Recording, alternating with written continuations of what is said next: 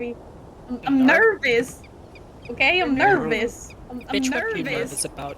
Okay, I'm nervous about everything. What do you Bitch, got? what are you nervous Here we are. Oh my god, the event thing's working on Discord too. Wow, we're so cool. Yeah. Oh my god, we're so professional. We're so professional. Maybe. Nah. Nah. Us professional? Since when? Hi, Nox! Nox is first, guys. Ah! Fuck! I feel cheated.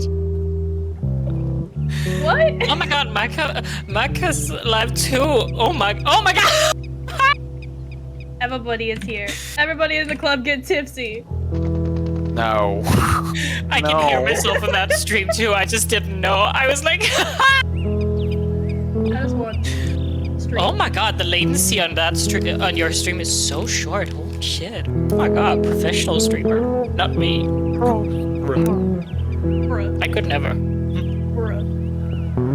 Fine, don't worry about Nox, it. you were just ready to pop into chat, that's why. They were born ready. That's true, they were born ready. They had children ready.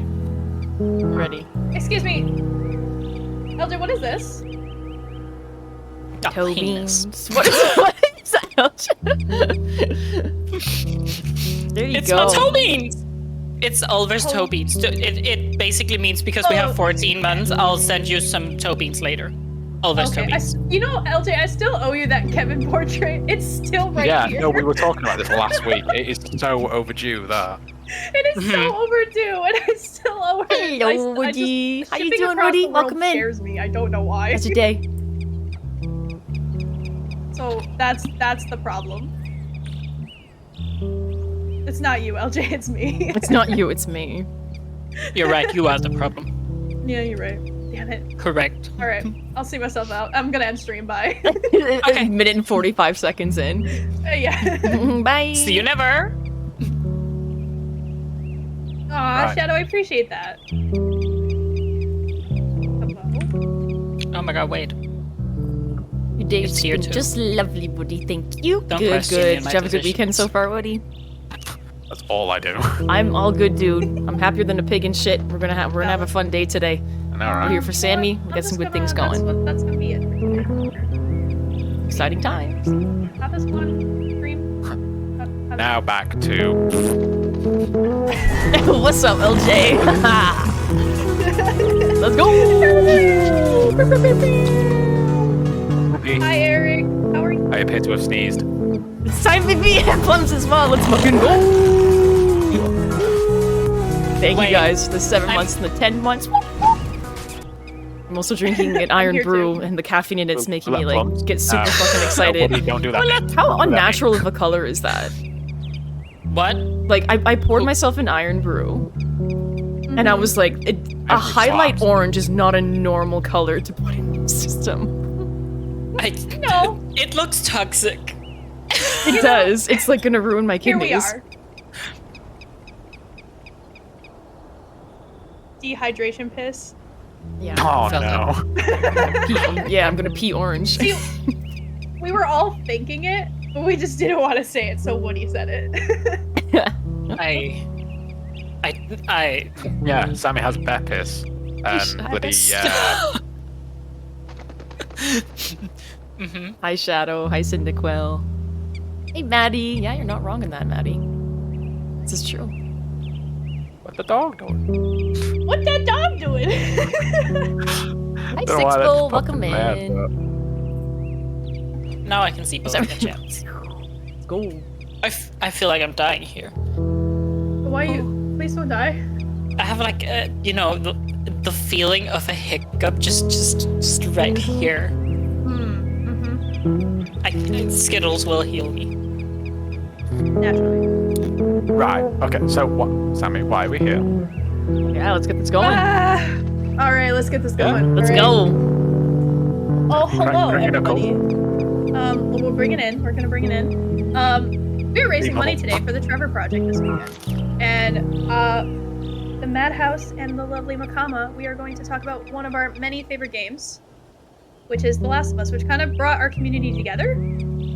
And the Trevor Project itself, if you don't know what it is, it's a suicide awareness and prevention for the queer community of all shapes and sizes, and they provide that resources and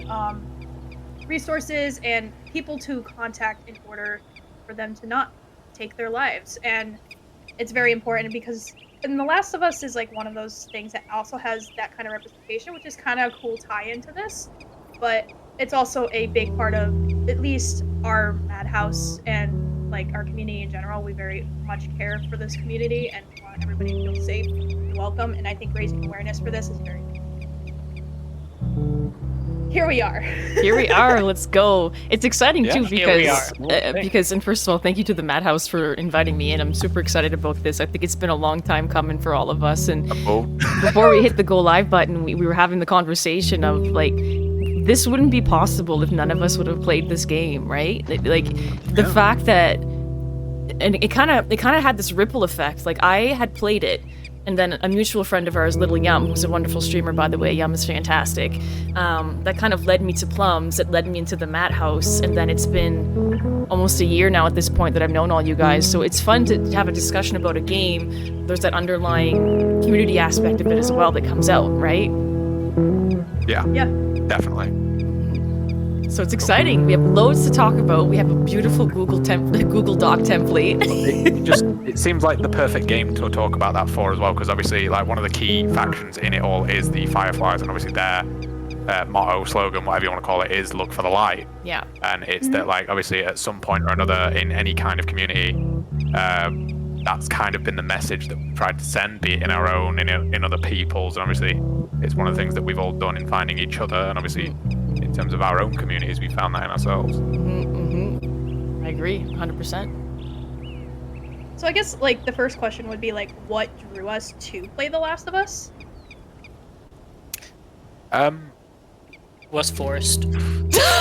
Yeah. Okay. No. So Against a better my will. perspective, not necessarily better or not, but did you come into it on PS3 on release? Did you come into it late from then? Did you come into it on remaster, or was it Twitch that you found it on? Because I remember watching some of it when it came out on first release, and I watched PewDiePie play it, and like that was my inspiration for streaming as well, because it was the first game that I ever streamed.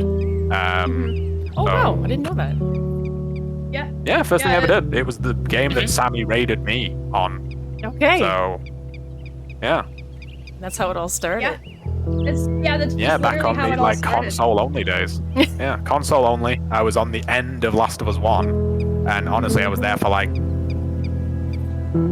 an hour on the last part. You know, the hospital trying to get to pediatrics. Mm-hmm. Yeah. I was on that part for like an hour, and like nowadays, I can mincemeat that. But back in the day, Yeah. I You're like, was oh, not God. good at it. It took me forever to get through that last hospital part, but I think I only first it's started rough, playing it's the rough. game. It was on stream, and it was just one of those things where community would just start recommending things that they felt were your style. And I remember I owned the game because I just found it in a bin for like $10 maybe. It was super cheap, and I was like, you know what?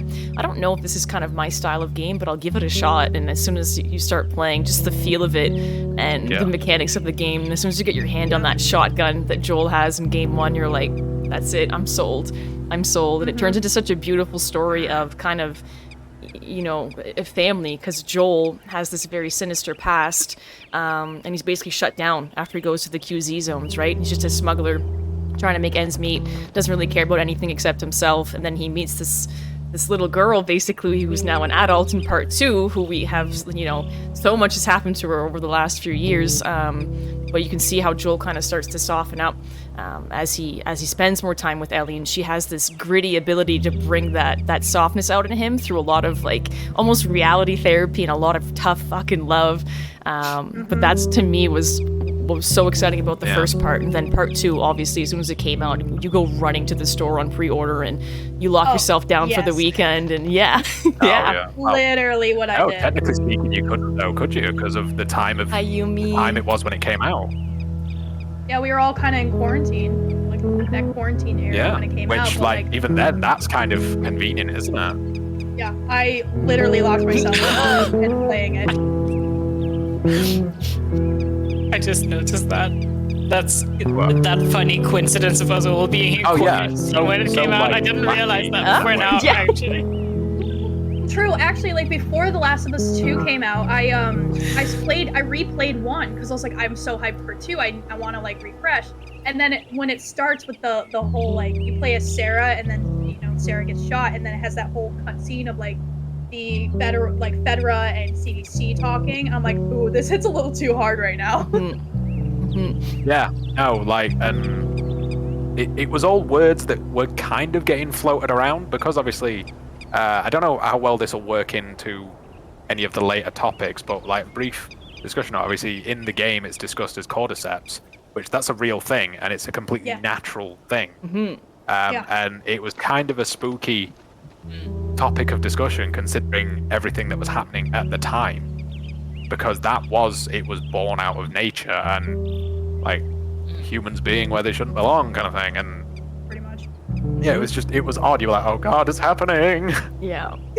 The way they rolled out the beginning of that first game, they basically made a statement of this is going to be an emotional roller coaster for you because You knew. right off the bat as you're playing as Yeah. Sarah, they lay the foundation of, Joel's just trying to make ends meet and he's a carpenter who wishes he was a musician.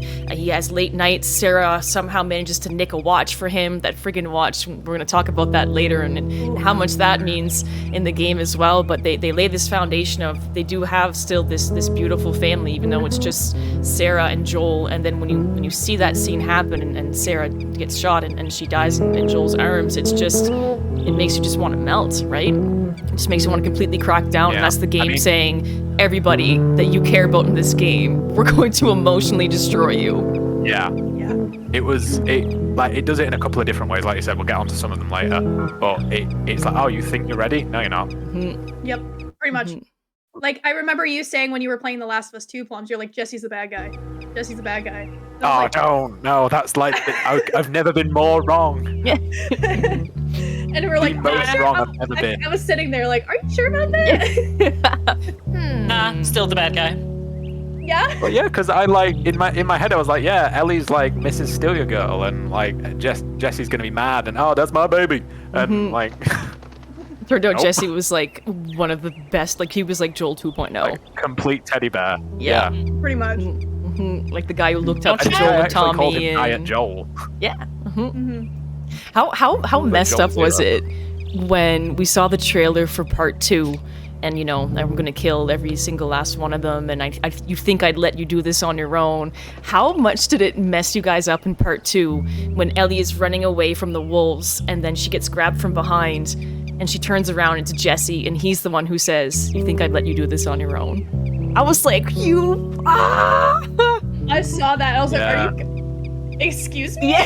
yeah. Nope. In I terms am- of like video games I as an art avoided form, all spoilers, so I didn't actually Right. know. Like, I'm one of those people who I spoil myself for certain things, but I was one of the people who, like, when I was introduced to The Last of Us, it was with the PS3, it was released, and I think my birthday or something was fairly close, so I had it at release already, and I played the game then, and then when the second one was announced, I was like, oh yeah, no, we're just gonna avoid spoilers, and then of course Plum streams it, and I decide before I have it to watch that stream, as the idiot I am. that's the thing is fine. like me and LJ, like we'd not even established like conversation at this point, had we? We were still like internet friends. We weren't like, we wouldn't talk in VC or anything yet, but like you were there for all of those streams, and it was like, no, I want to see what happens next. It was like, so my first thing with like the entire Last of Us 2 was Plum's stream. I hadn't played it myself at that point, which means, of course, as I was also doing, like, I think it was my exam season or something, like, because my schedule's weird, so I also have near summer and near winter I have exams. So I was like held up with sometimes having exams and only being able to see certain things in the stream, which meant it led me to have this very skewed perspective of what was actually happening. So in my mind, Abby was just the evil guy because I missed the stream where Plums played the 3 days as Abby. And I just thought, yeah, Which, of course, yeah, now like, Ellie we were should that just fortunate fucking at the drown the time, we bitch. basically Right. didn't go, didn't we? Yeah. So And that's one of the It was a biggest whole thing. debates that the game has to offer. And like, part 2 created so much conversation, right? Because it was this whole Ellie versus Abby debate. Like, have you guys picked a team, Abby or Ellie? Because I'm kind of on both sides. Like, I love my girl Ellie, but I really think that the way I see it is that, obviously, we're gonna talk major spoilers in this game. Disclosure, anybody who's watching, because we're laying it out there. Obviously, after Abby killed Joel, I wanted to kill Abby. That was the natural feeling. But I think Abby realized after she killed Joel, it didn't give her anything. She stopped her cycle of violence, and then we saw her kind of, like the Fireflies do, rise towards the light or go towards the light. And we saw her kind of build herself from the bottom up throughout the game. But then with Ellie, who we love and who we know, after Joel's death, she slowly started to lose things over and over again because she could not let it go. And she kind of went from her peak, which was, having Dina, and there was a baby on the way, and she had Jackson, and she had Joel, and she had her guitar, and she had everything she could have possibly imagined, and that slowly went away until she had literally nothing, not even her 2 fingers. Like, are we Team Abby? Are we Team Ellie? Like, how do we break that down? I think the games do really well in terms of that they're completely, like, what they do for us as consumers, because I don't even like calling them games necessarily, because I really think it is a case of, like, video games as an art form. But it's the first game is about Joel just having a child in a serious situation and wanting her to have a life and to have something more and to be able to fuck around and enjoy herself. And that's what the first game is to us as the consumer as well. And then the second game, it takes all that away. And it does that for us as well, because it's not, as a fan, it's not like a fun game to play, but you're feeling it, and it's kind of cathartic, and it's engrossing. It's really, really kind of interesting how it does both, though. Like, it does consume what you want to play for quite a while, because, and similar to how the quest consumes Ellie as a person in the narrative. And like, no matter what, like, we relate to the story in some way, shape, or form. It's like, yes, we're not in this dystopian society, but it's like, I understand this cycle of revenge. I understand how we're going through, like, this grieving. Like, especially, like, Ellie grieves pretty much the entire game of losing Joel, and then she finally lets it up afterwards. So it's like, it's just these stages of grievance you, like, experience. It's like, I've experienced this, but not to this extent. And it's like, so you can relate to this game in some way, and I think that's what's so magical. I agree just a with brief that, techie. yeah. Mac, if you want to right-click on the music part in chat, you can turn the volume down because it's user-specific. Great, thank you.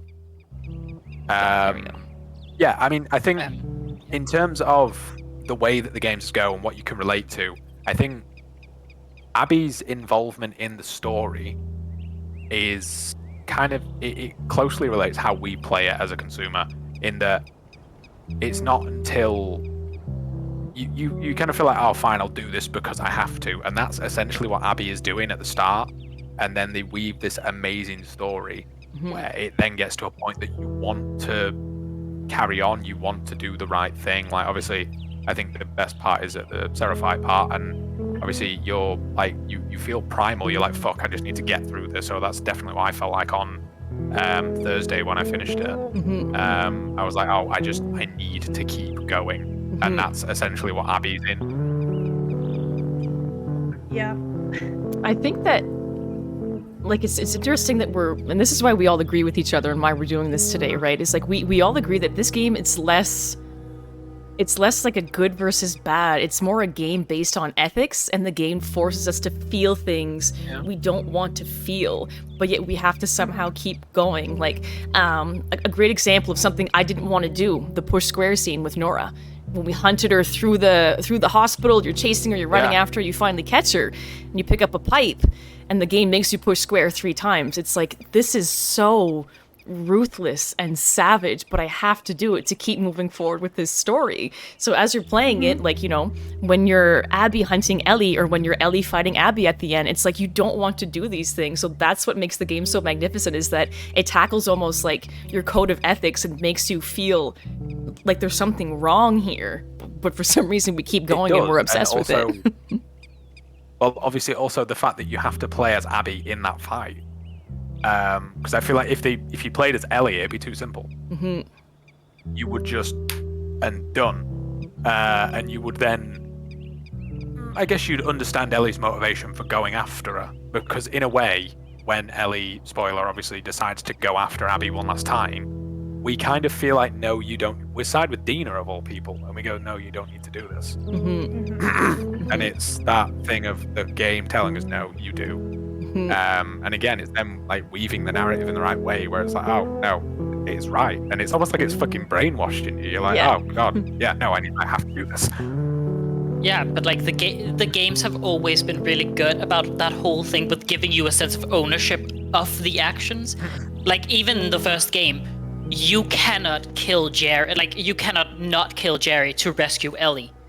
Like he will stand in your way till the end of time unless you pull a trigger and kill the surgeon. You're not ending the game. You're not saving Ellie. So like you are forced, just with the same with Nora and every other encounter you have, you are forced to take that sense of ownership, even if you don't want it. Because I remember that too. Like there were multiple times where I just put down my controller. I was like, I'm not pressing square. I'm not fucking pressing triangle or whatever else, because it just.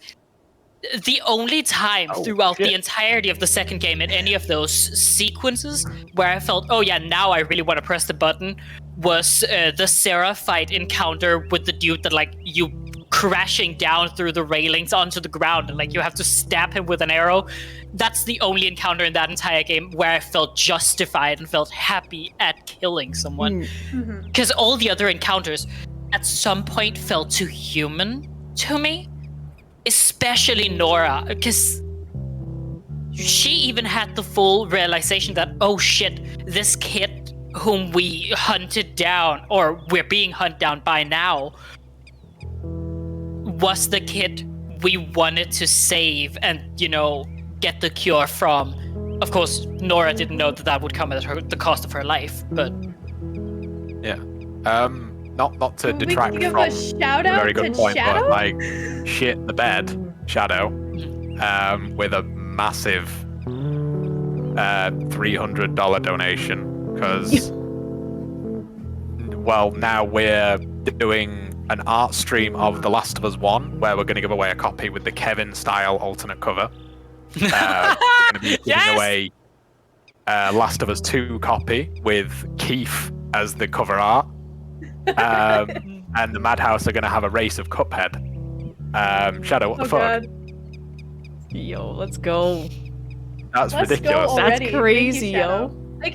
Thank you to everybody else who have donated as well. I saw that it was Ashley and Eric and Woody as well. Thank you. Guys, you guys are already. And we're not even an hour in.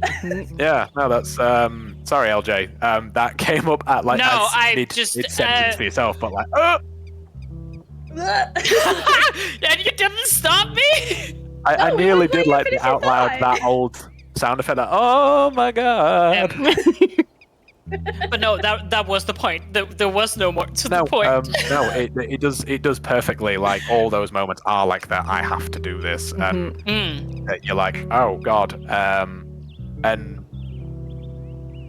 it then like the only time that it's not the case. I mean, I know Sammy and LJ were there, Mac. When I played the ending of the second game for the first time, I paused.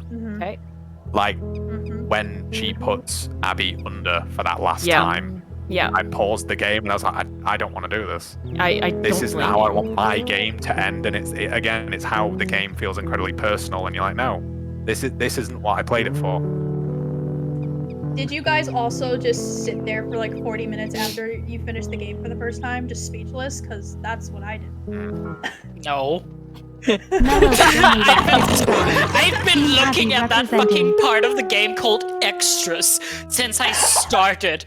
The moment I was over the game, I just went straight into that. I needed to know, and of course I needed to unlock every single fucking like thing in there that I could use, like every way the game could look, every single cheat and mirror version and whatever else. character models, every single character model of Owen. I just needed all of them. All I'm imagining now is, you know that meme of Sheldon Cooper, where he's like Who the crouched hell in is the Sheldon corner. I Cooper? don't need sleep. I need Big Bang answers. That's LJ. So I don't want to interrupt the flow of the conversation here, but Mayo Meloak, who I have in my chat, just donated $50 for you. So he sent it to shit. me, and I'll forward it to you. That's another 50 Oh, beans thank for you, you. thank you. Oh, absolutely, Thank yeah. you, Mayo. Well oh, done. fuck. Oh yeah. No, I don't like that because now I No, have that to. means Plums is gonna do a Bob Ross art stream. Let's go. Right, I need to go get an afro then. I'm trying to figure out where we are. Oh, that there. 625 now. That'll be 625.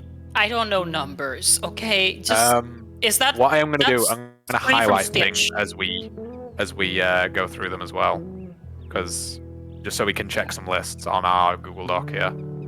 Okay, yeah. But yeah, Mello, thank you very, very much. That's amazing because that puts over the 600 mark. Here, Shadow. This, if the you guys goals, want to yeah. see the goals, here is that. It kind of gives the incentives for like milestones. So every milestone, we're doing something. Yeah. Well, one Here we are. that was floated and we didn't actually end up putting it on the incentives board as well is a co-op Untitled Goose Game race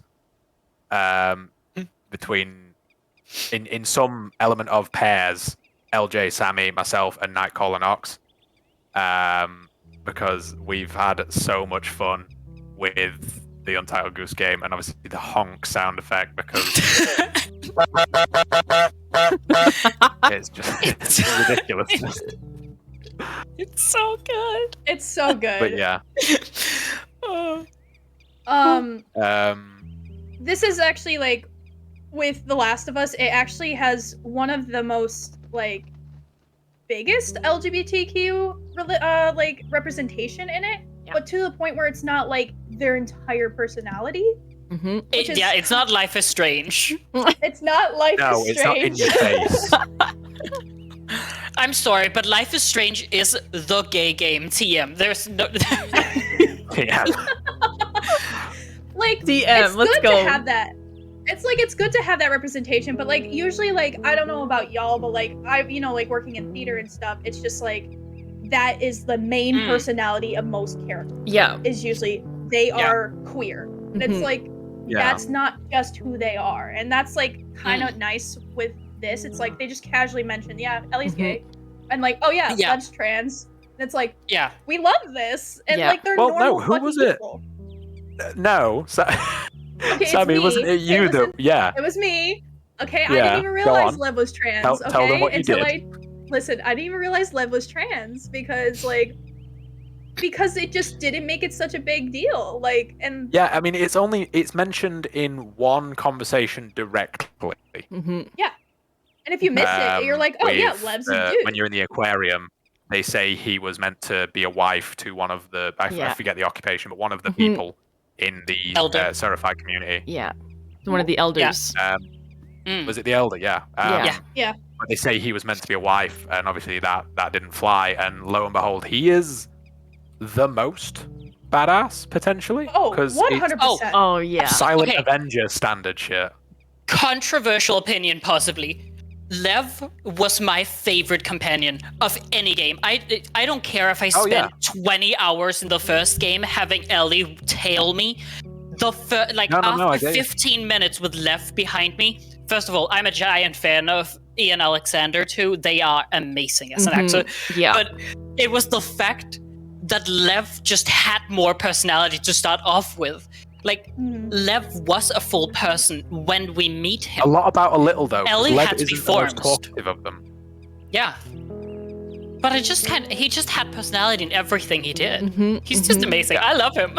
It's great. Yeah, no, he's Very badass. good. Like, when I was playing it the other day, I was like, Lev, help, please, and was like, I was getting Lev to do the legwork. Oh, Lev was like the best NPC to have at your side. Dina was trash. I Yeah. love Dina. Everything about that character, but like NPC wise, girl, no. But Lev was like Girl, one of no. the best companions like you could have with you, because like when you meet the stalkers for the first time and you're just Abby with her hammer or her axe or whatever it is that she manages to Oh, find. God. Like I relied on Lev. Like use that bow and arrow, honey, because I need you right now. But to kind of Yeah. bring it back a bit about the LGBTQ representation, it's a very normalized thing, and the language they use is absolutely amazing around it. It's because it's a non-issue, right? But what I like about it as well is how they subtly slide things in. So in part 1, if you're not really paying attention, the first time you meet Bill, when Bill's talking about his partner, well, it's his lover. But a lot of people didn't clue into that until they ended up listening to interviews or hearing Druckmann talk about it or listening to the actor discuss it. But it was behind the scenes that the actor who played Bill specifically said, I want him to be my partner and my lover in the game, because when he dies, it will mean more. And Joel's reaction will mean a lot more to the LGBTQ members as well. So when Joel reacted that way, you saw that empathy come out of him of, oh my God, this guy lost basically his soulmate. How do I kind of deal with this and just be there for him? So that's another way that they subtly introduce LGBTQ in it. I loved it. I think it's great. Yeah, it's so subtle and I love it. Like it's just so much media right now. Like again, I'm gonna reiterate this, but it's like so much media just wants to say gay is the personality. It's not. Mm-hmm. Mm-hmm. Till now.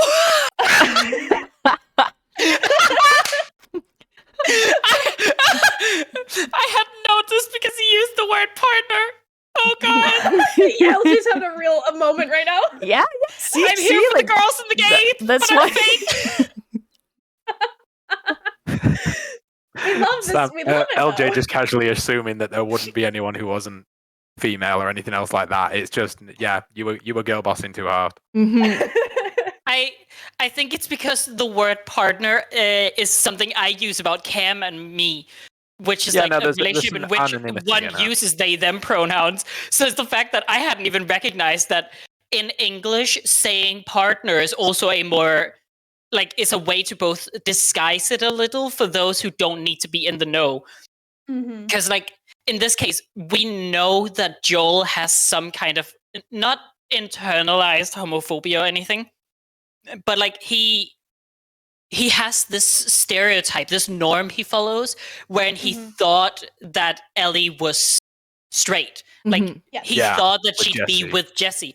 So the way that Bill also says partner to me always signaled, that they were just, partners in crime. They were like buddies.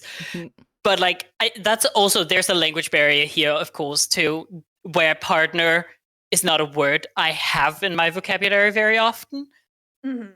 because it's not a word I would usually use. So like I like that there's this intricacy to that word too, Mhm. because you can decide to read into it and be like, oh yeah, they were lovers. It's super intimate.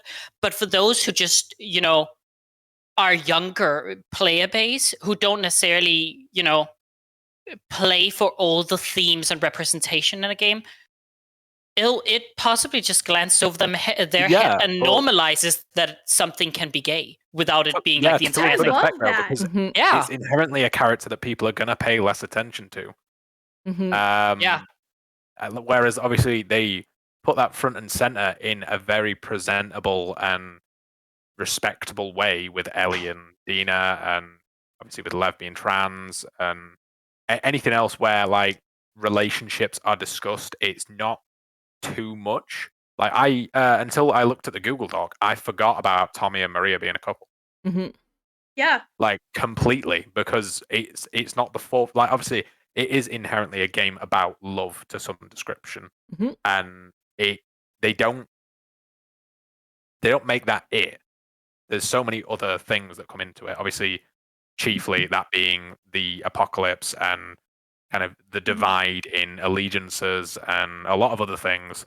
But like underlying is kind of love for your country, love for your family, love for another, and then for life itself in terms of their kind of drive to keep going. Yeah. It's whatever definition of love you want it to be. And like when people think of love, they think of like having a partner, having a boyfriend, having a girlfriend, like whatever. It's like that's not. Yeah. It's for it's nice. essentially what's right, which Mhm. is what a lot of people end up focusing on, and that's probably one of the better things about the game. And what I enjoyed about it too was that yes, there was the normalization of LGBTQ, which should be happening anyway. It's 2022, but there's a specific moment in the game where you realize that there's also they create allies out of it as well. So the scene where Dina and Ellie are dancing and they share their first kiss, and it's super cute, and you even see like Ellie blush if you look closely. And I forget his name, but he walks up to them. That's how irrelevant he is. I forgot his name already, but he uses a very not nice word to describe them. But right away, Joel was on him. The rest of the town kind of rallied behind Joel. Oh. Maria made him apologize the next day. Like you can see that there's that ally that's there as well. Of you're not dadness going of to make Joel. this an issue, right? And then obviously Daddy Joel pops in. He's got his guns going. He's ready to go, and Ellie snaps at him. But that's another topic of the many layers of that story that has to offer. But it's great to see the ally side of things. So people who try to turn it into something bad, the ally stepped in to make sure that they were protected. That was amazing. I loved that. Well, yeah, because obviously at that time they're still not on the speaking term that they leave it on by the end of the game, obviously via flashback. But like, despite Ellie saying no, we're done, it's no, there's certain things that aren't permissible, even if in Ellie's eyes Joel and her are done as a tandem. He's on Seth within seconds. That's his name. There you go. I'll forget it again though, because it's not. He's a piece of shit. It's fine. He's a piece of shit. Yeah. Bigot. Yeah, no, that they actually use that word. They use that in the game though, and it's like, no, let's call it what it is. Yeah. Hurt my girl Ellie. No, we go fight. Yeah. We stand, Ellie. We stand. Don't want. Oh. I mean, to be fair, that can essentially develop into a discussion and a podcast on its own, because there's a lot of little things. Like obviously, we've not even touched on Riley in that Riley, topic in terms of it being LGBTQ, and that is. But I remember when this first came out, and with it being the DLC, obviously people were like, "Well, they're so young. Why am I paying for this?" Yeah, there were a couple of people where I was like, "It's a fucking game, mate." But like it was that kind of thing of, no, this is a game about discovering yourself, and that being the entire point. It is essentially to get to that moment with the stereo on when they're dancing. That's all anyone cares about when you know what you're playing for, because we know how it ends. We know by completing the first game that Riley's already gone, and we know that Ellie gets bit. So what other true purpose does that serve other than bridging the gap after Joel gets his injury in the first game, than telling us a bit more about who Ellie is, and that obviously being that she's gay. I had a viewer make a comment in my chat, Mayo. He made a good point. He's like, it took Joel at least 1 to 2 years to finally click in that Ellie was not on Team Straight. She's on Team Gay. So it's another way of normalizing it, but it doesn't always have to be something that's talked about. Do you know what I mean? Because Sammy made a good point. Like that's just the tip of the iceberg, right? However someone identifies or what their gender is, like that's personal to their personality, obviously, and part of who they are. But at the end of the day, it's like, this is how I judge people. Are you a good person or a bad person? And if you're a shitty person, get the fuck out. And if you want to be a good person, let's hang out and, have tea or go for a beer or something. Like, but they're really good at keeping it subtle that way. Someone made a joke that Ellie is immune to the two most dangerous things in the Last of Us universe, that being cordyceps and dick. Yeah. I mean, True. So that can actually kind of tie us into our next section here. So that's a really good way of describing Jackson, right? So Jackson would be probably considered one of the factions, if we want to, for lack of a better term. So Jackson is more like, it's kind of a wholesome place. They're organized. They have patrols. They have, everybody's assigned their different role. They have like, the pub and the butcher shop and the bakery. Like they're a thriving community when it comes to the factions. But let's talk maybe a little bit about, there used to be quarantine areas. There was Phaedra, there was the Fireflies. We got introduced to the Wolves and the Seraphites, and then the Rattlers at the end of the game. So what did you guys kind of make of the different factions that we met throughout the game? Because there's a lot that can be discussed there. Wait. Scroll back several feet there. Everyone, I need you to all just read in our document the fourth word there. How do you pronounce that? Because I say Fedra. I said Fedra. Fedra? Is it Fedra or Phaedra? In I'm the assuming- game, Well, they say now I'm Fedra, but confused. obviously with it being an acronym, like you could go either way. Yeah. The thing Fair. is, I wouldn't know. I was just like, wait, is this my, language barrier again? Just me being like, Fedra or Phaedra as one word? Because, like, that sounds like it's actually supposed to be. I need my vodka. Where is it? Help. Let's go. It's Oh my god. Oh my with it being an God. acronym, it could go either way. I don't know. I found. So, I mean, the obvious one. Let's start with the bulk of the conversation will be about the second game. Let's be real. Yeah. Yeah. And obviously, because it bridges the gap between the two, the presentation of Jackson between the two games is very interesting. Mhm. Because obviously, we only hear about it through the hydro dam and through the end of the game. But obviously, it becomes a home for the moral grey area, where you still do you have the policing and the volunteering, and it's all livable, but you still Mhm. have those questionable people like Seth, and like for lack of a better phrase, like Christopher, Joel. welcome in. Joel is very much in the moral grey area, and I think it's that he goes there because he has nowhere else to go. See, the interesting thing about that though is because in the beginning of the first game, they actually had there was the Fireflies and the Hunters first, and Joel was a part of the Hunters. Hmm. And the Hunters were more of the violent way of Well, like it is asked what manif- happens to them after that as well. true. That's true, but like after like he discovered Ellie and stuff, he kind of like had a moral standing like let's not manifest destiny everything. Like kind of thing and like let's actually have try to make a good life out of this. And I think that's another reason why Tommy and Joel split because they had different perspectives of how a government, quote unquote, should be ran and how this civilization should be ran. And everything kind of like died out and then more sections started and like it's like all these like kind of belief systems. Yeah. This well, is what I obviously, believe in. Yeah. because Tommy used to be a Firefly as well. So included in that moral grey is it's that people who had different beliefs previous that have then gone away from that. But obviously, it's all that it does tie in with how the bulk of the second game comes to be, because obviously Tommy's recognized by old Firefly friends, and that's what brings the wolves to Jackson. I had a viewer just said that a fun little tidbit was that the original game of The Last of Us was released a week before Father's. No, that it is Dad Simulator 2053 or something, but Like it's yeah. I think they totally did that on purpose. What the fuck, Naughty Dog? Well, catch me up. When is Father's Day in America? It's like the second weekend in June. You think Right. that was a coincidence? Or planned? I will tell you what is planned. Left Behind coming out on Valentine's Day. Oh, did it? The fucking DLC where it's shown that she is queer and kisses Riley came out on I love it. Valentine's Day. love Oh it. yes. They're Let's go. secretly geniuses, aren't they? Like they were like, "I will just wait." That was the thing, is the fact that they don't make a deal. Like, "I'll just see if any of these people know us." Oh, of course I'm gonna fucking notice. Well, what is it that she's buying the watch for him for in the first game? Is it for Father's Day or is it his birthday? I believe it's forget. his birthday. birthday. Yeah. His birthday, because Joel's birthday is I Outbreak was Day. 90% Yeah. sure it was his birthday, but Mm. right. Also because she Oh, of course, yeah. she still has that entire letter in her room that she forgot to give to him that you find at night. Hmm. Oh yeah. Oh yeah, because she calls him a dinosaur and shit like that, doesn't she? Yeah.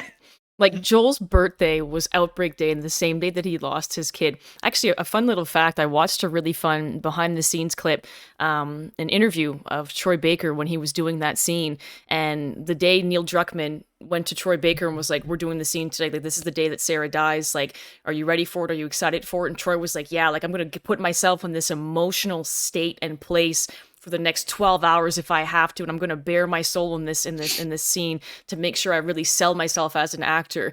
And apparently they did the take like a dozen times, and Troy was like leaning on walls, like actually bawling in real life, like he was putting himself almost in a panic attack. And after the 12th time, Druckmann walks up to him and says, you know, I don't think we have the shot. And Troy Baker was upset because, you know, he's bearing his soul right now to make this happen. But at the end of the day, Druckmann looked at Troy and was like, you don't need to prove you're a good actor. Just be a good actor. So he went back, wiped his tears, and just acted the scene out. And Druckmann looked at him the moment that was done and said, we have the take. Mm. Like, it was pretty cool. I've seen that exact same one too, where it's happening. I love to see the stark difference between acting as an actor and just feeling, because you can very much feel in the first few ones where he's screaming up and he's actually like screaming, "Oh God, no! Don't take her from me!" and so on, like screaming up to the heavens. And it feels like he is acting there. But in the final take, when he just feels, it's just subtle crying, no, please, no, that's it. Yeah. But also, I don't think we can mention this without mentioning the fact that they were just screaming up to God and so on, and then just T-posing afterwards. It's... I laugh every time I watch it. I rewatched it 2 days ago because I was like, there was this thing, and then I resaw it. I'm here to break lovely this. T-pose. No, but I just love that capture suit thing, and then you have to act things out, and then right when the scene is done, you have to T-pose to make sure they can like model it on your body. And it's just so fun, because I remember the first thing set under that YouTube video is something like, I love how everyone's crying and Troy Baker is screaming up to God and then directly going to T-pose. Yeah. Perks of making a video game, I guess. I mean, it's yes. It's a very strange way of doing things when you don't know what they're doing straight. Because obviously, some people will have come into The Last of Us very cold on impressions and not known what they were getting into. And obviously, we start off playing as Sarah, and then, like I said earlier, it's that the game goes, "Yeah, you thought you were ready? No, you're not." And then it all of a sudden just goes, "Bye, 20 years," and you're now playing as Joel, who. He looks rough despite having basically the same appearance. And obviously it's not until after, when, like Max said about the whole guy in the road and with the interrogation tactics, you're like, what did he do for those 20 years? Yeah. He's probably seen a lot of shit, kind of thing. But yeah, that's the thing, is when I mentioned obviously the like moral gray area of like who is Joel, and Dina says something in the second game that's very, very good, because it describes Joel quite well, even though she's not talking about him, I don't think. And it's that she says it's not like you have to choose between being alive and being close to people, but that's what he did for those 20 years, and that's what shapes him into the really cold guardian figure that actually becomes perfect for Ellie. His journey is really intense. Like, I find that I kind of tie everyone's story to the items in The Last of Us too. So like, I tie Joel to his story when the moment he got that watch with Sarah. And then I tie Ellie's story from the moment that she got that switchblade from her mom Anna, who passed away, like giving her by giving birth to her. And like, I tie the rest of Ellie's story to the fact that she got Joel's gun for the rest of the game that she used to kill so many wolves on it. But when you look at kind of, maybe not the development, but the different types of growth, good and bad, of the characters, it's actually pretty crazy to see that Joel eventually did find his way, and the only mistake that he made was, in Ellie's eyes, was not allowing her to have the choice to basically donate her life to save the world, because he made a selfish decision. He's still living by that, but the fact that he could get to that point of he's willing to risk everything, including a cure, to keep this girl alive and to be that father figure for her, knowing that in the past he was like torturing people, killing them, lying, cheating, stealing, doing whatever he had to do, smuggling. Like, just to see Joel's growth, I think that was impressive, and it turned into a very sad ending, because we were shocked at that scene when we lost Joel. Nobody saw that coming. No. One of those things of Ellie gave him like an absolute purpose, and in terms of he and Tess, Tess has a very poignant line of like one of the last things she says Thank to you him so as much, well is that Chaotic. I we appreciate were that. shitty people, Joel. So like they know that kind of their cards are marked in a sense, and judging by the smuggling game that they run, it's that a lot of what they do is quite small game, and that Ellie is the big one. It's almost like a jackpot in Yeah. terms of giving Joel this new lease. Mhm. But like we see it with Sarah, and then again for like a brief moment until he finds his inner dad again, kind of, where he needs Tess, similar to how he needed Sarah, and how he then like comes to need Ellie. Mhm. He needs someone to depend on, and it's obviously it's one of those very subtle ways of showing someone's insecurities by having to be strong, and it's Mhm. sending quite a subtle message where you don't Mm. have to be, and Mhm. that even if it's like we said a second ago with the you don't have to choose between being alive and being close to people, it's maybe just bearing your soul to people who are close enough that they deserve it, which obviously Joel keeps a very close company,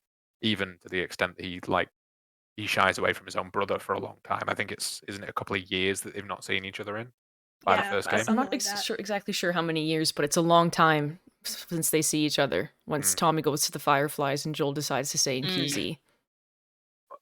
I mean, to talk about that time skip between the first and not now between Outbreak Day and the events of the first game, I think it is essentially just 20 years of Joel trying to find someone who needed him as much as he needed them, Mhm. and that's the issue with Tess' character, is that she is kind of sacrificial lamb, but also clearly strong and independent, but Mhm. she doesn't need him.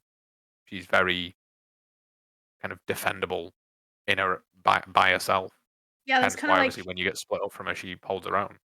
yeah, that was like that specific scene with you saying that reminded me like when he was like asleep and it's like very early on. He was like, "I want to go do something," and he's like, "Why didn't you tell me?" Kind of Yeah, thing. like Like a it's loose like cannon type. yeah. He's like, "Why didn't you tell me about this? Like I would have gone with you." And she's like, "I didn't. I could have done it by my own. I'm fine. Like look at me. I'm fine." It kind of gives that thing where it's like he be dependent. He needs someone to depend on. Mm. And Tess is like, Yeah. "Nah, not me." Well, that's one of the things that adds to kind of the weight of the end of the game is obviously his decision with Marlene, because it's him not willing to let go of someone who, in the right circumstances, needs him as much as he needs them.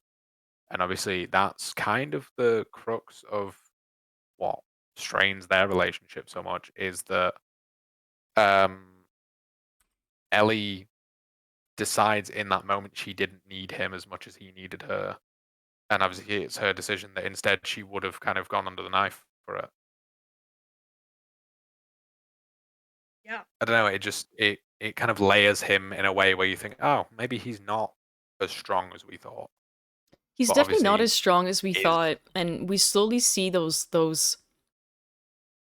what's the word I'm looking for? Like he's built up this wall that started with, like a wooden fence, masking. then a brick wall, then it was cemented, then it was locked in, then it was so he really closed himself off and cut everybody out because you could tell in his mind it's easier not to get attached to people because you're going to lose them anyway. It's almost like he got himself in that mindset Yeah, of I'm just going to lock everybody else and live with this hole in my chest for the rest of my life and I'm just going to learn how to survive at this point and not love anymore.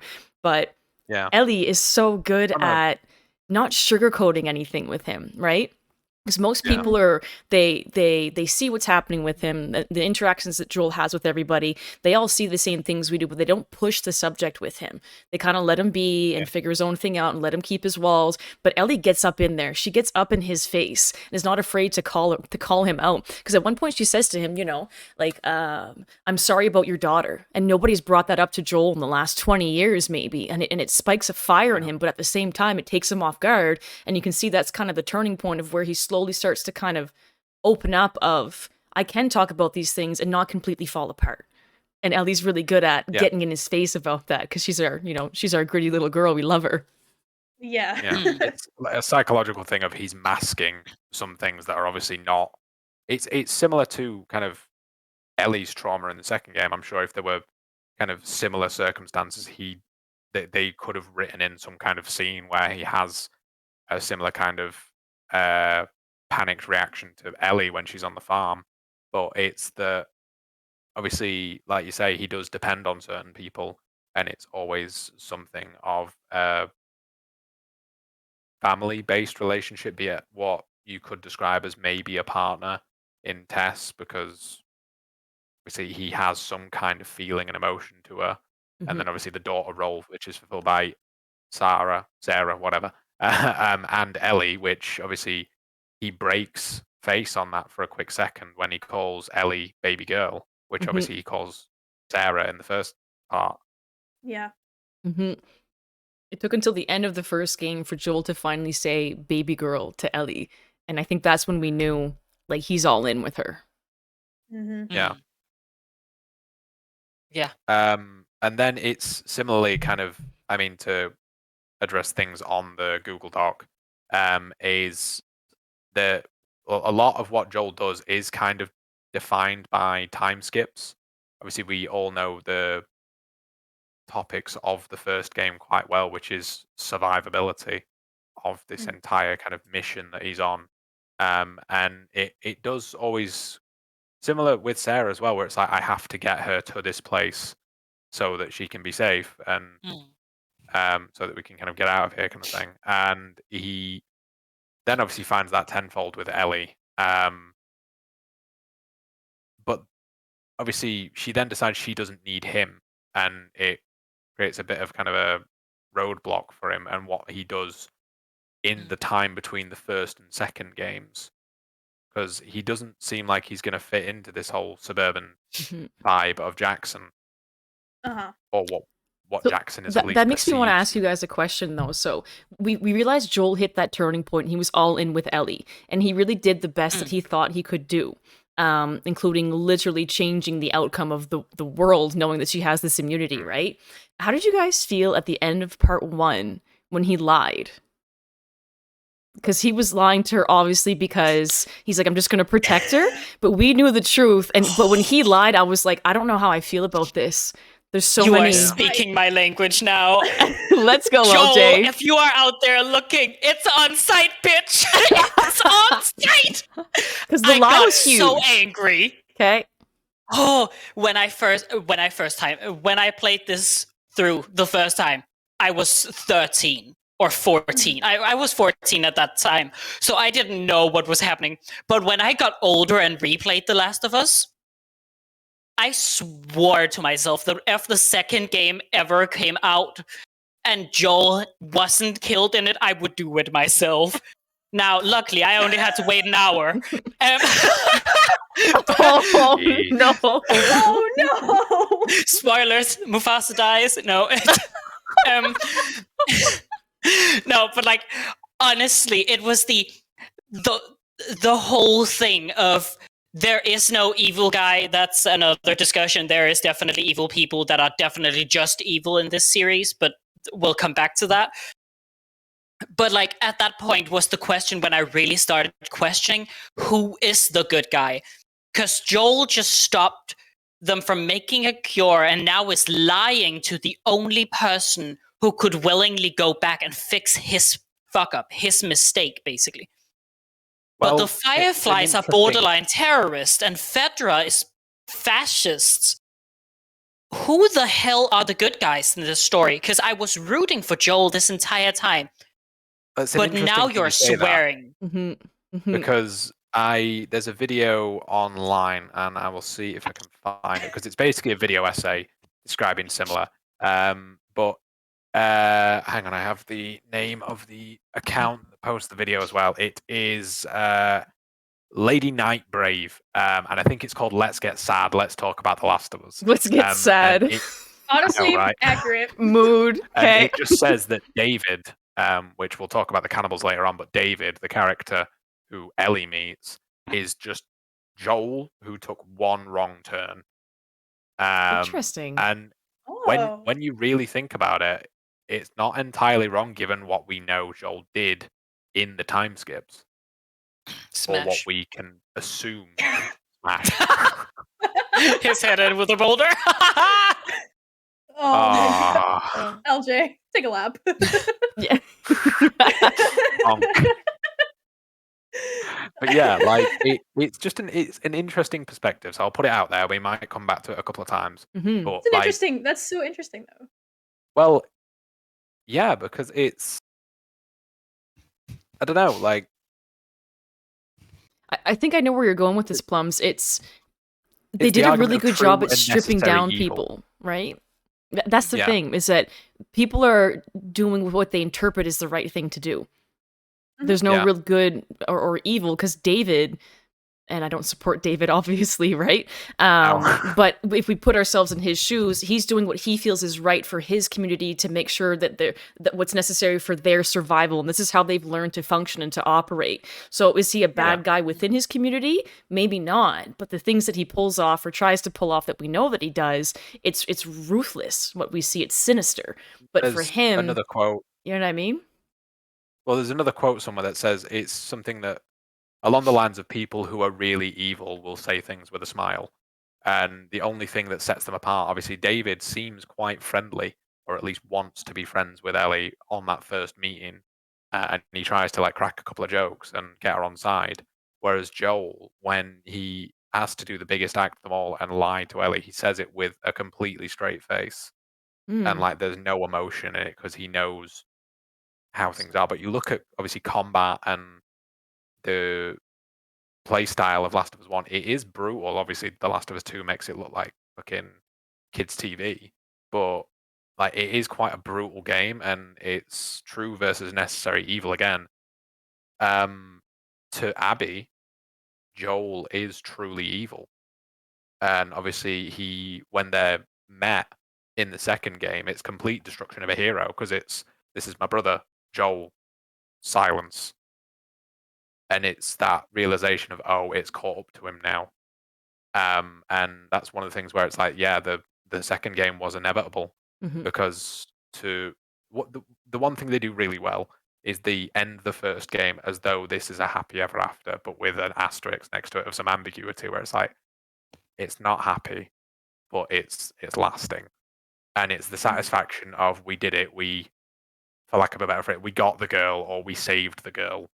And it kind of flips everything on its head because we assume that because the Fireflies want to kill a little girl for kind of a short form description of what they're going to do, we assume that they are truly evil because they don't give a shit about this. And then events of the second game kind of prove us all wrong because it's that Marlene didn't actually want to do it and that it was for the better and there were people behind the mask of people that Joel's shooting.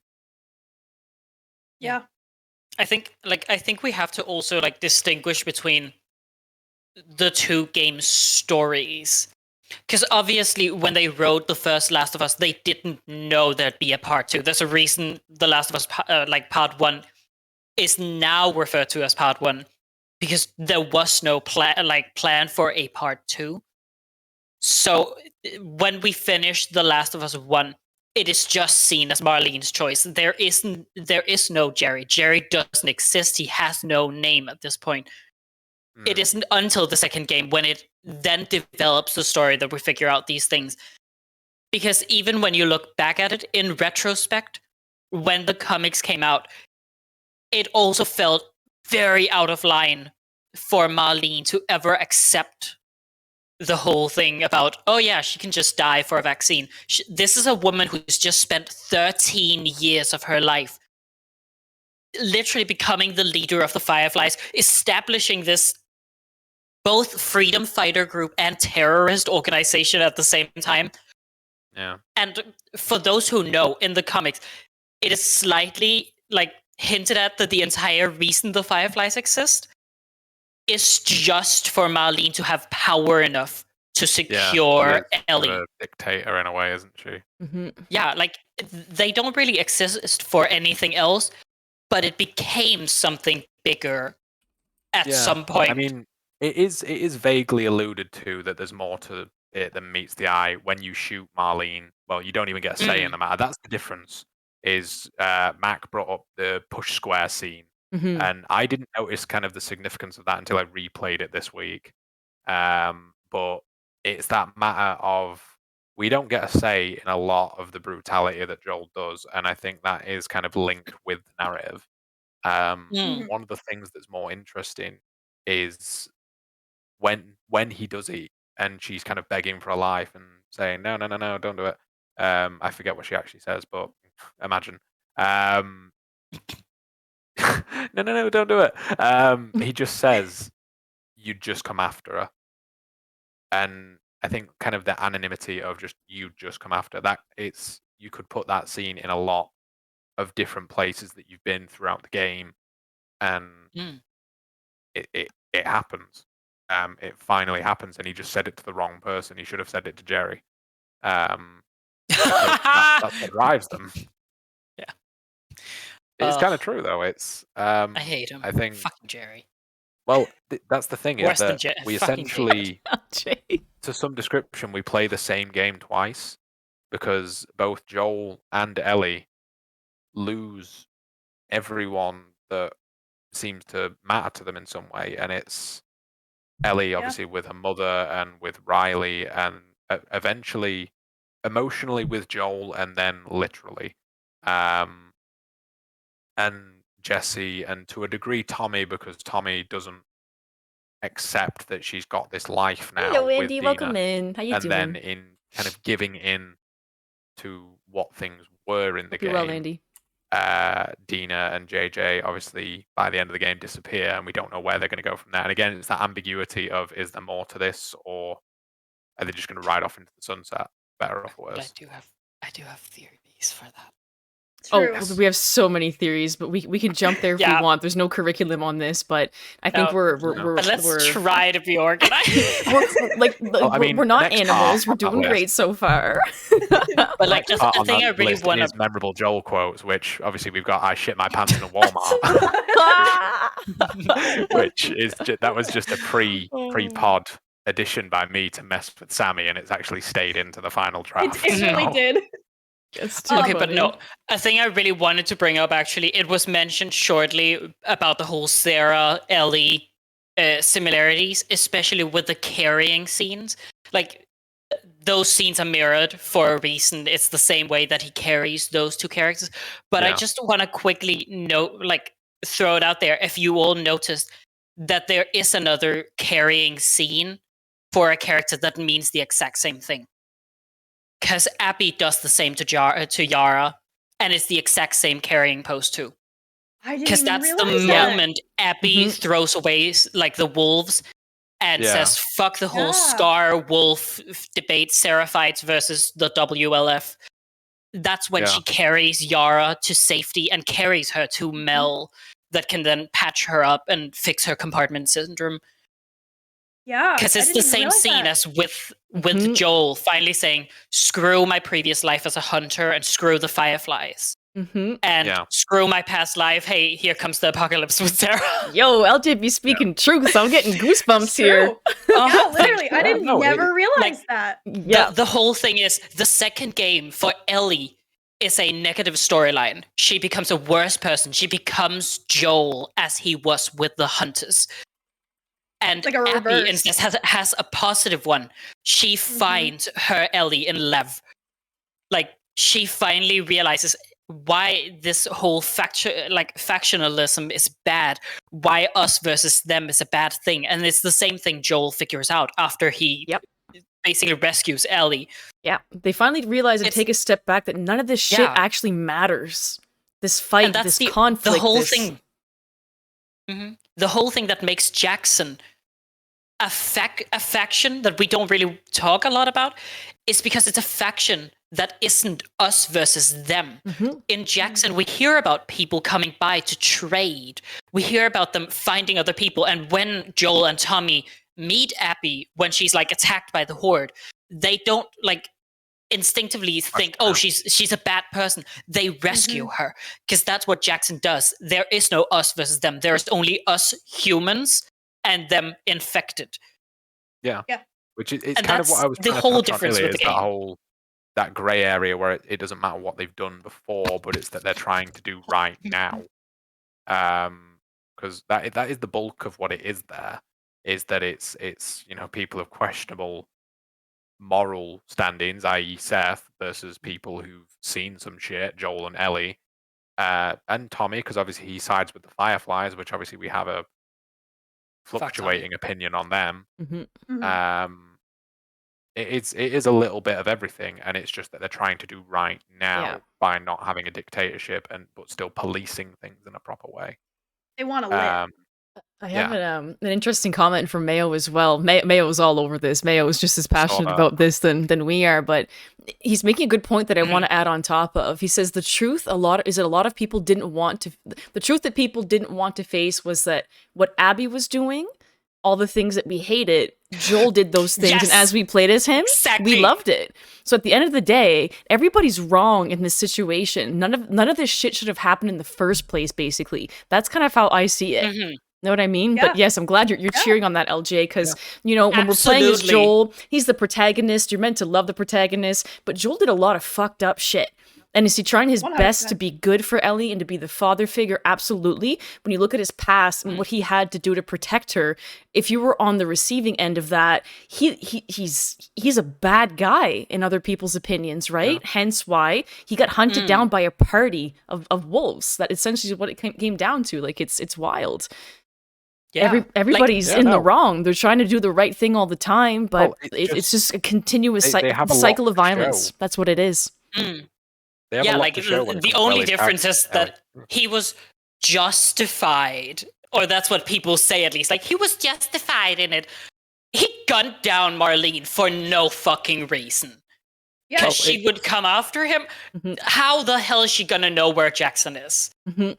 This is the difference, is obviously they just show Abby's... I meant Abby when I was speaking a second ago. They show Abby's justification after the fact. So it's a matter of that we just meet a person who's already at this point. We haven't seen everything that she's had to go through to get here, like the zebra versus the giraffe. And that sounds like a weird kind of zebra versus giraffe, but they obviously they all have those poignant moments with a father figure, and it's like they've had the same kind of life, and we're just shown it in a different order. But obviously, that's how by the end of the second game we understand Abby a lot more. Oh yeah, like just imagine if we'd seen him shoot Marlene to start off with, and the surgeon Jerry, before we started like our entire journey with Ellie. We'd think him an asshole too. It's just the sequence we get shit in that is fucking us over. It would be interesting. I agree. If we would have known Abby's justification before, it wouldn't have been that bad. But we didn't know. Like, when Abby first came in, I was like, who is this bitch coming in, taking out, like, Daddy Joel? Like, we love this guy. It's similar to, like, Joel did when he did it. Exactly. And it just keeps going, though. It's just, it's a cycle. Yeah, it's like one of the main themes I remember hearing when I did a lot of research is that cycle of too that happens. And it's just one of those things that, like, no matter what, we're still human, so we're still going to make the same mistakes, and history is going to repeat itself, even though history was technically a clean slate. But you can see it kind of still repeating itself in the same ways, like forming groups, forming beliefs, forming like people hating each other, people like we're literally causing war for ourselves, not only against Yeah, it's the fact that, I mean, a lot of people complained of the Last of Us 2 is less of a zombie game or infected game or anything like that, and that it is about just people.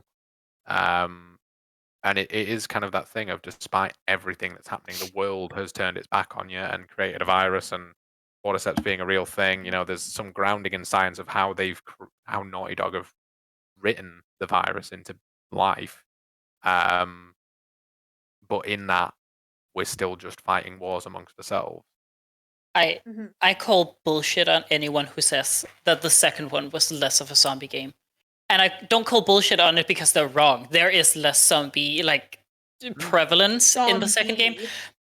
But it's the thing that Last of Us was never a franchise about zombies. It was never about no, that's true.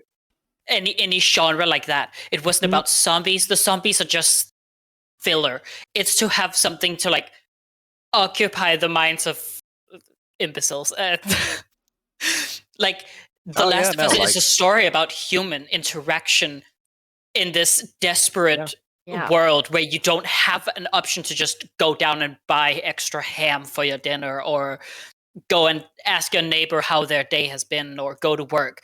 It's about human desperation, about the sometimes very, very like ugly ways we fix things. Mhm. Mhm. And to add on top of that, Yeah. LJ, what I really noticed about the game from kind of the mental health lens, I guess you guys we could put it that way, because you guys kind of know what I do in real life. Like, I am a therapist, I do clinical therapy and counseling, and so when I was playing the game, I'm always trying to like observe and be aware of how their mental health is depleting or growing or whatever. But when we see this world and this kind of, as we call it, cycle of violence, I was kind of observing Abby's journey versus Ellie. And at one point, Abby realizes she didn't get her fulfillment after killing Joel. So she started to find her way towards the light. She ditched the WLF. She lost her friends. She got rid of Owen. She poured her heart and soul into Yara and Lev, who unfortunately didn't. Yara didn't make it, but she still has Lev. Found her way back to the Firefly. So she realized at one point this needs to stop. With Ellie, this is where this broke me, because I was watching her go. And then when we finally made it to the farm and she left Dina, I literally said to myself, fuck, she doesn't get it. She needs to stop. Because the cycle of violence, what it does is that you keep losing more and more and more and more and more. And what Naughty Dog did is they had Ellie make that decision to finally leave Dina and JJ. Like, they have a family, they have a farm. It's okay.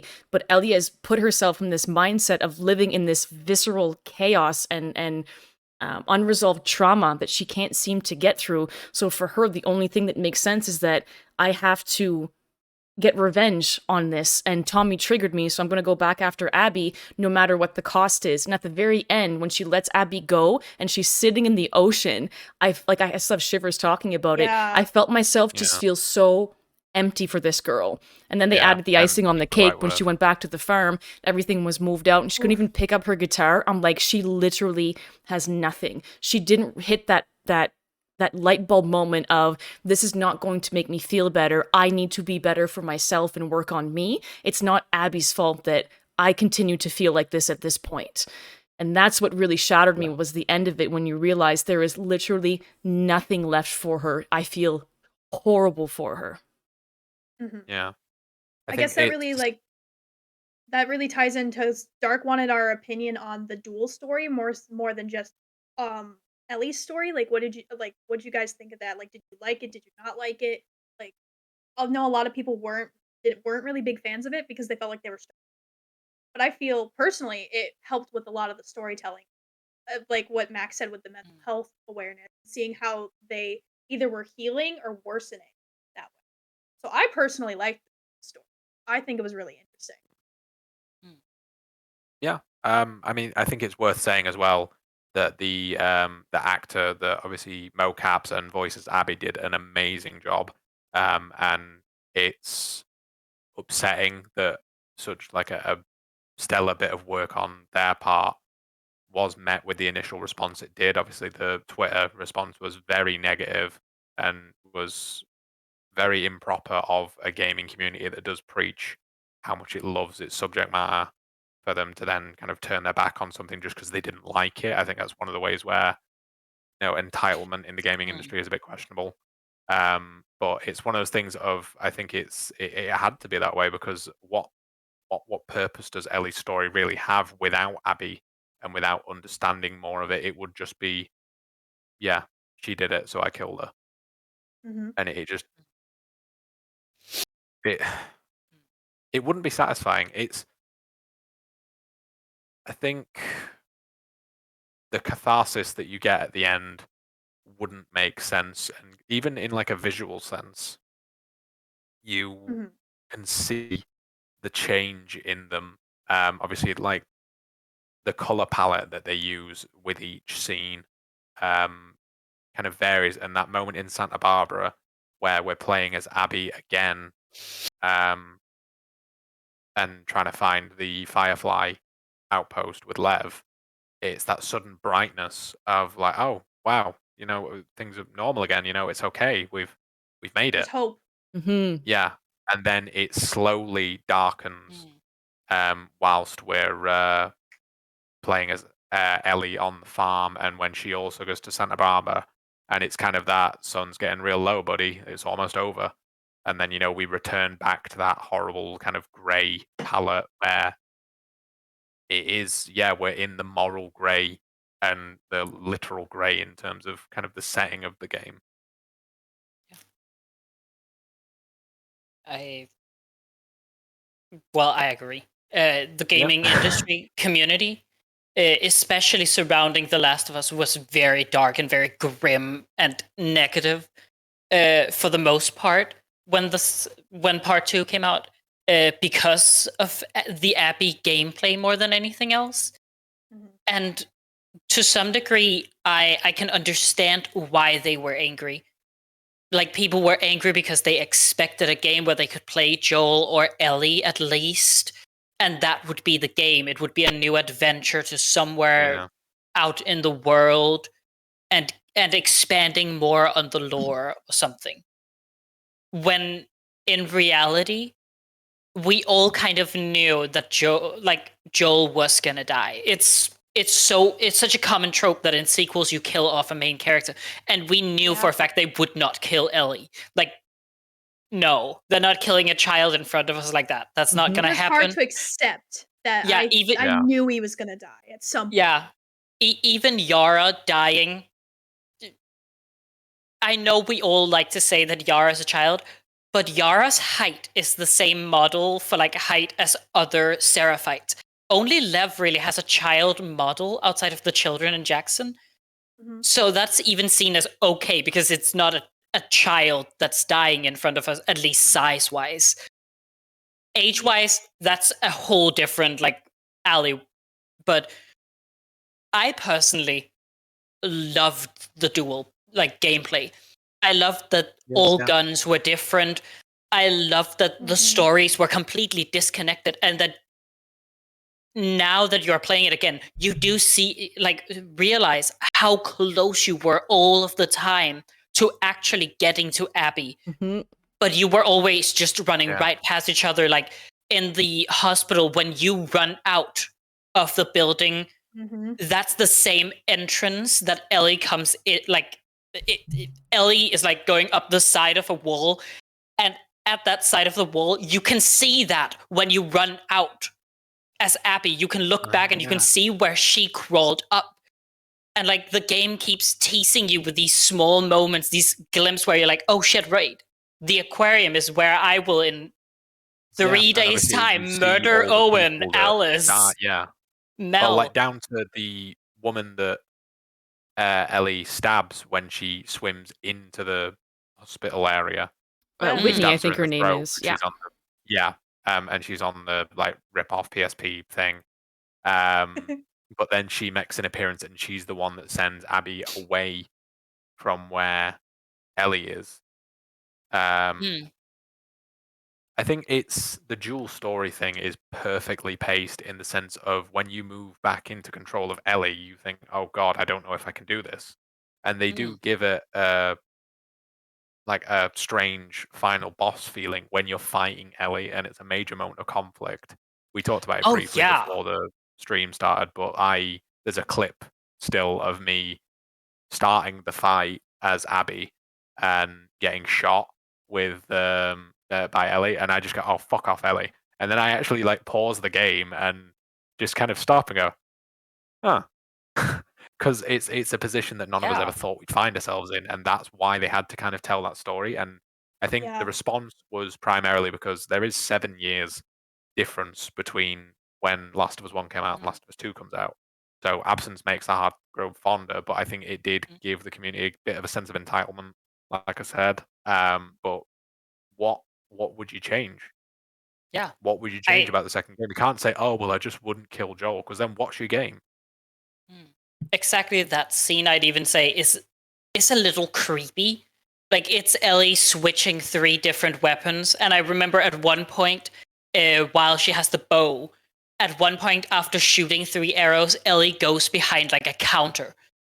And Abby will remark, "What is she doing?" And you can hear the sounds of Ellie crafting. You've just been Crafting, doing yeah. that for like 10, 12, 15 hours yourself, hearing that over and over. And you just go, "Oh, fuck, this bitch can craft It's an explosive exposition arrows of if need everything be." you've taught Ellie. Yeah, like she will use all means necessary to destroy you. And she's mimicking the behavior of David in the scene where he's also disappearing. And in the final one, I even think when you are using listen mode, she disappears. A thing that you Yeah, she only really does. see in seraphites that are crouching with Thank bows you so and much, Deb. stalkers. Take care. And her, of course, already having cordyceps, it like feels like, oh shit, this is like a real boss battle. Not like the big hulking infested that you fight under the hospital, but like Ellie feels like the real final boss at some point. Mm. And that's scary when you know you've just been playing her. Like, how are you the final boss? How are you the bad guy? Well, Well, I it guess that's a does- good that's a good thing that's saying like you're battling with your internal self because you are playing two people and you're understanding two people's perspectives, but like you yourself, the player, are playing them. So it's like you feel like you relate to each character at some point. So it's like you are Mm. battling with yourself, and that's kind of cool. Yeah. I Yeah. hope she returns for part 3. Well, it does. Abby. It does give this weird kind of back in the saddle kind of aura about it when Ellie decides to go after Abby one last time, because you are greeted with the comfort of, oh yeah, we've been here before. We've played as Ellie for the entire first half of the game, and the thing is the Santa Barbara section as Ellie and Abby is not that long. You can get through it in like half an hour. Mhm. And I think Yeah. it was they set the last part of the game at like a breakneck pace if you have the ammo to deal with it and you don't kill the dogs. But like yeah, like you can be done with that section in like 20 minutes. And then as I say, it's that color palette wearing down of oh you thought,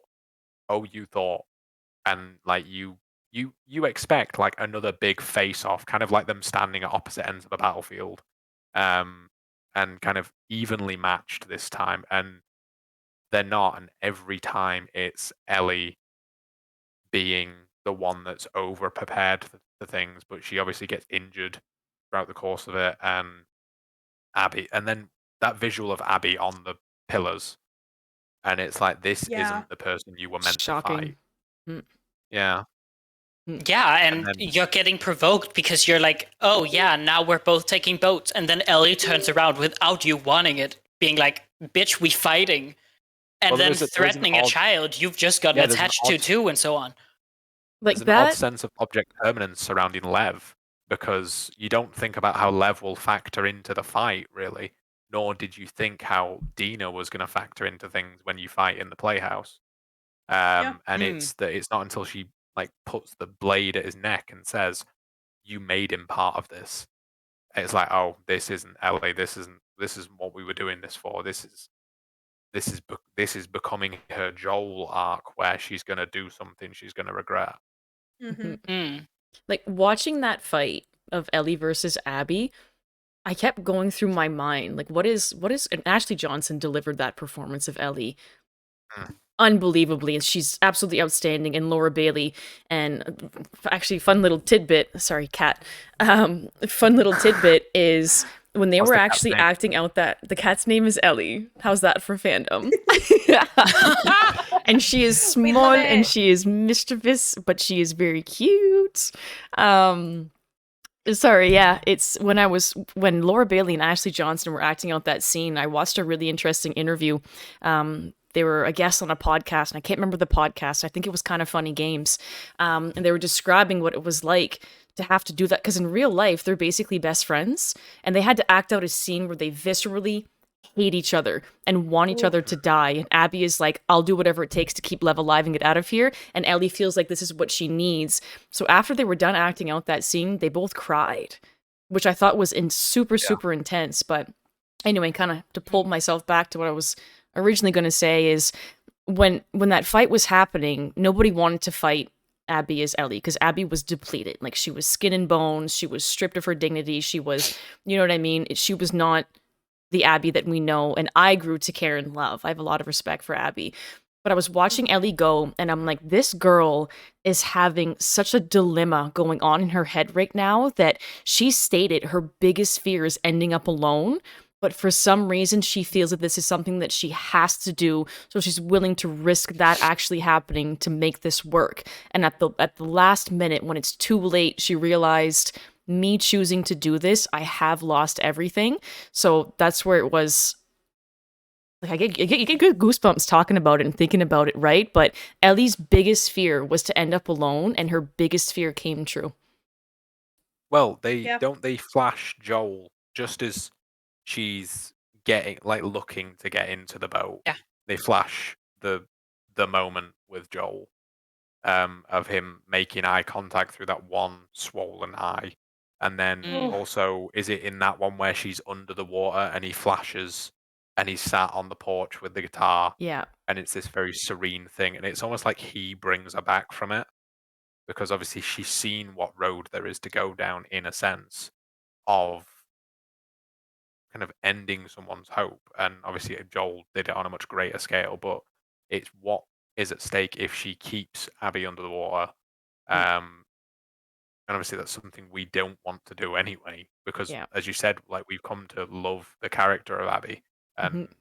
that's why when you said, "Are you on Team Ellie or Team Abby?" I kind of veered more towards Abby Mhm. because she's a brilliantly written, strong character where Yeah.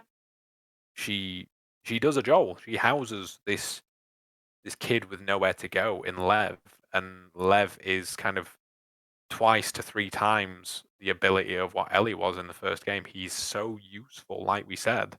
He's so useful. He's so Holy shit. useful. Yeah. It's one of those things of like, oh well, the places that he'll go, and Yeah. we kind of hate Ellie for a second for holding the knife to Lev's throat because he isn't part of it, and she's not thinking clearly. Yeah. And then she's trying to take his guardian away, and it's what will happen to the child, air quotes child, if she was to do that. I think a lot of people will think this is going to be like Jordan's controversial hour the entire time, because I think I have a few controversial things here and there. Go for it. But I That's what think we're a here lot for. of people are going to think, oh, yes, it was Joel in her mind that pulled her back from doing it. And that's Was true. it? I can see LJ winding up right 100% now. It 100% was.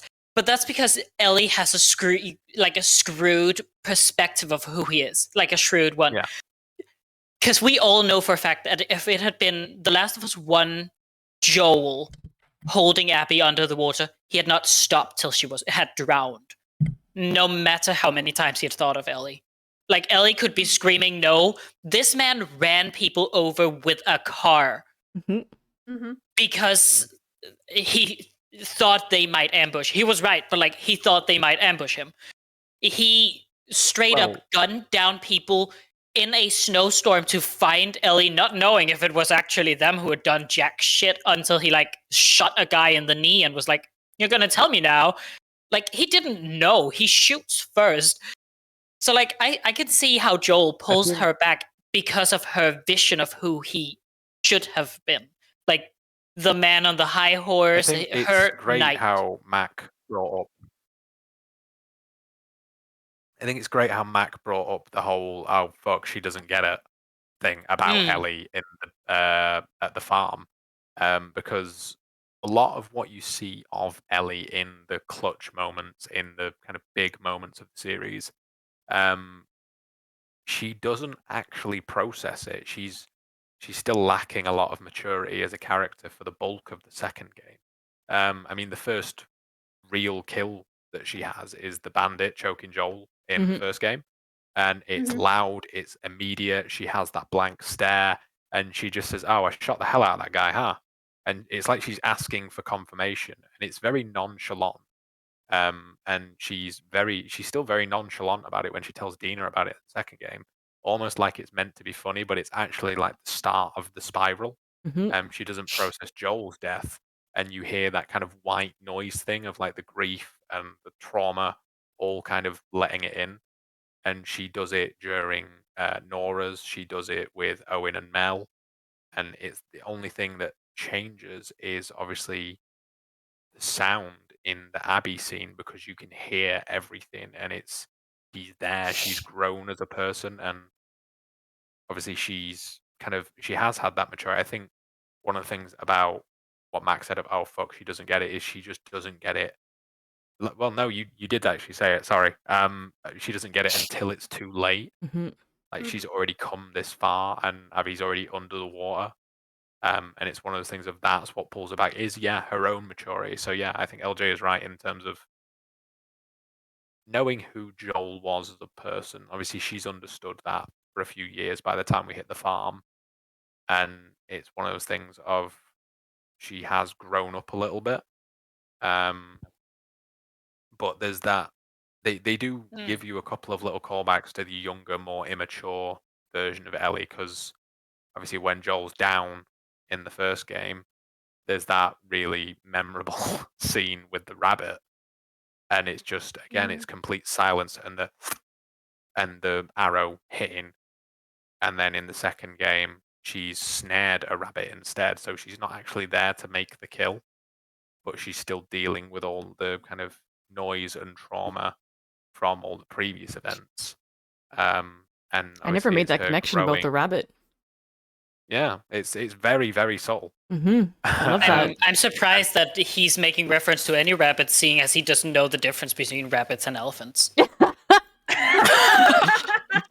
Right. Speaking okay, of elephants, there's a really fun topic I think we can kind of tap into on this. Is what I think makes the game such a masterpiece is that as you're moving along in this journey with your characters, you go from a super heavy, intense combat moment, whatever you want to call it, ethical dilemma, and the game pauses and says, "Here's a flashback."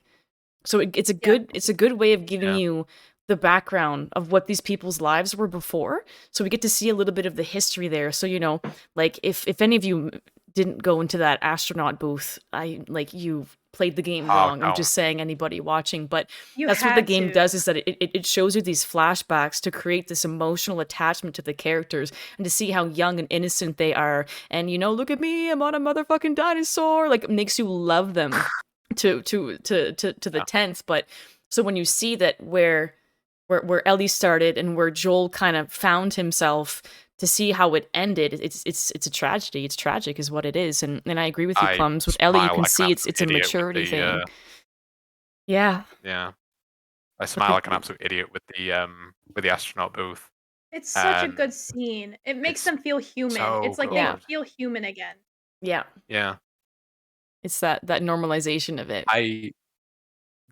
for the rabbit and elephant thing, in case anyone hasn't seen the raid video, I thought the little plushie that you got out to the tractor to pick up was a bunny rabbit, like a little fluffy bunny rabbit, and it's actually it's an elephant. And it's a fucking bunny rabbit. Oh, it's an elephant. Okay. I went back to it when I played it the second time, and I just kind of stood there for a second and went, hello, old friend.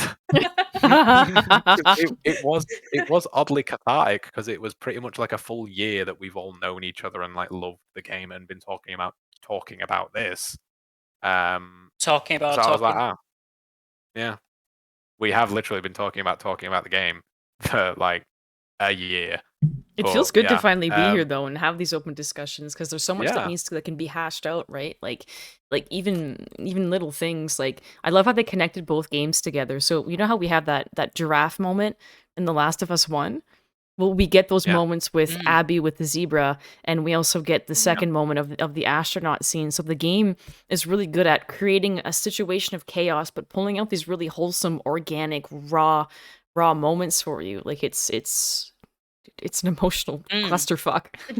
The giraffe Yeah. scene is my favorite scene in the first game. Mm. Like, I could sit Mine there for too. hours. What Yeah. are people's favorite in the second now? Where are you? I will say the whole giraffe scene. Now we're getting back to Jordan's analyzing hour instead of controversial topics. Because if you notice, there is several of the same like kind of moments, but they're only really with Abby. like there is no standing there and admiring life as Ellie, because Ellie's on the hunt. Ellie is Mhm. going down this dark path, this dark spiral. There's no point where she like stops and she admires something. But with Abby, you see Owen as he like says seals have spots, and then they find out seals do have spots. Yeah. And later on, you have with Lev too. I don't fucking remember. You have it with the zebra, and Lev and Abby also Yara. have like, yeah, and Yara, Mhm. Throwing the toy for the dog. throwing the toy for the interaction with dog and Alice. Yeah. finding the shark and so on. Like all of these small glimmers of hope lie with Abby, not with Ellie in the second game, which is another reason I love her. I She just has love some the brief shark scene. moments with Dina. There's some That was a very long-winded way brief of saying I moments like with the Dina. shark. You see more of the humane stuff with like the flashbacks. So like with the astronaut scene, that's probably one of my favorite scenes, but I think that's just because it builds their relationship a little more. And like Yeah. it's more flashbacks, you see that more humane side of Ellie than you do of the actual story of trying to hunt. Yeah. Also, that scene mirrors really well the Angel Knives scene from Left Behind, which Yeah. Left Behind is underestimated. Not enough people talk about it. That's But true. It's true. It's the same way that Riley like asks her to close her eyes and imagine something, and then they talk about the game, and she's pretending to be there, like she's role playing, acting it out in her head. And it's Yeah. the same thing that happens with Joel. The only difference is Joel isn't the type of character to be like kind of playing along and telling the story himself. So he finds a way to lean into that escapism element that Ellie loves and needs with comics and geeky things like Yeah, the Savage comics, Starlight thing. collect Savage Starlights and the trading cards and so on. But he wants to support it. So he finds a clip that he knows she'll love, but also can use to escape. And he also asks her to close her eyes. Like it's just such a good scene that Yeah. mirrors something an other person has done for Ellie at some point. And then dies. Just like the second they get out of the pod. He implodes. It's funny because that Um, astronaut scene, as soon as you get out of the museum or the dinosaur museum and you go into the next room, and you think something's gonna come out, and some of the jump scares in the game when that pig runs by you, did anybody else, like, I screamed like a basic white bitch, like 100%. Oh, like, yeah, I jumped. there were some really good jump I- scares in there. But yeah, it was the sinister stuff of like everything written on the wall. I can't remember what everything written on the wall says, but it fucks with you a little bit. You're like, oh god, what is happening here? No. Like it Especially really because we're pulled you still right out young of that Ellie. fantasy real quick. Yeah, well, we're still young Ellie at that point, and it's like, oh god, where do we go from here? Because we know what happens after, and it's what's this middle ground? Mm. Because that is one of the first. Yeah, I think that's one of the first flashbacks we get, isn't it? I I Yeah, think I think it's, so, I think it 'cause was it was her 15th or 16th birthday, I'm pretty sure, when we I'm got gonna her have there. a quick look where it comes in terms of what event it follows as well.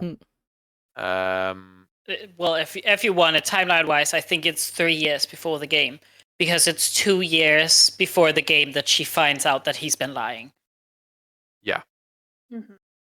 That was the Old moment where But, she was kind of there on the wall after that astronaut scene when the pig runs by.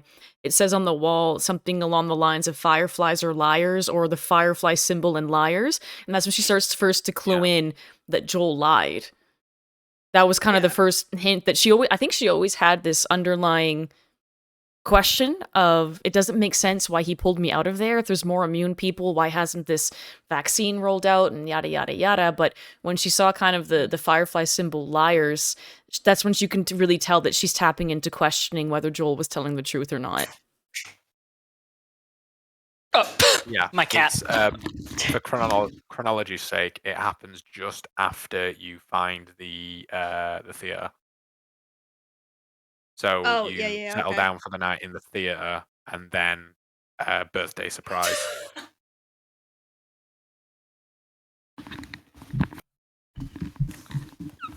Yeah, because then obviously we move on to Seattle Day 2, and we go for the hospital from there. Mm. I'm back. And Well- Oliver just fell off. He tried to run across the table, fell off a chair, almost broke the internet router. Brilliant. That'd be great. Perks of And he having a just- cat and the chaos that ensues with it. Yeah, no, it's because he's very interested in the mice, so he'll go onto the table to look at the 2 mice sometimes, but he's not allowed on the table, so I just have to snap, and he runs. Because he See- knows if I snap, it's because I've seen you, bitch. One of the things that does happen with the pacing of the game is the theater is kind of the last peaceful-ish moment that you have, similar to how the birthday gift is the last peaceful moment Mm-hmm. before everything then kind of descends on them, because it's obviously at that point she finds out more and kind of gets the real survivor's guilt that the game focuses on.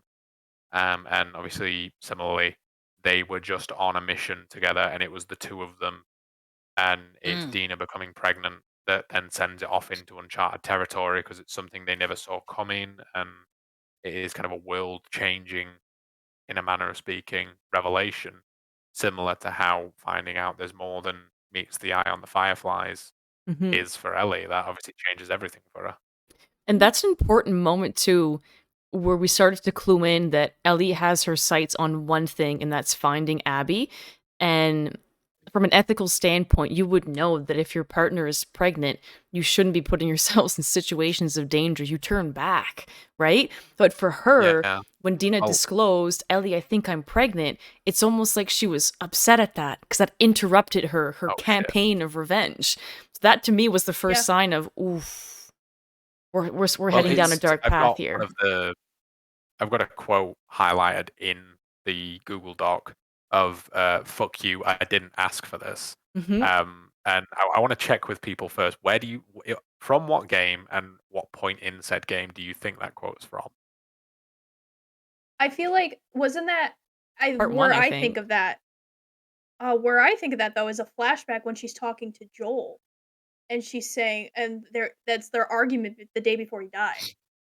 So it is That's where from I the think it is. first game. It is after they find out about Ellie being infected or being immune. Because Joel has obviously a real problem with the fact that Ellie has the infection. And she says to him, "Fuck you, I didn't ask for this." And it kind of sets the tone for everything across the games, where it is, right, I'm now reacting instead. It's one of those things of, yeah, it's kind of how that's what Ellie's saying to Dina in that moment is, "Fuck you, I didn't ask for this." Hmm. And she calls Dina a burden. And it's one of those things of, she's essentially telling Joel in him saving her from the Fireflies, "Fuck you, I didn't ask for this," and is kind of living without purpose.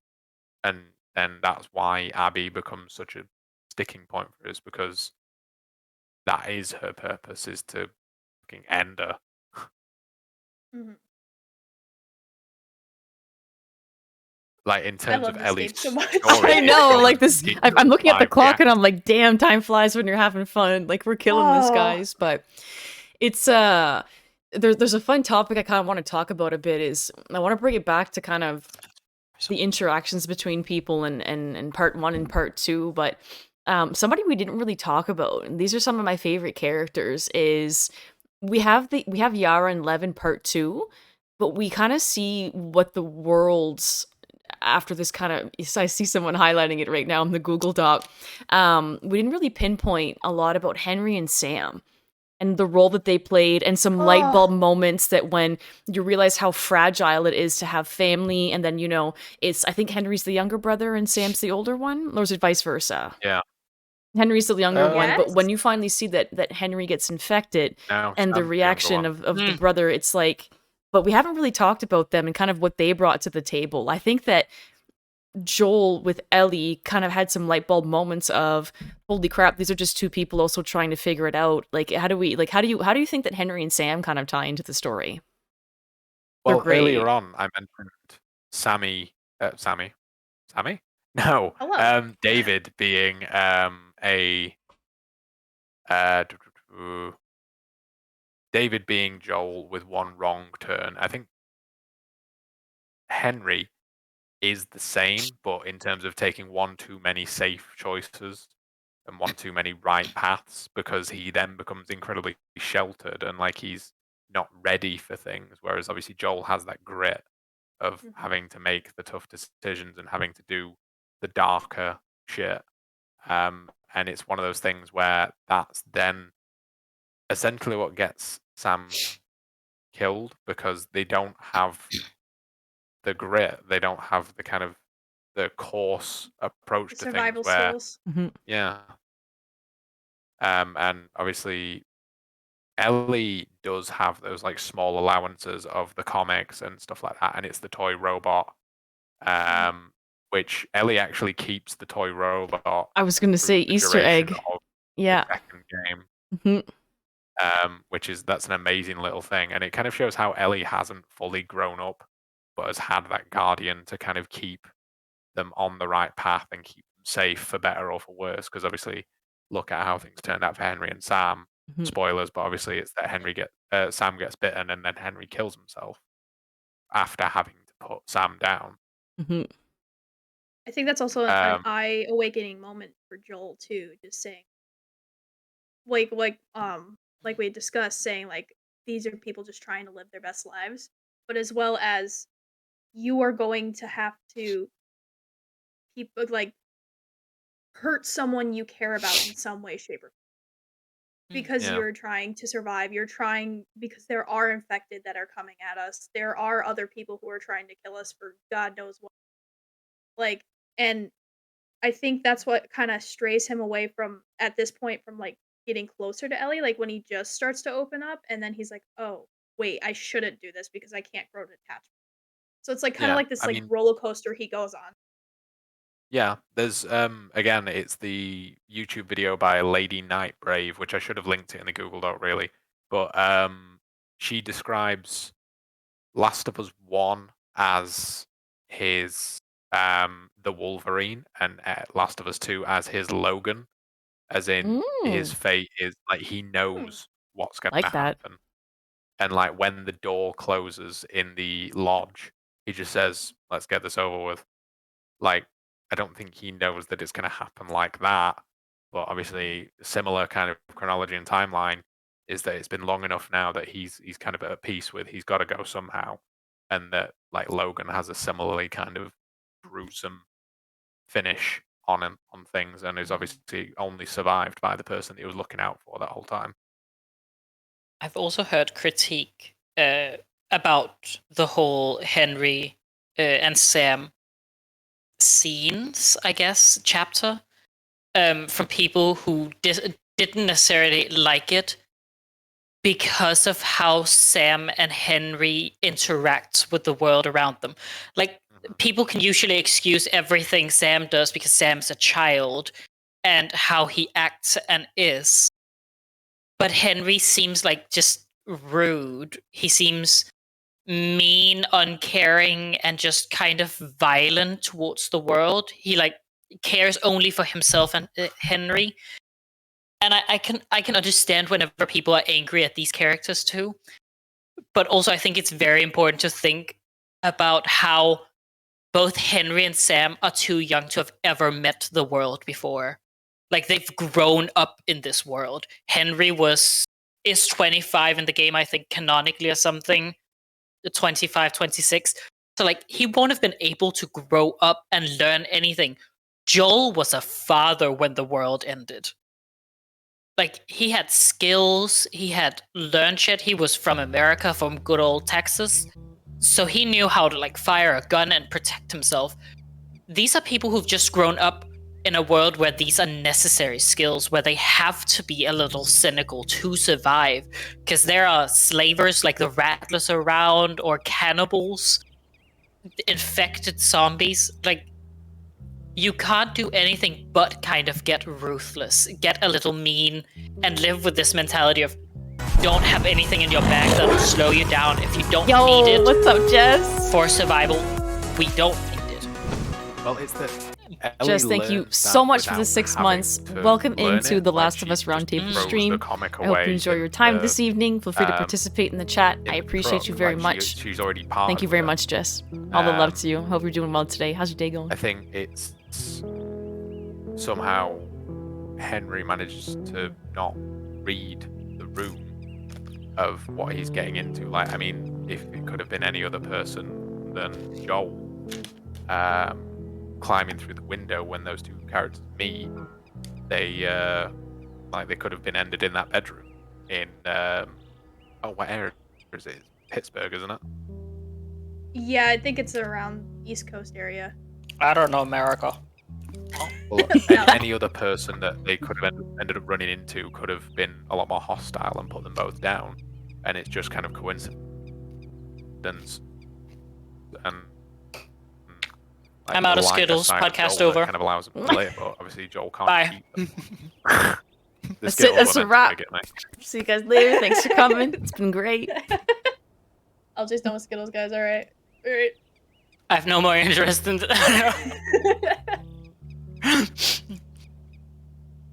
No, I'm back from being a bitch. I guess a good question. One of those things that I think Sam and Henry come from a quarantine zone as well, just like Joel did, and it's how they've not had that same result in terms of who they've become.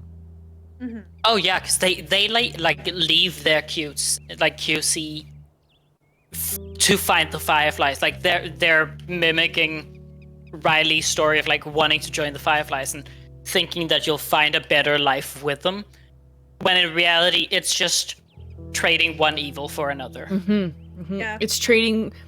They're gravitating towards something they feel is right for them at the time, right? So they go into, like, for a perfect example would be Abby joining the WLF. She's not getting what she needs out of them. She gravitates back towards the Fireflies. So it's just, at the end of the day, the big picture of it is it's people just trying to find their way through the world, with a lot of obstacles in the way, including the infected. We haven't talked much about the infected because the game doesn't really revolve around that, but they do play a big part in it, because in part 1 we meet runners, we meet clickers, and every time I hear the sound of a clicker, like, it's just you relate so many different sound alerts to it, kind of deal.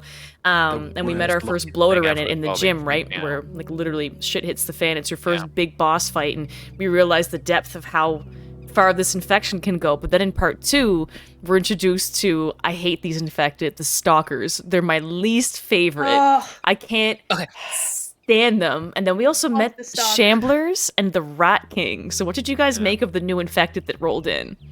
So I kind of liked it. Yeah. Quick little thing. The stalkers are technically already introduced and left behind, but they don't have any special abilities yet. Because the only thing I remember is, as I just played through it like 2 days ago to like remember and refresh Left Behind, because it's like 3 hours of fun little adventures. In that, at one point, Riley says, "Stalkers, watch out." And then one of them like ducks behind cover and runs away, but you can still see them with listen mode.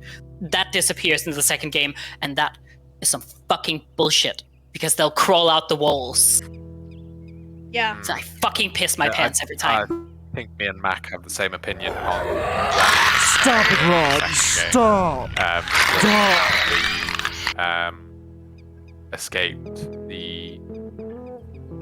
Oh god. You've just got your stuff back. You're trying to escape with Yara and Lev. And it was where you raided the other day. Oh, and you meet Miss and it's a Tiny. You closed get your off little backpack back. Yeah. Yeah. Miss Tiny. And Miss Tiny. You're waiting. Big bitch. But you're waiting. Oh, for you mean Lev the to- fucking Seraphite bitch that you bite the ear off? Yeah. You're waiting just- for Lev to like get you back out of the room, and he ends up getting you through the back of a car, an ambulance, or something. I called her one-eared Fiona. Oh no. No. But like Oh, that no. is kind of it's a full display of the different types par bloater of everything that can be against you. I forgot what's the name of the area. You're just trying to get away from them. It's just after the hammer part we mentioned earlier as well. I don't remember. Oh, I I'll don't find know. it. I should remember I played this yesterday. Yeah. Literally. There's so much to unpack in this game, though. You can't remember every single detail about it. No, and even as we were brainstorming, it's been weeks we've been talking about this and exchanging information in our group chat and even having like a Google Doc going. Like, there's things that keep coming up in my mind. I'm like, this could be a good topic of conversation. This could be a good topic of conversation. Like, there's so many wrinkles and layers to the game that at the end of the day, could you imagine what it would be like to sit down with Druckmann and just pick his brain on what he went through for this game? Like, there's so much information that he brings to the table. It's just hurt him? fantastic. Like, I don't know. Like, I need Yeah, to who talk to hurt his him? parents and say thank you or hurt him? something, because that dude is a wizard. No, that dude made me watch Joel get killed that violently. It's on Yeah, site. but like, we need it. No, We like, needed it. I'm gonna get a parents No! like, thank you for being horny that night. Like, I needed this. this is what the world needed exactly. Ian. No, because this bitch also gave us the epi sex scene, and I was very awkward for a whole minute right Oh, there. yeah, I sat there totally. like I sit like this every single time. Like, Yeah, we all had Yeah. boobies on stream at one point. It was inevitable. Oh yeah, like I was console We were so only for when I Dina played it. I'm and like, I Ellie. can't look away. We were so for Dina and Ellie, though, so, like... I don't know. Oh yeah, that Yeah, scene but that I- scene yeah, made but- my day. I was like snapping my fingers like the queen, like let's go girls. yeah, right. no, Oh, I'm yeah. here for the girls and the gays. I'm not here for the straights. Okay. Yeah. This is why we're here. Like, We're it's a the gay girls and the game. gays, and then our token straight guy. That's what we're here. Weren't you doing a bit of like a simpy uwu thing about all the Owen models though?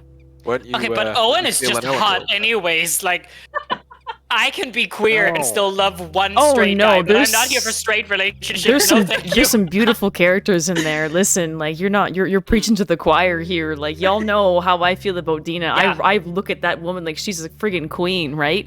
And I say that jokingly, but I say that seriously because when I look at Dina's character, she is basically the good that ties Ellie to the world, and she's always really good at kind of doing her best to keep Ellie on track, but at the same time give her what Ellie thinks that she needs. But at one point she kind of loses track of that, or at one point she puts her foot down and basically says, I can't do this anymore. I tried. You didn't meet me halfway. I'm done for. But, you know, after the scene of where it was shocking, Ellie shot Owen and stabbed Mel, and we realized that Mel was a pregnant woman, and that's a big deal. That's Yeah, shocking to see mirroring that it in now. game, Yeah. right? But Yeah. and then there was also the scene where after Ellie basically tortured Nora, when she came back and she was shaking, Dina was the first person to be there as like this strong, empowered woman who's trying to support her lover at the time and take care of her and make sure she's okay and she's consoled and but like, yeah, I have a lot of admiration for some of the characters and some of them are beautiful, and 100% Dina is a gorgeous girl. Yeah. Some of them are way too It's- attractive. Like, I was Yeah. hunting down Nora and just thinking smash all the time, and then I press square. Oh god. I mean, technically, I am on a roll. There is some beautiful NPCs out there. Listen, we don't kink shame here, but there are some beautiful NPCs out there, things- 100%. And Shannon think- Woodward's voice is Chef's Kiss.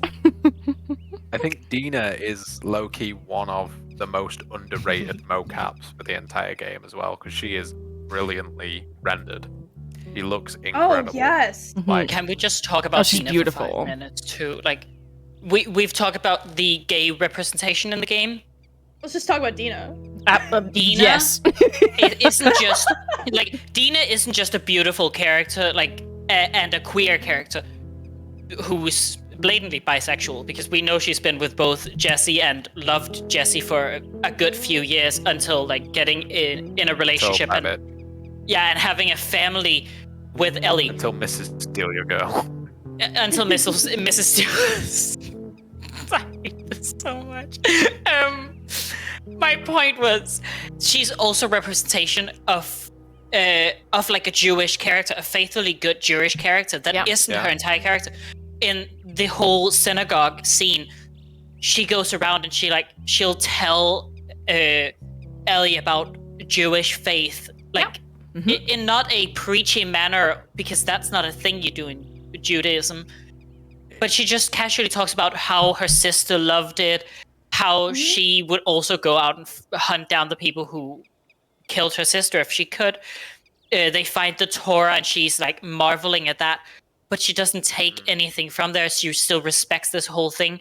And she just kind of casually mentions that one of the few things that makes her a religious character is the fact that she'll sometimes pray, but she doesn't pray for others. She just kind of prays for herself. Yeah. And it's just, I just love seeing more representation in games than just, there are the good Christians here. Yeah. Like, and the evil It is cult kind of guys. fan service. Like, she's just kind of there as She a has a Jewish really, character and then gone. Yeah, she has a really good spirit to her, and that's why I think I admire her as one of my favorite characters. Obviously, I love the main characters and Ellie and Abby and the whole conversation we've been having, but like, joking aside, I joke that I have this crush on Dina because she's the epitome of what I think a strong, empowered woman should be. She's tapped into like kind of the spiritual side of her. She's strong. She stays strong for those that she loves. She's authentic. What you see is what you get. Like, she's a hard worker. She's like, she has so many good qualities and characteristics to her. But among all things, she demonstrates towards Ellie, because Ellie is very rough and tough and gritty and sarcastic and has attitude, and she's kind of all these almost things that could be perceived as difficult or challenging in a relationship. And Dina walks in and is able to kind of calm the storm that is Ellie in that relationship. You know what I mean? Ellie is always so elevated, and Dina's able to kind of bring her down and be the peace that Ellie needs. Dog shit NPC though. Dog shit NPC, but God love her. Absolutely terrible. Fucking terrible Holy shit, NPC. Oh, she she's can't always aim in the for way. shit. Like, I She's can't an aim for shit, incredibly- but I still hit like 50% of my shot. She did not hit a single fucking person. Sometimes I would be sitting there waiting for her to fucking hit someone. She is stormtrooper levels of aim, okay? Which is to say nothing at all. Like, She's Lev a was very- over there standing across the map, sniping people down with a bow. Let's go, Dina Lev. was standing in their face like bam, bam, bam, bam. Nothing was happening. In the whole fucking bank scene where there's like 4 clickers or something, I ran around for, I shit you not, almost 20 minutes trying to fucking do something. And every time I was just screaming, please, Dina, shoot, I don't have ammo. Please do something, Do bitch. something. She did jack shit. Oh no, some of our +1 NPCs that would follow us or our companions or whatever, some of them were dog shit. There's no other way to put it. Like, there was the rough presentability moments, of like those- you try to hide behind, a log for God's sakes, and like Dina would run in and like bump you out into the field of vision of the Yeah. of your enemies, and you're like, well, it's on like Donkey Kong. Let's go. One of my favorite moment today when I was playing too, because I was replaying. I was like, after I'd finished, I was like, let's go back and just replay again. Jesse decided to just blow my cover. Like, we were crouching at a wall, and one of the so wolf much. agents is standing at the other side, and I'm like, oh my god, if he literally walks across here, we're fucking busted. And Jesse just stands up. I just looked at him like, why did you betray me like this? And like, they start shooting That was the Jesse and me. thing, it's- For a lot of the stuff there, I was having to like just power through Lore, it as much thank as you possible. so Be much like, for the "Oh, raid. shit, I let's get it appreciate done that. quick." Jesse would Raiders, just fuck me welcome up in. every time. I am Makama And Plays. this is why I will think play Dina anything and from Lev, open world RPGs, like, latest releases, strong incredibly narrative-driven important as characters storylines. because Right now we're podcasting, so I will be typing in this chat to answer any of the game questions you may does have. not But have the I best really, really track appreciate that, record Lore. I hope that you in enjoy. terms Yo, of you were playing The it, Last of Us not by Remastered. any Tell me about it, Lore. I'll be deliberate typing in means, chat. If you guys have any ultimate questions or end comments as we go, with please feel free to type power them in. handles But Lore, people of colour, I seriously people of appreciate culture. that. Guys, Lore is Yeah. wonderful. Sam Lore is a and Scot. Henry both died by Wonderful some streamer, means, part of the and at Bubsy end of the community game, and part Joel of shooting a many, black many other woman mutual communities. So please defenseless go when follow. she's Lore, it's begging for her wonderful. life. I So appreciate for that it to very then much. turn around Raiders, in we're this happy to game have you. and go, Enjoy the Roundtable key podcast. We're doing NPC a follower fundraiser charity stream of for Sammy the 40% Samurai. of Asian If you descent, want son to of Asian descent, and obviously donate Lev towards the of, Trevor some Project, kind of which is the Asian large heritage, and the Yara, world's largest similarly. organization for suicide prevention kind of for that LGBT nice and intervention for kind of span where LGBTQ. obviously then you've got LGBTQ Feel free to hop in there, thrown but in I will there. be typing in It's- chat it's to interact very, with you very guys. Lore, important that they honestly, made them lots of love to you. quite substantial in terms of the role they play. Because obviously, I mean, you have Ellie and her role in the first game, and it is somewhat reduced in the sense of what use she has, and you don't want to cast anyone in any of those communities in kind of a damsel role. So for them to have such a strong showing in the second game is something where I think they handled it really well and quite respectfully, despite the fact that obviously we know what happens to Jesse and Yara. And obviously they can't over service the narrative in that respect, but I think they do a really good job handling of Dina and Lev, especially given that they do make it to the end of the game. Praise Naughty Dog for stopping Druckmann from his original idea about the zombies, though. If you don't, for those of you in chat who might not know, the original idea behind the zombies or the infected by Druckmann was that it was supposed to only afflict women. So the original game would just have been a game about running around shooting like zombie women. And Naughty Dog said, no, that's not gonna happen. Oh, I did not know that. No, if you did not know that, it was because the idea was that it should be like an infection that targeted like some female gene or something. There was a biological like bullshit, sci-fi reason for it. Just had Elliot as the outlier. Like one of the things you can kind of still see that's a remnant of that is clickers. Smolder, thank you so much for the follow. I appreciate that. I hope you enjoyed your time with us. And welcome to the den. We're very happy to have you here. Hope you're having a especially in the wonderful day. second game where they are like they have no clothes except for like a few like ribbon like fungal growths around the chest. That when I played it the other day. But there's not really male clickers. I know there's supposed to be like a voice actor for the male clicker sounds, but I've not heard it before and not in game. At least not a difference. One of the things where, because of the ambiguity of the model, they play it with just the one thing, because obviously they have to get a voice actor in, and it's not necessarily the best thing. But 10 out of 10 though. Clickers are the best type of zombies. I love them. Oh, clickers. No.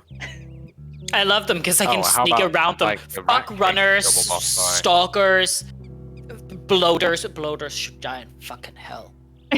Fuck bloaters. Oh god, yeah. I don't mind the bloaters. I couldn't stand the stalkers. Runners I don't mind. Clickers I can survive. But like to me I fucking hated those stalkers. They were just so unsettling, and like I'm used to being the hunter, not the hunted. So knowing that they were like around the corner looking at me, I'm like, I don't like this vibe right now. And you couldn't like hear them either. We started calling. You couldn't use your HUD as well for your listen mode, exactly. You couldn't, so you had no idea where they were when they were moving. You only heard the odd, and then they came fucking belting after you. But I have to admit though, like one of the kings on.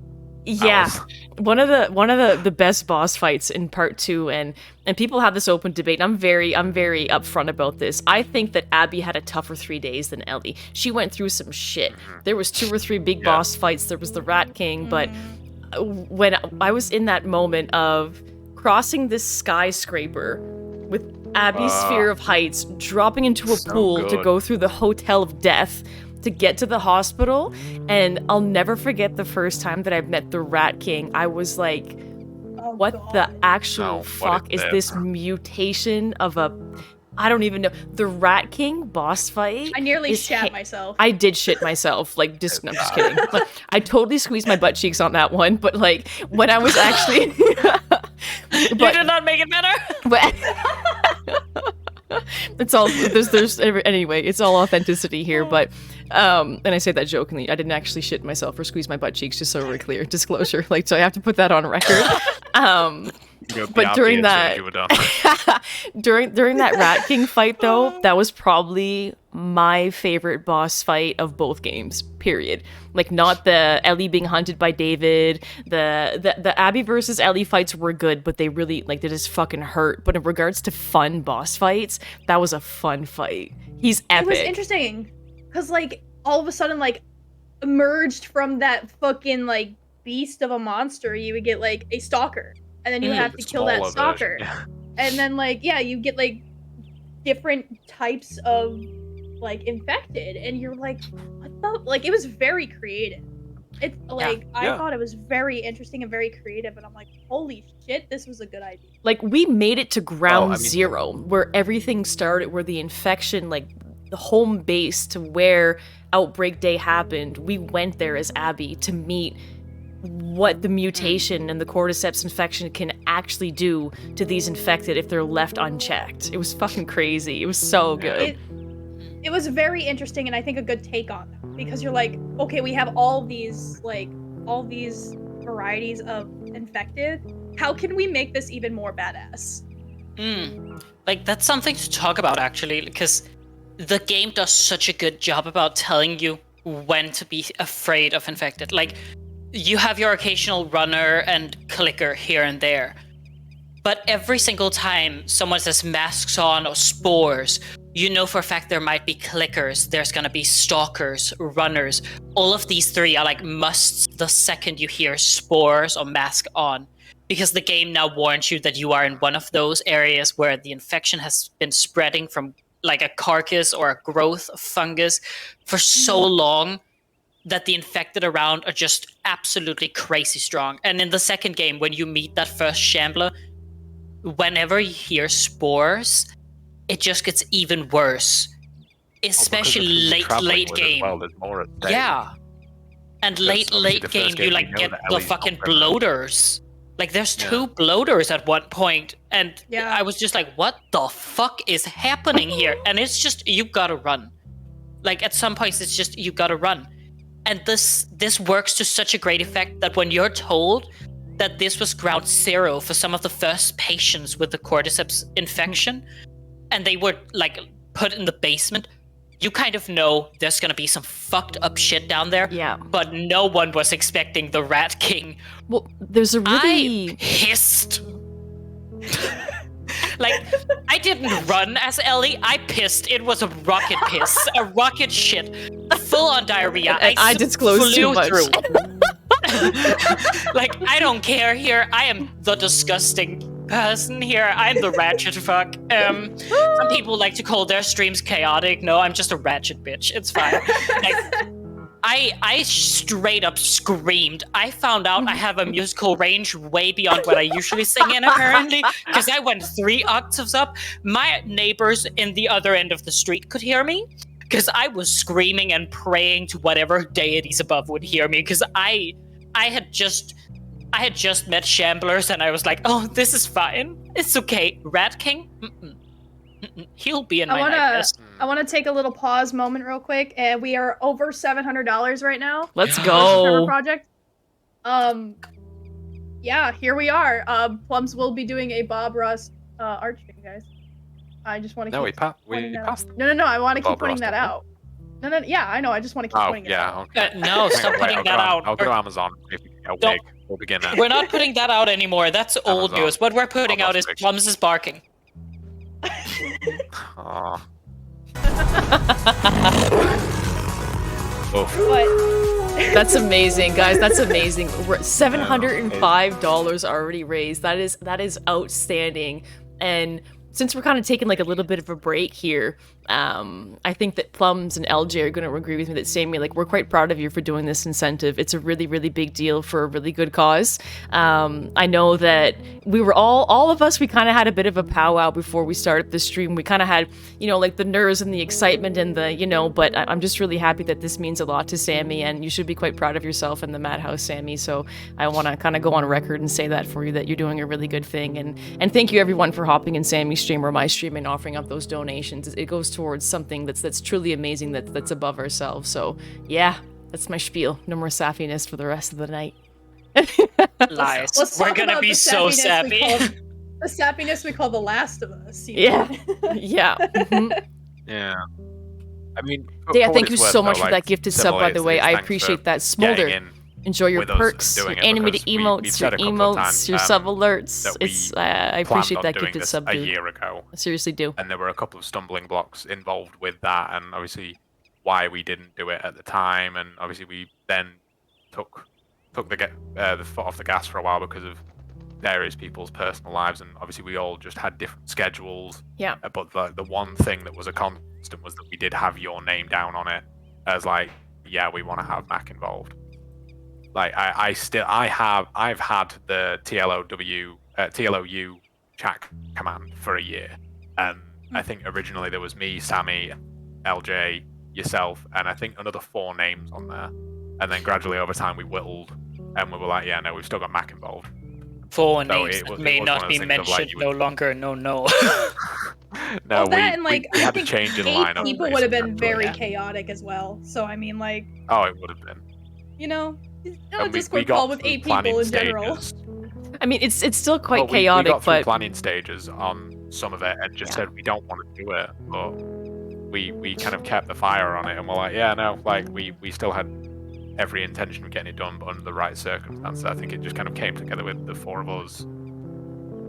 That and I remember at some point when it was just put out, hey, we're doing Madhouse plays anyways, and so on, like these streams for fun charity, like once every 2-3 months, and it was just, hey, if Mac has time, can we just do it there? And we let Sammy take the reins on writing to Mac, and was like, hey, you have time, and then 23rd.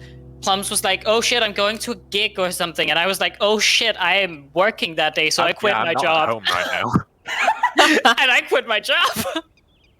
I was like, I remember getting the message and being like, oh shit, I need to figure that out. And the next day I just wrote back to Sammy and Plums, and I was like, I quit.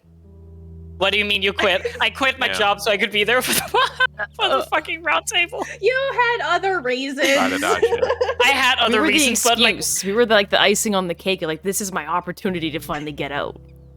That, and it was also my, it was the, oh yeah, I've wanted to like do that for a while, and then I was like, I'm not missing another opportunity for this job, and then I said, no, thank you. I'm quitting because I'm not missing more opportunities for you. And thank you guys for having me as well. I really appreciate it, and I've been wanting. I always kind of struggled with how or when I could do a charity stream, so to kind of have this opportunity, and Plums, we talk about this a lot. This was like the game for you and me that kind of got us connected in the first place, and it led to such a beautiful thing that we're doing today. So I really appreciate you guys kind of having me out here, and I think it means a lot. Well, I think the discussions we're having is fucking like, it feels good. Like, it's about time to talk about this with you guys. Know what I mean? Yeah. 100%. Well, I remember us meeting in Yum's chat, and I was like, oh, I've just passed that bit on Last of Us 2, and you just went, I'm here for you. Yeah. Like, through chat, you were just like, I'm here for you. Message me if you need to talk. And I was like... It was like an emotional support thing at one point. Like, we all had to kind of take care of each other as we were going through the game. Like, I remember when I finished the game the first time on stream, I was watching the credits roll, and I was like, fuck this shit. I turned down my Elgato output for my game and put it to like half the output, and I sat there and just talked with chat for 45 minutes straight, just to debrief about the game, just to talk about. And then, like, when you see friends who were playing it, like Little Yum, and I've given her a shout out in my chat. Yum's great, by the way, if you guys aren't following Yum. Great content creator, lovely human, and we're just obsessed with her in the most wonderful way. But when I saw she was playing it, it's like, I feel like I want to be there because this is literally my favorite game of all time. But at the same time, I know she's going to need the emotional support when we go through it, or when I watch somebody else play the game for the first time, I'm like, I feel like I have to be there for them because they're not fucking ready for what they're about to walk into. It destroys you. Yeah. It destroys you so much. It's also, like, made me realize how much I, like, love the game still. I didn't touch it for literally a year because I was like, no, I can't do it.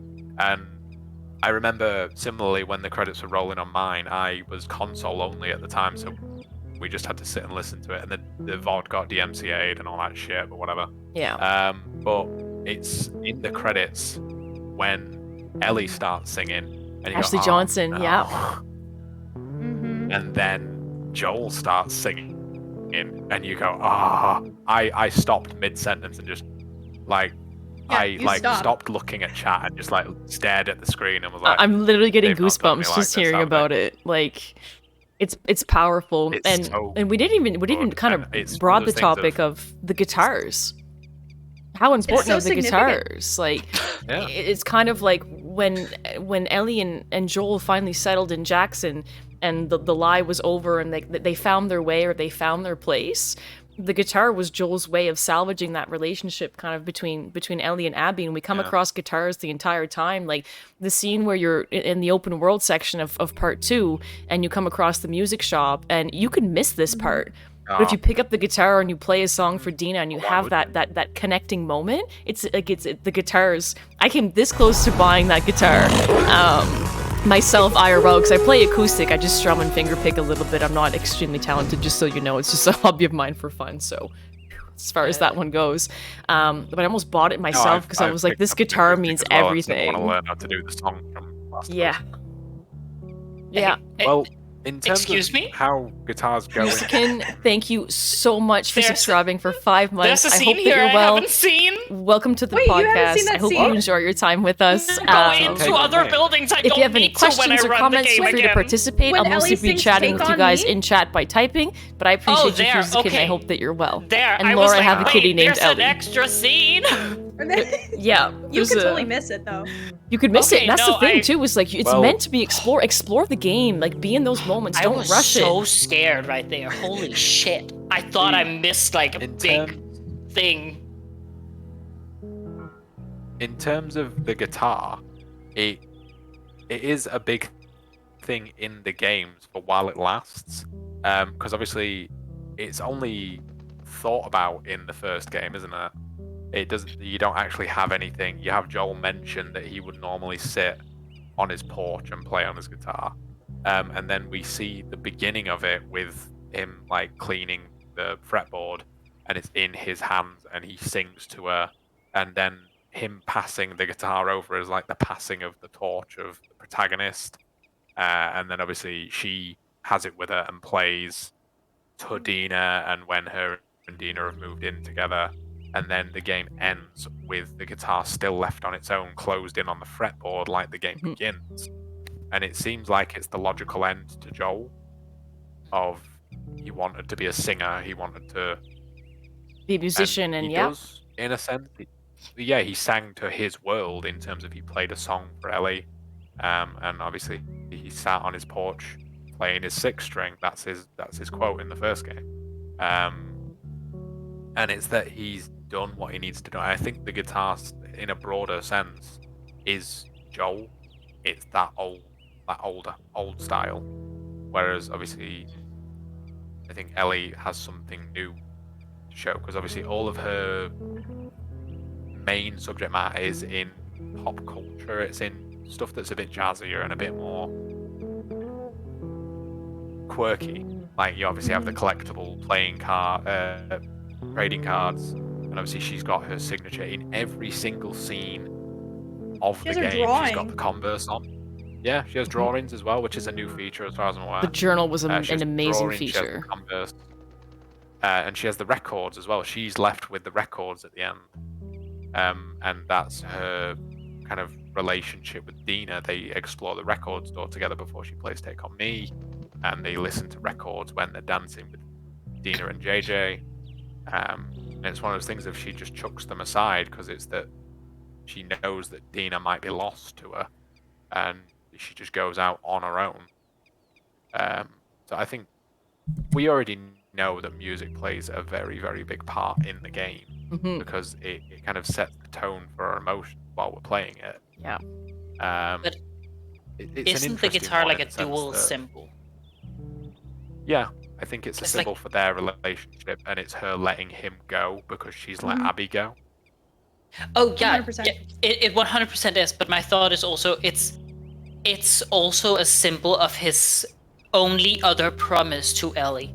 Because like the only other time he ever promises or swears something to Ellie is when he says that he'll teach her to play the guitar later while It's his writing. passion. That's why. Like, yeah, exactly. Like it's And it's not what he just a leaves passing of the behind for torch. her. Yeah, it's just it's the only non-broken promise. And then of course the guitar specifically in the game is has Joel's has a moth on it, which is a slight Look for the nod light. to the Firefly motto of look for the light, because that's also the same motif you see every time you load into the game is moths circling this light in the corner, where in the other game it Let's was go, these, Sammy. like cinders slash fireflies coming from the opposite corner. So like everything's kind of turned upside down, but it's still kept to the same theme and promise of finding light and looking towards a positive and brighter future. Well, and that's Like, how the not game only that's ends on the- too. It's that last Yeah. clip of just kind of Ellie puts the guitar on the windowsill, and then it pans away with the fireflies or with the Last of Us symbol, and then we see Ellie just walking in the background out the window, leaving the guitar behind. Like it's so symbolic. Well, she's not there for just long enough as well. I knew she was going to appear and walk through the field, but I was like, why is it taking her so long? Even though I know that she's already going to do it, and it is perfectly paced in terms of that final epilogue, where like you have the option to explore every room of this place that you've only been once, but like it is very poignant of having all these empty rooms and having nothing left, because like as a player, like we kind of have nothing left, and we kind of feel a bit of a same moment with Ellie where we're like, oh fuck, I'm spent. So question time here, because we can of course talk about this as a sort of theory time too. Like, what do you think happened before this scene? Like before she arrives at the house and after she leaves? Like where does she go? Where did she come from? Where's Dina? I'd like to offer up another thing of how do they find that farmhouse after the events of the theatre? Because I find it thrilling to think that they had to just kind of wake up the next day, Ellie with a broken arm, Dina pregnant, shot in the shoulder with an arrow, and you can see the scar later on in the game. Yeah. With a broken nose. Before Ellie leaves, Do they go back? Well, funnily enough, if you look on the porch of that farmhouse, they have Joel's wind chimes from his house. That's his wind chime, and Ellie is still like she actively steals things from his house because she lives in his back garden when they live in Jackson. Yeah. So that's not a sustainable thing given that JJ is on the way. She doesn't want to live in Joel's house. She's ripped out guts of Joel's house already. The mirror that is in Ellie's shed that she lives in Joel's back garden is from the wall. You can see a cut out of a mirror where Ellie has taken the mirror off the wall and put it in the shed. And then obviously she's got like little mementos like the wind chimes. And it's just an interesting thought of, did they have JJ and then move? Did they move while Dina was still pregnant? Just a few things where it's like that would have been a thrilling little span of time to get to know. And that would be a good one for them to make, like a comic series of or something. Personally, I just think they're still like close to Jackson. I think it's a segment because they off talk of about Jackson. Jesse's parents coming by. Yes, So they're not far away. I said I think it is a segment off of Jackson, but it's also a good question. But if there is going to be a third game, will that question be answered? Will it be in a flashback? Will we get that question? Kind of thing. I don't think we're gonna get a story about a house, but like I would like to know where it is too. Like maybe there's a significance of finding that house. The farmhouse feel very maybe. significant in a short span of time. Yeah.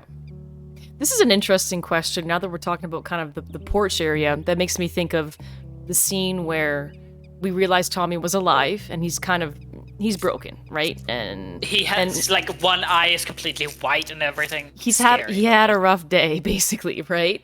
But when Tommy comes in, well, he lost Maria, and Tommy's a great example of that cycle of violence of losing everything because he still remains obsessive over this, and he straight up says, like, me and Maria, we're no longer together. Basically, we're taking a break, which means that they came to odds ends, and it sounds like Tommy was still hyper fixated on this idea of finding Abby. But if I ask the question, Tommy triggers Ellie. And do you think she would have still left Dina if Tommy wouldn't have been there to trigger her or be that kind of moment where she stepped over the line and the game continued after that? Because when the game continued after that, I saw Ellie was leaving. I was like, oh my God, we have to keep going. Like, I'm emotionally exhausted.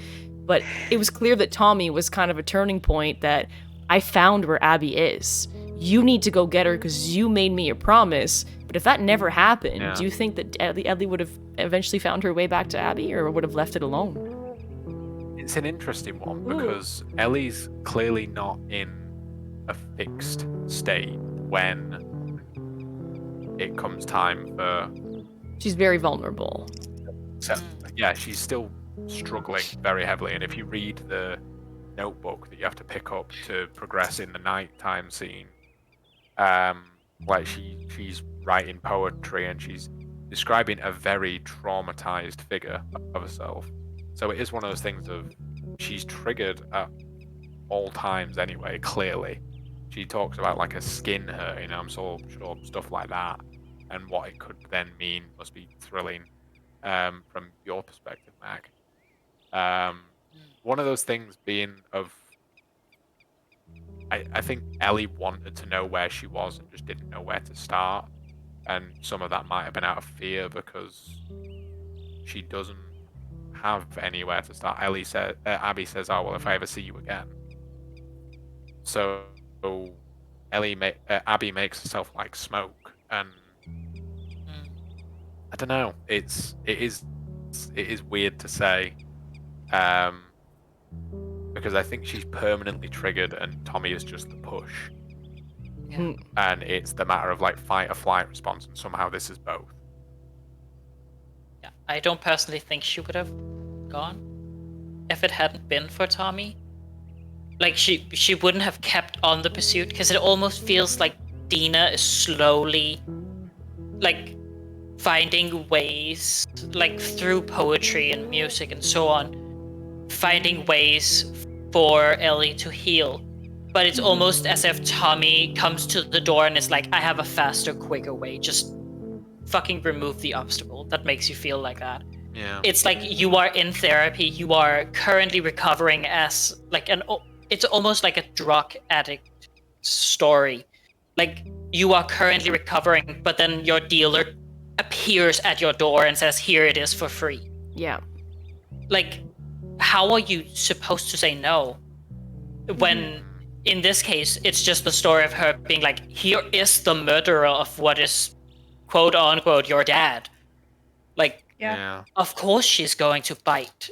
She Dangling in her wants face. this pain. Yeah, it's dangling in her face. She wants this pain to end. And if you could end it quickly, wouldn't you? Like, if I was told right now, hey, I can fix all your mental issues and your diabetes and everything else, of course I'd say yes. I'd be so down for it. But, like, the sad reality is that mental health and so on isn't fixed by just eradicating the source of the problem. Like, And you're nothing really good comes from that. you're really onto something when it comes to that, LJ, is that Ellie has reached a point where she has been viscerally traumatized, and she lives every day in what Plums calls the fight or flight mode. She wakes up every day on defense mode. She's consistently heightened. She's waiting for a war to come her way. Even though she's on a farm, it's peaceful. For her, that feels abnormal, because for the longest time, she's lived in this constant chaos of this pursuit of Abby, and basically what, her entire life, like kind of growing up on her own, and the things she had to go through in part 1 and the things that she went through in part 2, and all the things that she's lost in the last 3 days. Then maybe, we don't know how much further forward, it's at least 10 months to a year, we know, because baby JJ is there.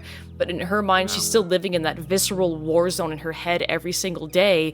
So when Tommy came and triggered her, that was almost her opportunity of, I can fuel this traumatic energy that I have and put into something what she interprets as constructive, but it's actually deconstructive, right? So she's the definition of somebody who's traumatized, and people who are traumatized, when you put them in a calm environment, it feels abnormal to them, and they feel the need to create chaos. Right? So when Tommy shows up, that's the excuse for her to say, I'm back where I feel in my comfort zone, which we know is not a good zone to be in, but for her, that's what she's so used to being in. And Tommy is her excuse to say, I can get back into what my comfort zone is, what I'm used to, what I'm used to living, what I feel the need to pursue, and what feels right to me on how I trained my brain on what I think that I need. Like, it's so deep how they go in that integral part of the game when she hits that turning point of Tommy being her green light of, you're not in the wrong, go get her.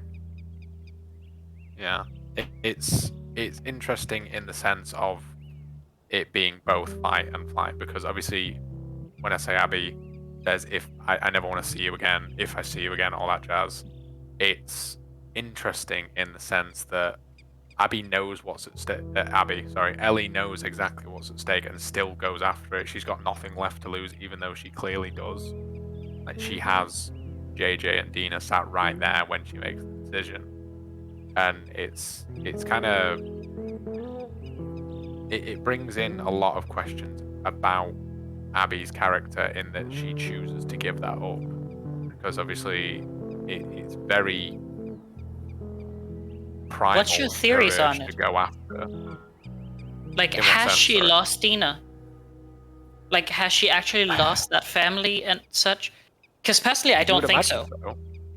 Like You would imagine so, I- given that it's been stated. I mean, they're not going to really make a game based entirely around trying to get Dina back. So there's got to No. be some kind of permanence to it. Maybe not completely, but like it I has to don't stick think for she's a while lost her, for us to actually. understand the point. Because now we're getting into like developing and design here, I guess. Mhm. Short. Because when you walk into the farmhouse, there is no point at which Ellie seems harmed. All Ellie's wounds are healed, and Ellie's just kind of walking in, knowing it will be empty. Doesn't call out to Dina, doesn't call out to JJ, and just walks up to the room where she knows the guitar will be, and that's kind of the only thing you interact with. It's the guitar. Because Well- she wants to like reconnect to the thing she thought she was fighting for, which was the memories of Memory Joel. of Joel. But the Yeah. thing is, and now we're getting into this weird stuff. When you're in the ranch, the farm originally, you can find a note that says something along the lines of "You'll always have a home in Jackson" from Dina's parents or something. Mhm. And it seems that Ellie might already have been back and reconnected to Dina, because she now, in that scene, in that final scene again, is shown to wear the bracelet that Dina gives her. Throughout Santa Barbara, Oh, she yeah. doesn't wear that bracelet. She doesn't wear it at any point in Santa Barbara. And this was something that I was told of. And I, of course, bought all the Ellie models in the extra section too, just Yeah. to check this out. And it does check out. In none of the Santa Barbara models of Ellie does she ever wear that bracelet, because she didn't have Dina at that point. But when she's back, it almost seems like she's already been there reconnecting. She knows the house will be empty. She's only really going there to see if she can still reconnect with Joel, and finding that she has completely lost him. Like the loss of those two fingers are now the final straw. He's gone. Her She knows mother's that gone. too. Like, Like- she knows that too, like sitting in Yeah. that puddle, watching Abby walk like boat away. She realized how Yeah. much he like literally dropped everything just for this one specific that she has dreamed about for like days on days on days, and like now it's there right in front of her, and she's like, I lost everything because of this moment. Is it worth it? So personally, my thoughts and theories is at least that the entire thing just ends with Ellie going back to Jackson, going back to JJ and Dina, because I don't think It they is the only like. logical thing to Mhm. do. Yeah, like 'Cause- I have an interesting theory. Yeah. I've talked about this with a lot of people, so I'm just gonna lay this out there and pick your guys' brain on this one. My theory is where Ellie's at right now in her life. In her mind, she has nothing. No one to go to, no one to love, no sense of community, no nothing, right? Which means she's she's very high risk, I guess would be the term that I'm looking for.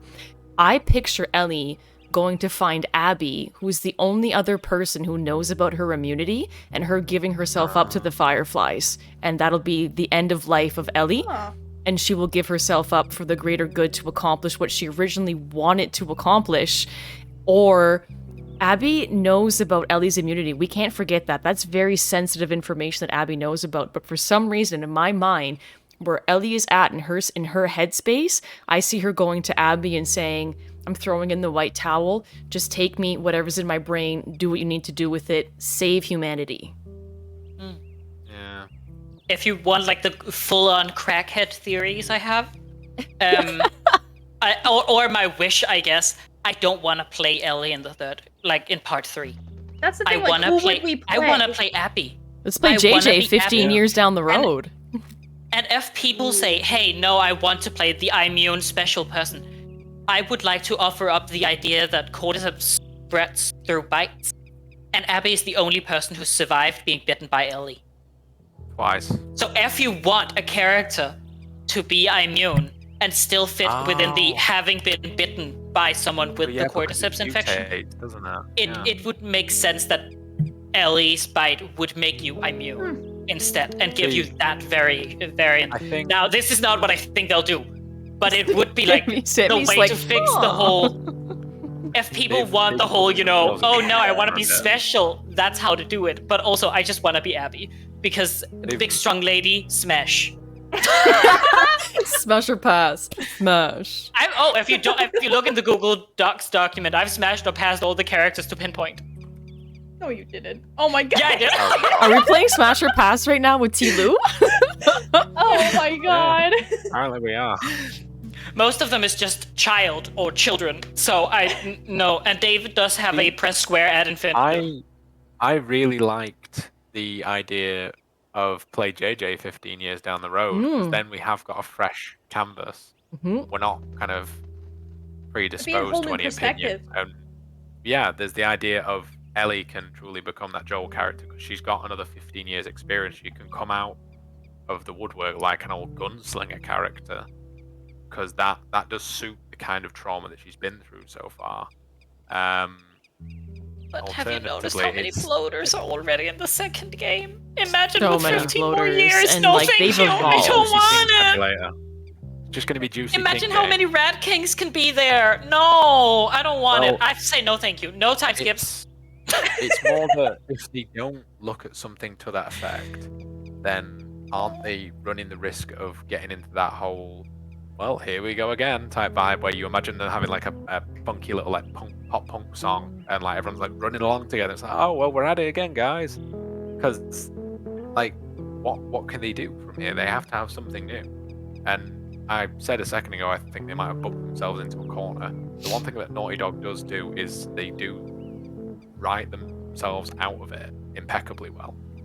They do. And their attention to detail is second to I don't think any other major studio. The slight plugs on the They- other games too. Yeah.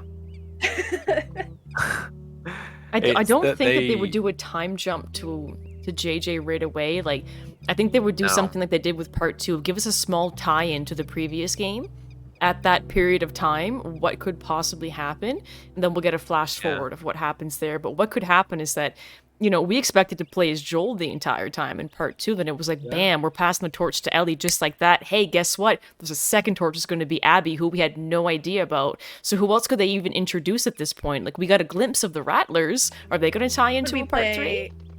Ooh, could we The play Lev? Rattlers really kind of worried me a bit. I don't know why. They were just an unknown of what's the angle on all this. What are they actually gaining out of it? What god do you Wait. serve? Kind of. But like playing as Lev, yes, please. Oh no. Like Lev has a whole perspective of like playing with, because Abby was kind of like this Joel figure, like following Joel from the first game, like finding that light, and Lev was technically that Ellie. Mm-hmm. If you like think about it In that way, terms of like the could we play tracks, as like, Lev? And then maybe like segue into JJ and like get a perspective of JJ, like maybe like do It's that just a still do a generational dual. thing now. They're just fucking each other up for years. We Yeah, like a need dual- either a a dual thing? Jesse or Tommy DLC. Absolutely. Mommy, yes. Yeah. Jesse, no. Yeah. Okay, Tommy, to fucking talk about Tommy. Oh, A no. brief go, shout out LJ, as well let's swing to it back. No Wait Dahlia, who calls Tommy a Pladdy, which is like a play on the word daddy, but it's Plaiddy. So they have a major affluence for calling Oh them my God. Pladdy, which Oh is just my quite God. funny to me. How long did it take you all to notice or find out that Tommy is the sniper in Abby's sequence? Forever. Straight away. Until we reach the dock. And it Yeah, didn't honestly. click in They right away plant either. I'm like, seeds is that of being Tommy? smart. Like, I had that moment of like, who? Like, Because I It's- remember it's- hearing the radio talking and saying, like, lone sniper, Right. and then you get saved by Jesse. So I was like, the lone sniper must have been Jesse. But Jesse isn't a sniper. He's not. Tommy's It's the Tommy. only sniper. Yeah. And then when you encounter a sniper right after fighting off, like, infected and seraphites, I didn't even know until I straight up went back this week. I was like, that's fucking Tommy right there. I'm punching in the face right now. What? See, it is a bit of an odd end for this chapter that he just gets punched into the water. It's like, okay, bye. This is like the end of it, Bam! yeah. And he somehow Excuse me. magically swims his way back to the theater. No, because he meets Abby at the aquarium, so like he's not far away. Like it all makes sense. It's just that he's just as full of vitriol as Ellie is. So A Tommy like, DLC would be like, extremely interesting. It would be. Just It's to learn how he got up to that point. And how he got again, there, they and what he laced went the through, and who story he with, took like, out, and what little information bits he of got crack. along the way, like... well, what you don't notice is that the flashback where Ellie and Joel go through the hotel, that begins obviously with Ellie and Tommy doing a bit of sniper practice, and it's Tommy teaching her for a very specific reason, because obviously it's a precursor to him being the sniper himself.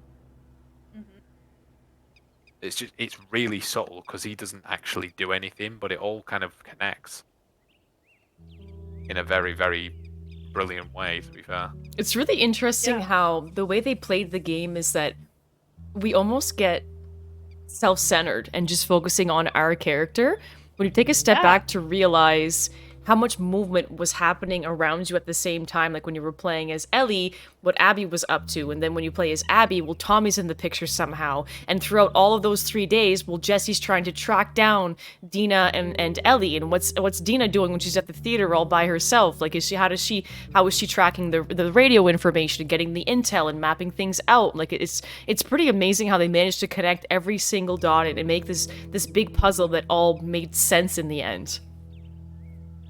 And not a lot of gaming development companies can do that either. Like Naughty Dog can. Even with like it's just they thought about every single thing, and with this game, they're like, how are we gonna make the heart-wrenching story as possible?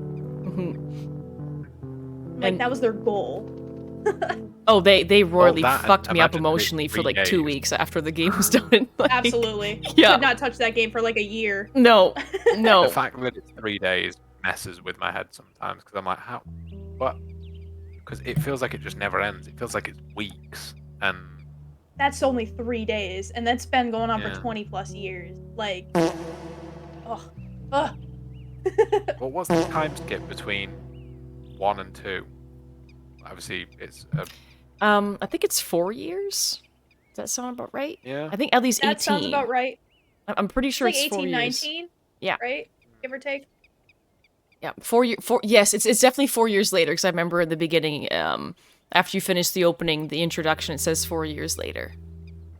Okay. So Ellie's Oh, 8. Ellie would be. yeah, She I started know as it 14 in part I 1. remember. And then after the events at St. Mary's Hospital. You know what? I know I'm kind of jumping from subject to subject here, but things just keep coming up as we continue to discuss. But St. Mary's Hospital, how interesting was it that Ellie went there to figure out what her past was all about and what really happened there? But they also used St. Mary's Hospital as a way to kind of tap into Abby's head. So every time we had a flashback of Abby having a dream and going back to the hospital, because that was where she found her dad. Right? That's where Jerry got shot and she found his body and Owen had to console her and it was a gut-wrenching scene. But we start to see Abby have these flashbacks of she goes down the hall, opens the door, finds her dad dead. And then another scene, she goes down the hall, opens the door, finds Yara and Lev who were being lynched. And then she goes down the door again and then her dad turns around and looks at her. And that's almost like it's Abby's cue of you're doing well mentally and you're doing the right thing and you're doing what makes you feel good. You have peace. I really thought that was an interesting way that they incorporated Abby's mindset and how she progressed and eventually felt good about the things that she was doing by using the St. Mary's Hall as that kind of that symbolism. That's interesting. That's like an interesting like breaking point mentally too. Like she Yeah. keeps like reliving that moment and reliving things like how like I think mentally like because being a neurodivergent person myself, it's just like I feel like I'm gonna keep reliving this moment and something worse is gonna keep happening until like there's like a breakthrough where you feel like you're doing which is very interesting. It was like picking apart a piece of her brain. Like it was getting inside her head. And when I saw that moment of we ran down the hall again, but it was Dr. Jerry Anderson who turned around to look at her, to me that was the cue of this is the game telling us, or Druckmann and the other writers and producers and everybody who worked on the game saying she's found what she needed to find. She's found her peace. This is her. This is the way. Yeah. Yeah. I'll say though, Yeah, I think as I it's- said just before we started streaming, Jerry deserved that bullet so fucking much. I would do it again in a heartbeat. Oh yeah. He's the only character I would say is blatantly evil or bad throughout the Well, name's game. Jerry. The entire thing. Jerry's Abby's Dr. dad. Jerry Anderson, the Yeah. only character who is blatantly evil or bad. Yes, he's sympathetic towards animals. Love that. But he's the person who convinces Marlene to kill a child she's cared for 13 years. Yeah. He's the person who says, just look away from it and I'll take away her consent. I won't inform him. Like the father figure that she has been traveling with for like almost a year now. I won't inform her that she is about to die. He is the only character that I've tried to find it in my mind so many times, a way to say that he can be redeemed. Like every other character in my head can, like to some degree, to be redeemed, except if you're a rattler or a cannibal. Fuck all of those guys. But like, if you're a Firefly, usually I can say, oh yeah, but you wanted to save humanity, so you joined a terrorist group. Or you really believed that you could get back to like your old life and the old ways if you joined Fedra. But Dr. Jerry Anderson, and I will keep saying his full fucking name and title, he's just the kind of person that I really want to punch in the face. There was Because- No, sorry. Go ahead, LJ. I have a fun Yeah, Easter no, egg because- after. He's the one character that just never has a way to like be redeemed. Like you don't see him enough to see, oh yeah, no, he did this for good reasons. Because his reason was, I want to save the entirety of humanity, but I want to do it at the cost of throwing away my own. And that's a little too much for me. Like, no thank you. Neil Druckmann Not actually just the did a other side of the really coin, Joel, though. interesting interview about that. When people were asking him about it, he purposely incorporated that scene into the game based on a story that his dad told him. So I can't remember exactly what it was, but I believe that Druckmann is Islamic, and he was talking about the Islamic government. Am I correct in saying Islamic? And anyway, something was happening with the government, that there was somebody who did harm in governments, and they were going to be removed from life because of it, right? Like they were going to be arrested and they were going to be killed because they killed so many people that the government justified removing this person because he harmed so many other people. We're going to kind of take him out of the equation. So Druckmann asked his dad, he said, Dad, like, you know, the president wants to do this. What do you make of this? Because I don't think that that's okay, or should I agree with this? Like he was looking for guidance from his dad. And his dad replied to him and said, son, if it was you, there is nothing that I wouldn't do for you to keep you alive on this planet, and I would never give you that sentence. If it was somebody else's child who I didn't know, I wouldn't care. And that's where you're tackling into the field of ethics. So for Dr. Jerry Anderson, it was, I don't know this girl. It's going to potentially save my own child and my family and the world. I'm going to go ahead with it. But if it was Dr. Anderson's daughter, I doubt that he would do the same thing. Yeah, like the whole thing with Marlene saying, what if it was Abby? And he just doesn't answer. Is a very clear answer that he wouldn't accept that. If he was in Joel's shoes, he would do the same thing as Joel did. Exactly. He would shoot the surgeon. He would save Abby. But because it's not his child, it's okay. And even though Abby is in the door and goes in and says, if it was me, I would let you do it, Abby is almost saying, like, giving him the go to do it too. She's giving him the alibi that at least Ellie would say the same. Now, at this point, Ellie is 13, and I personally don't think if you ask a 13-year-old if they're ready to die, they'll say yes. I know Abby says in the second game that she should, like, it was her choice and her life could have had meaning, but she's way older at that point, and a great deal more mature. If you tell a child they are about to die, no. Absolutely no. I will not accept anyone who says that Ellie, 13 years old, or 14 years old, would have said yes. I will not be accepting that. There is no way in hell you tell a child you are about to die for the entirety of humanity and you're gonna be fine with it. Ellie has just fought for her life for an entire year. experience some of the darkest like parts of humanity and some of the brightest and best sides of it. Hell no if she's just about to die now. That was my angry rant at people who say, oh yeah, but she said so herself. Yeah, when she's 18. I think, yeah, some of it is the kind of the bitterness and the upset of being lied to. Like it may be emphasizing. If you wanted to die so badly, go find the Fireflies at 18, but you don't. You're staying in Jackson. Yeah, I mean, that's the thing, is that maybe it's that to tie it back in with what Max said, maybe that's now their common goal, is that Ellie and Abby both want to find the Fireflies. Maybe there's something in that they can write into where it's like, yeah, we both want the same thing. Even if you want me dead, the best way for you to do that is to help me. Just a thought. There's so many theories that can happen with part 3, but I don't see them creating an entire new dialogue or new story with new characters who we have no attachment to.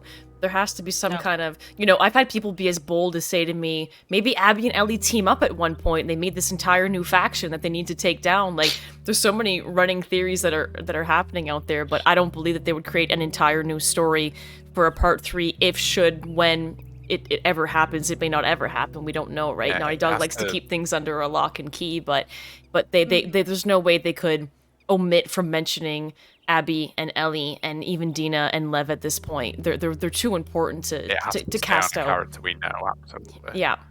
And it may be something where we follow Abby's journey, and then next thing you know, we're playing as Lev, like something along those lines. I'd love a Lev Last of Us 3. For that. Yeah, Lev's an amazing character, and Ian Alexander, he's fucking amazing. Well, it suits the kind of honourable perspective that they're choosing to take, which is that they are appropriately representing a lot of different backgrounds in their games. So it would be the logical next step. I think it's one of those things of Last of Us 2 did get a bit of shit when it came out because of there's some people in the fan base that took a much more bigoted approach and were like, oh well, I don't like it because it has a character who's a lesbian or anything like that, and they chose to then write it off. It was like, oh well, there's no place for that in my games. Fuck off.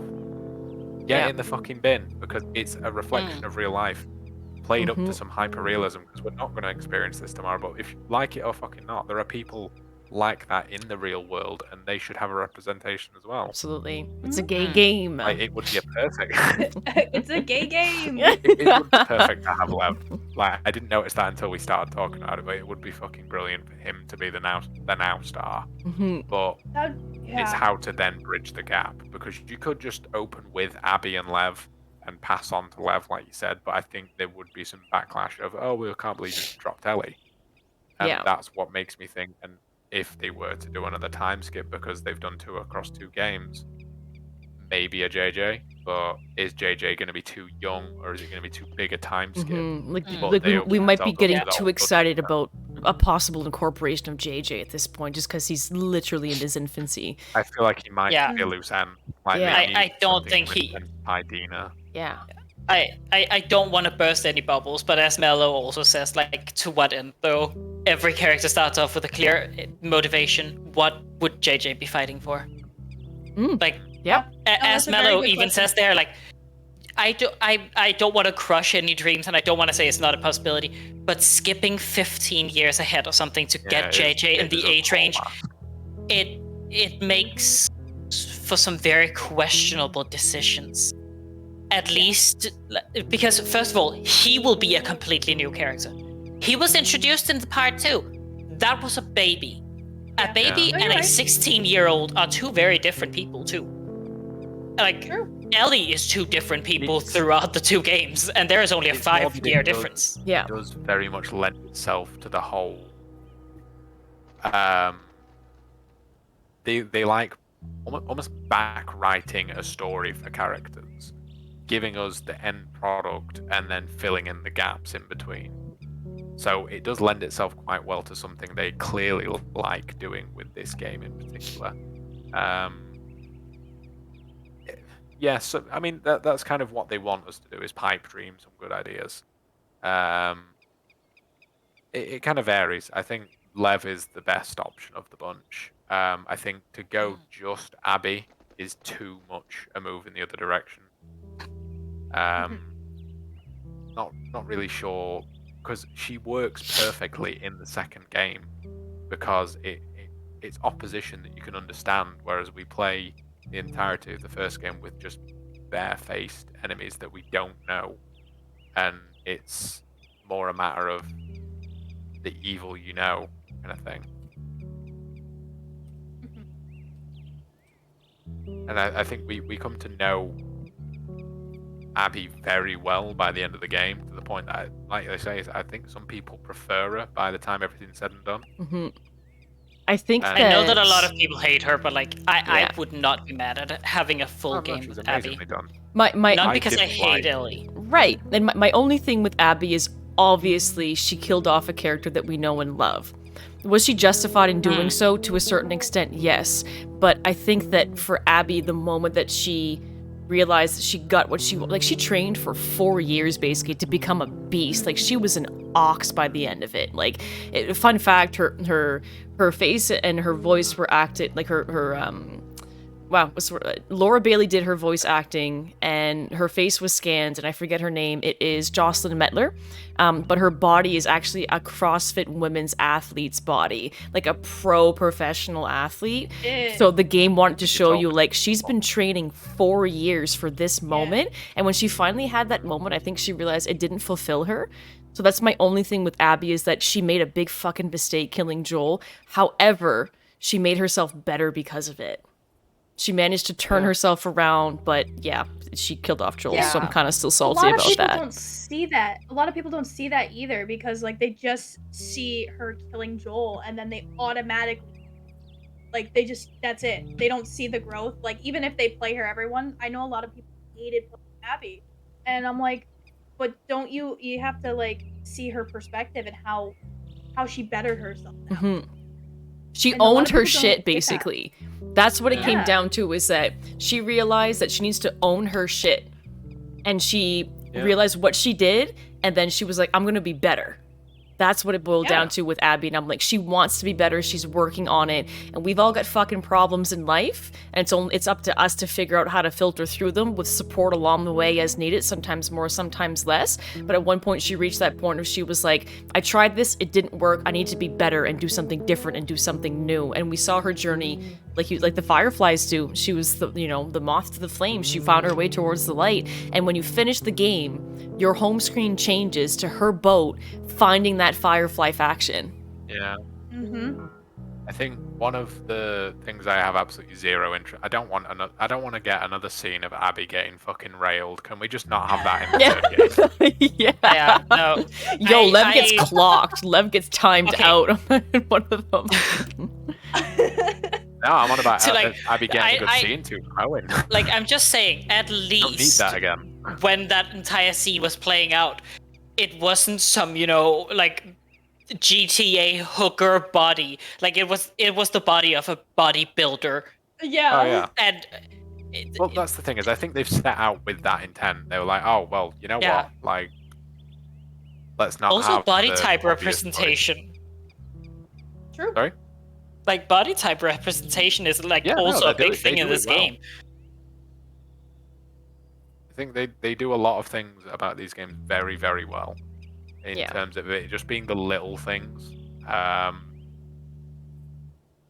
Also, think, like, to add on I to what you're do saying, understand the LJ, whole- like, to add on, because we talked a lot about, like, the open dialogue of, the LGBTQ and the normalization of it and the good language around it and the non-judgment around it, but I agree with you. When people typically see someone like Abby, they're like, oh my god, like, she's so beefy, or they were claiming that she was trans because she was so masculine. It's like, no, she's just bulky and muscly and Oh, she's not a sexy real and woman. She doesn't wear a strong. dress. Who gives a fuck? She is strong, Yeah. No, beautiful, you're right. empowered. Don't tell that her woman is that. a fucking queen. I will stand up Yeah. to anybody who says otherwise. Like, women who are strong are sexy, and I will go on record and say that Yeah. over and over and over again.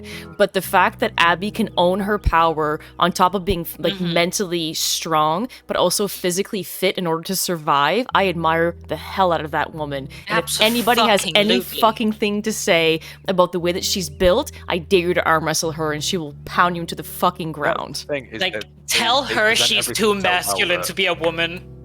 We Dare stand Abby's strength. She will press square real fast, bitch. She could bench me and break me like a breadstick. Oh, I would let her smash. I was gonna. Where is it? I do. Let's go, LJ. Hang on. Let's consult the Google Doc. Did you put she put smash in all caps next to Abby? She's the one person where I'm like, yes. Hang on, wait. Oh. No, wait. Here. Wait. Put pass next to Dina. You put pass next to Dina. No. No. No. It's No. because I'm not about to I'm not about to also be Miss Steal Your Girl. It's already been done once. Dina cannot be swip swapping around like that. Mm-mm. I mean, you'd be actively stealing her off of Mac as well. True. That's true. This Yeah, is the no. thing. See, I can't do that. I can't steal one queen from another. So you can keep Dina. I have I'll take Abby. I have laid my claim, and you guys see Mayo in my chat. We fight over Dina, but he knows I'm the real winner, and Well, I'm also fine with having Abby. She can crush me with her thighs. Like, I will be happy if she presses square with me once, but can we please press O first? Let's go, LJ. I just realized all the things that I've Every said in this time. entire This is stream. on record. I need to stop. This is on record. Every time we talk about a game, it ends up here. LJ. We're gay for games, okay? Oh. We're gay for games. 100%. 100%. Oh. I'm just like, why am I here? Yeah. Uh, That's you the know, stream, it's- everyone. Bye bye. How long Laters. we'll have LJ like rating, doing a tier list of the smashability of all the different types of infected. We're I'm saying 100% it going to get now, a smasher year's pass from time. LJ. 100%. Tier There's a list list coming out. maker. But but like top tier has to be Juicy Kings because that's what we call bloaters now. Oh no, I'm going to make it now. Oh God. Yeah, Oh, I'll God. send it in the Discord. Don't worry. She's going now. All right. Can we get that music going again? I love it. It creates a really good ambiance. Yeah. Thank you. So we've gone totally off topic. At this point, we're on Smash or Pass. Here we are. There is one person we didn't really talk about a lot though, and this is somebody who I didn't really care for. Okay. Don't have a high opinion of him. I think that he kind of annoyed me by the end of it. I feel like he got in the way. It's Owen. Jesse? Owen played an integral Owen? part in the game, and it's kind of I feel like Owen's story was more. I'll use an example in the game. At one point, plot Abby looks at device. Owen and says, "Get your shit together," and I'm like, "Fucking thank you." Get your shit together, Owen. Like, how do you guys feel about Owen in this entire story with this whole situation with Mel and his love story with Abby and trying to support her but not really supporting her and, like, where are we at with that? So I think with Owen, I think he has some issues that he hasn't resolved yet because clearly him and Abby had a thing before he went to hell. And I just think like he's clearly still not over Abby.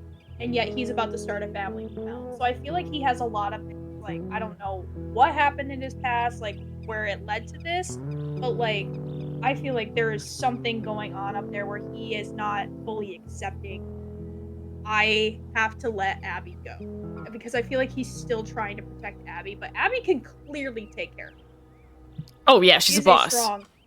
She's a boss. Strong, independent woman. Oh, yeah, Can very strong. clearly take care of herself. But I feel like with Owen, because he still clearly has feelings for her, he feels like he has to protect her. And so, but Abby's like, yo, just cut that shit out. I don't need that.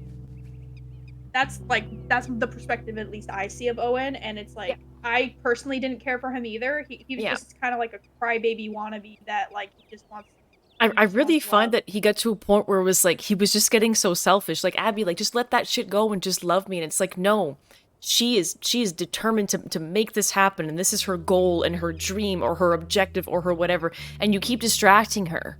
Like, he kept trying to make her stay in the aquarium. Like, let's skip training. Let's do this. Let's do that. Like, fucked me up. That. you know what I mean? I was like, if she wants to go to training to be strong and still be the fucking lead bench presser 6 years, 4 years, 3 years down the road, let the bird fly. So I'm trying to put her in this, like, I feel like he tried to box her in a lot.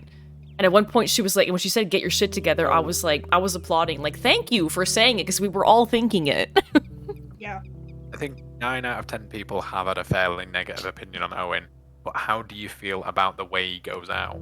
Like, Oh, it's tragic. because it's a matter of Ellie trying to emulate Joel. She uses his and Tommy's interrogation tactic from that time skip, and trying to get Mel and Owen to write up where Abby is while obviously she's on the island with Lev. And it's just one of those things of it was completely avoidable, but it's a combination of Ellie still not having found that maturity that we mentioned earlier, and also Owen being a fucking dick. I feel so betrayed right now. How could you all be saying these things? All right, LJ, I want to hear your opinion. Let's now. go, LJ. Let's go. Swing the bat. You know, I already said that I would smash Abby, but he's definitely the smash with several exclamation points. But that's besides it. That's just because I have a preference for broken men with a lot of red flags. Oh. So let's continue here. Owen, and this might be controversial, clearly in this establishment with you three. Owen is one of the best characters in this entire game, and people don't like him, but he's exactly the same character as Abby. Not in the, wanting revenge, but his story starts in Seattle the same way that Abby's does. When he starts to care for the scars or the Seraphites, but he just knows them as scars. When he realizes that factionalism and this whole us versus them mentality is a bad way of thinking. When he decides to leave it all and say goodbye to it. Yes, he's been gone and AWOL for like 2 weeks from Mel, but also Mel's a fucking bitch and I don't give a shit about her. Fuck her. Like, Owen is just a guy who wants to be happy. He wants to be a firefly. His entire goal for his life was to save as many people as possible, but he's now thrown into this situation of having and being forced to kill over and over, and he has just been told basically by Isaac that he's about to go on a rampage to murder children, women, men, whatever is on that island. They are about to go there in a few weeks' time and murder. And he's been killing these children ruthlessly, and now he's just come back from a trip from Jackson where he's the one to stand in front of Ellie to say, we're not fucking killing a child here. This child may come after us later, but that's a bullet we're taking when it bites us in the ass. Yeah. Because if we were allowed to hunt him down, she should have the same fucking option, basically. Like, Owen is the only thing that gave us a story. If he had not decided that Tommy and Ellie was supposed to live, there wouldn't have been more of a story, because Abby would have just fucking done press fucking square on both. I personally just love Owen as a character. Is he the best character? Is he well written? Is he a swell guy? Not really. He's kind of a dick towards Abby. Like, she's actively afraid of heights, and he's like, let's climb a Ferris wheel and jump into the ocean. He's like, very good at fucking making her dickbag, face yes. her fears, but at the same time, it's like you're a little pushy. Yeah, he's very, very pushy, but also he's one of those characters that's introduced with a lot of personality. Like, what you see is what you get. He's not like Joel, who never says how he feels, like, or never expresses emotions. He's very stunted. Owen is just very expressive in his emotions. Like, he's a playful character who may be a little pushy. He does remark when he said that Abby wants to go training anyways and sees that as the way to save humanity. Already before they really are a part of wolves, he just kind of wants to go back and be a firefly. That was what he was there for, Like, was saving Yeah. the world. He wants peace. So we can't hold that against Owen for... He's actually someone trying to stop the fight, so that's where it's kind of... That's where they don't meet halfway between Owen and Abby, is that Owen's like, Abby, like, just let it go. Let's live in peace. Let's build a boat. Let's go. Like, he's looking at the opportunities that they could have in life, but Abby is still very strung up on, this is what I want, but his way of supporting that is not... They're not on the same page. I guess we could say that's why it never worked think out between he's- the two of them. He's not a realist in that sense because obviously he still tries to vaguely pursue things with Abby despite the situation with Mel, and just thinks that they can all coexist and he can have the best of both. And it's obviously one of those things where it is there entirely to cause tension and to kind of create a further conflict of you when what happens. Yeah.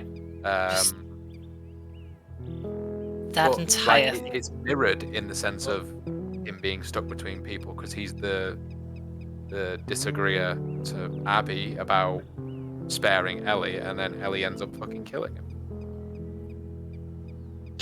I feel like this is just to jump completely backwards with the whole Owen thing.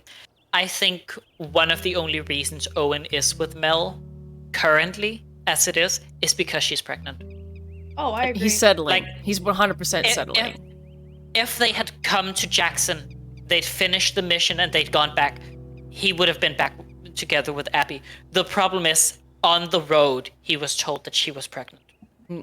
Like, this was the final straw for him, was, oh fuck. Now I'm committed. I have to be. Especially in a world where humanity is dying out. It's like we have to keep the population up bullshit thing. But And like, you can tell he's very very typical for- uncomfortable with for that. genre. Because there's Yeah. a scene where we first meet Abby after she eats her burrito, and they're about to hop on the truck before That burrito looks sound. That burrito looked amazing. I want to look at a burrito. I want to look at a human one day the way Abby looks at a burrito. Because, like, let's be real. That bitch ate that burrito in 3 fucking bites. Yo, She swear has to a God. fucking mouth. But I straight up walked and I was like, oh yeah, no, I want to see Abby just eat this. And the first bite is like a third of the entire burrito. oh, she and I just chomps it. went Oh, like, yeah, she buries it. holy shit, Plums would be impressed. Yeah, you all cited your reasons for like choosing Abby.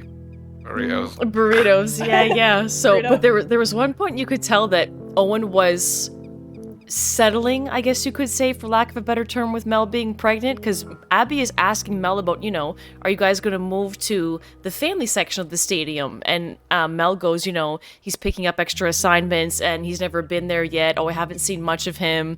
Like, you could tell that he's settling for him. And Mayo noticed made a this good when I- comment. He said, Owen tried his best to break through the wall that was Abby's motivation, ultimately got tired of trying and just wanted peace. So he settled for that with Mel. But does he want that? I don't think so. But at the end of the day, will he settle for that? Because that's just the way that one went. I think so. Mayo, the muscles don't grow out of good intentions. I should have worse intentions. It's a weird one because he's still picking up assignments and doing more that would please Abby. He's avoiding. Wow. He's Yeah, avoiding the quote unquote mistake. worsening he both made with Mel. situations really. Can I try to take you all back to the first time you like entered the aquarium as Ellie? Like the first playthrough you had of part 2. Mhm. What was your like reaction to the whole going to that encounter with Mel and Owen? Because I- personally, I want was to throw up. frightened.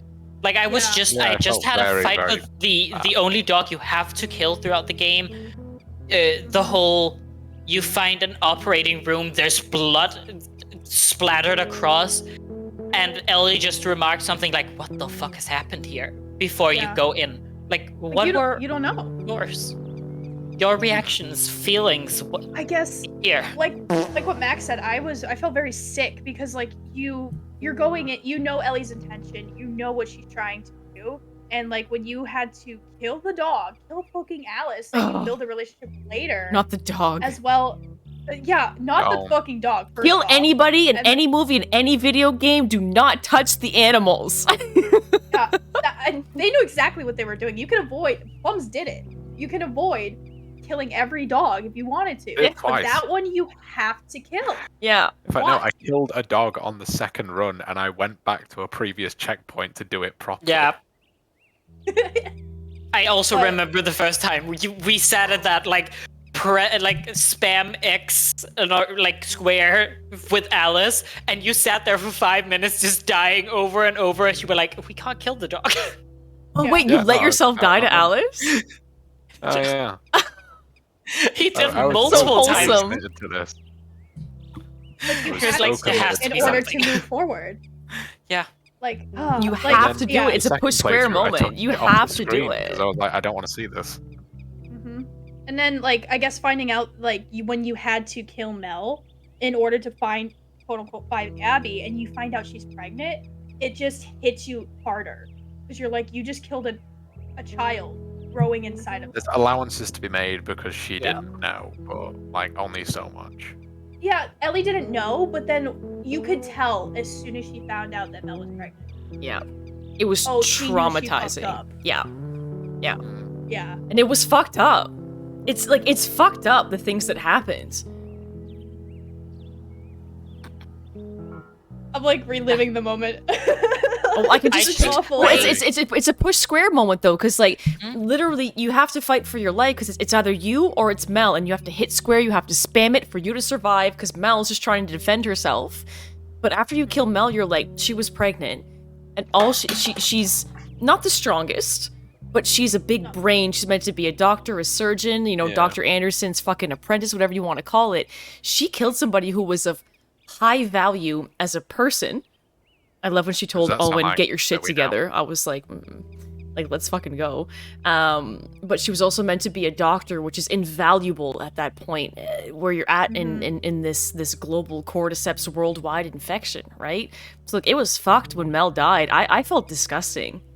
I felt gross. I felt gross. Well, you didn't Yeah. know who she was either when you first did it, and then Mhm. you switch over to Abby's perspective and you find out who she is. You find out who everybody you've been encountering is, and you're like, "Oh no, I fucked up," or like, Oh, yeah. meaning Ellie fucked up, Yeah. and she Like- doesn't even know. But it's also I went through that entire section of the game, and especially in like the surgery room where Yara had her arm amputated.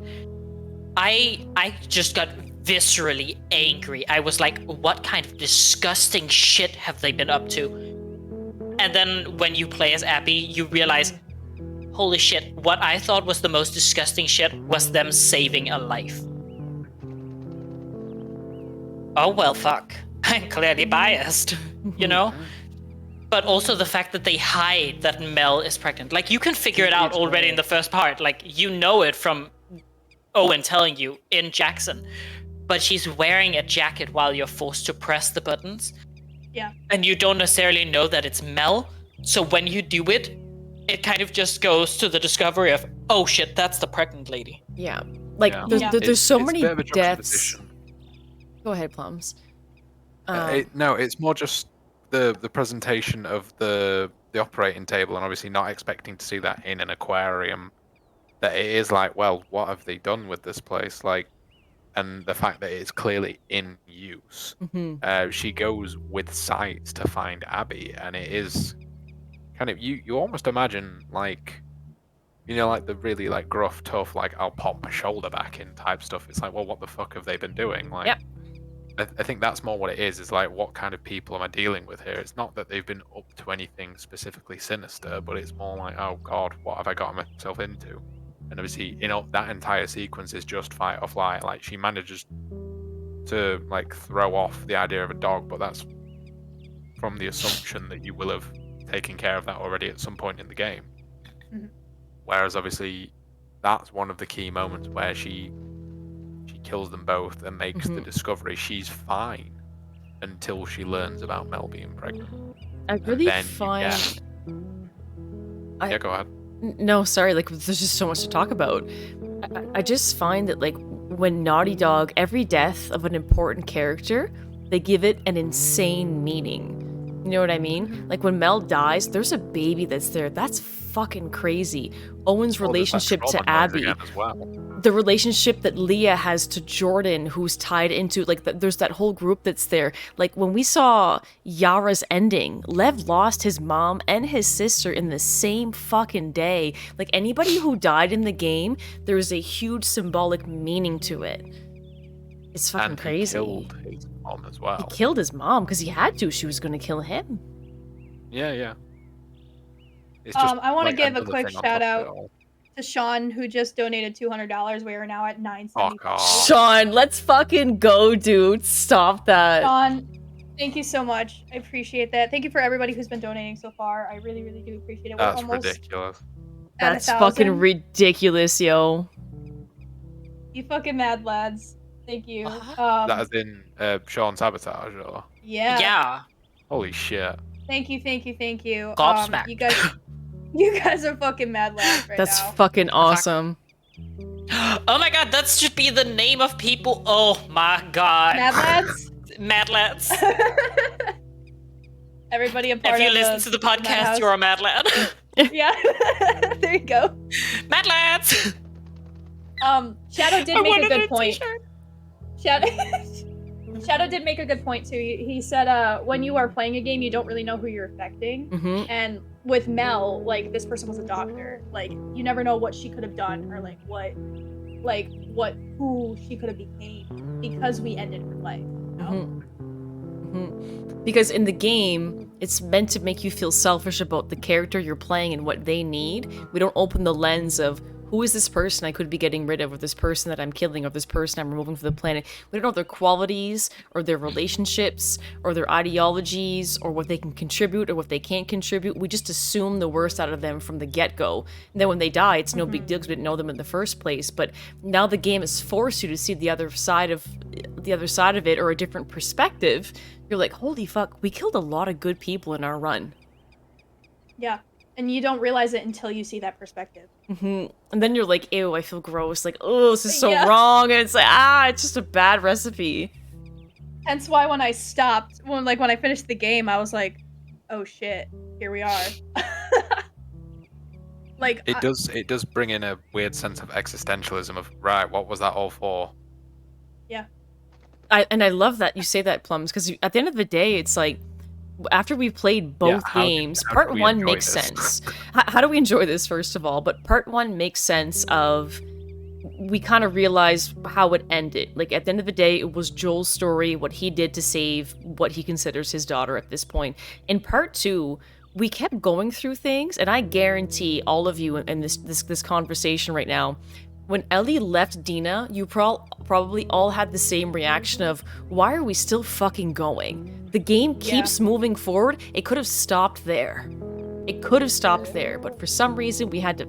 Ellie felt the need to keep going, and it's like, it's almost emotionally exhausting, but we kept fucking going too, right? there was points where I was like, okay, this is the end of the game. Oh no, we're going? Oh, okay, so many this times. is the end of the I game. felt like we were gonna kill Abby in the theater. Yeah. And then like My brain shut off. Where are we? We're pinballing around the place. pretty much. I can't even use the Google Doc. I was like, I No, was we- writing a we message fucked in the chat, Google and then Doc. I was like, I will just check the Google Doc to see where we are, and then I realized, oh yeah, right, we do, we don't do Square that. off the Google Doc. Okay, we did press square on the That's Google gonna be a Doc. thing from now on. Just press square on. Oh, yeah. Uh, I guess like It's fine, don't worry about it. feet. why what Oh god, no. oh god. I guess like thing to think about is why do we like this game? Why is it because it's so emotionally destroying? Like why do we like I don't. Oh, it's because we have this like visceral emotional attachment to Ashley Johnson and Shannon Woodworth and Troy Baker and Neil Druckmann and anybody else who was part of the production. It's like you genuinely feel with Naughty Dog being a smaller studio, they fucking pour their passion into whatever they do. That's what it is. It takes a long time. What I appreciate the most about Naughty Dog is that they don't sugarcoat shit. If the game's not ready, there's no false releases, there's no delays, they don't even fucking talk about it. They wait until they're ready, they promote it, they hope that leaks won't actually happen, then they give you the best possible product ever. This is a PlayStation exclusive game that won Game of the Year. That's wild. 100%. Yeah. Thank you for your donation, Quinn. Well, I'm just already, or is that new one? Sorry. No. It's a new one. That's a new one. Okay. Thank you very much, I just saw it because I refreshed and then I was like, oh yeah, I can just say. Oh thank yeah, you. no, that's absolutely cool. No worries.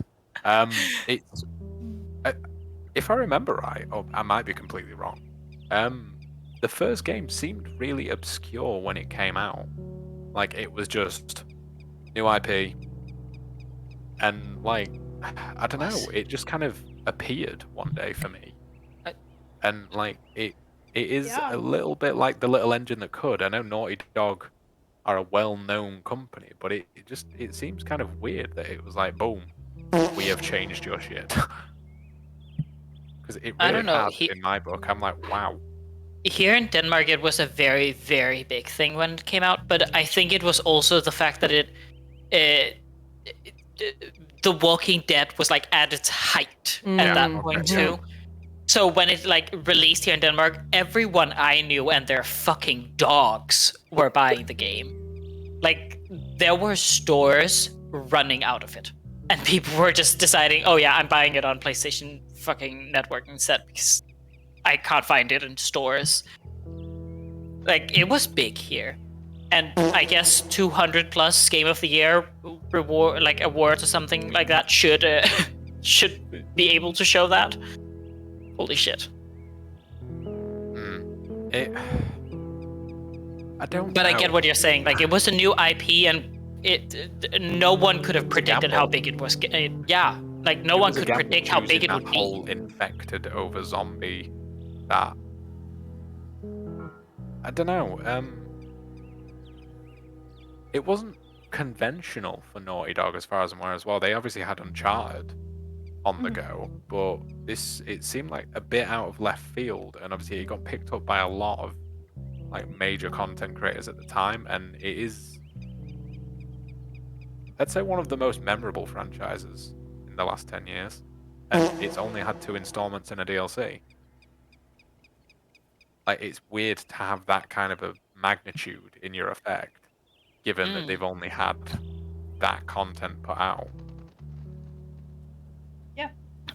Yeah. Well, it's also just the fact that this was one of the first games that he was like a major writer for. Like he worked on like, what was it, 3 games or something before that? 4 games? And then he writes The Last of Us, like by himself. Yeah. Oh my goodness. We just got another anonymous 250 donation. Yo! We are $1,245 in. We are $5 away from a Dark Souls race. 250 beans. Let's fucking go! Dark Souls you guys race. Can't hear it, but I'm gonna put the hype in my chat. Let's go! Whoever gets me to dunk on these bitches, I will smooch. My dick galore! The only game I know I'm good at. Guys, think it like. Yeah, no, literally. Like, but in all seriousness, thank you so much. Like that's to amazing. Everyone on this list. That's amazing. We don't have any more milestones after that. We'll make more because we're streaming again tomorrow. Clearly. We are streaming again tomorrow, but like. You guys are just amazing by just listening to us talk about one of our favorite games that shaped us as a community to help this cause. And you guys are just being so generous right now, and I really, really do appreciate it because this is going to help so many people. And that's just who we are.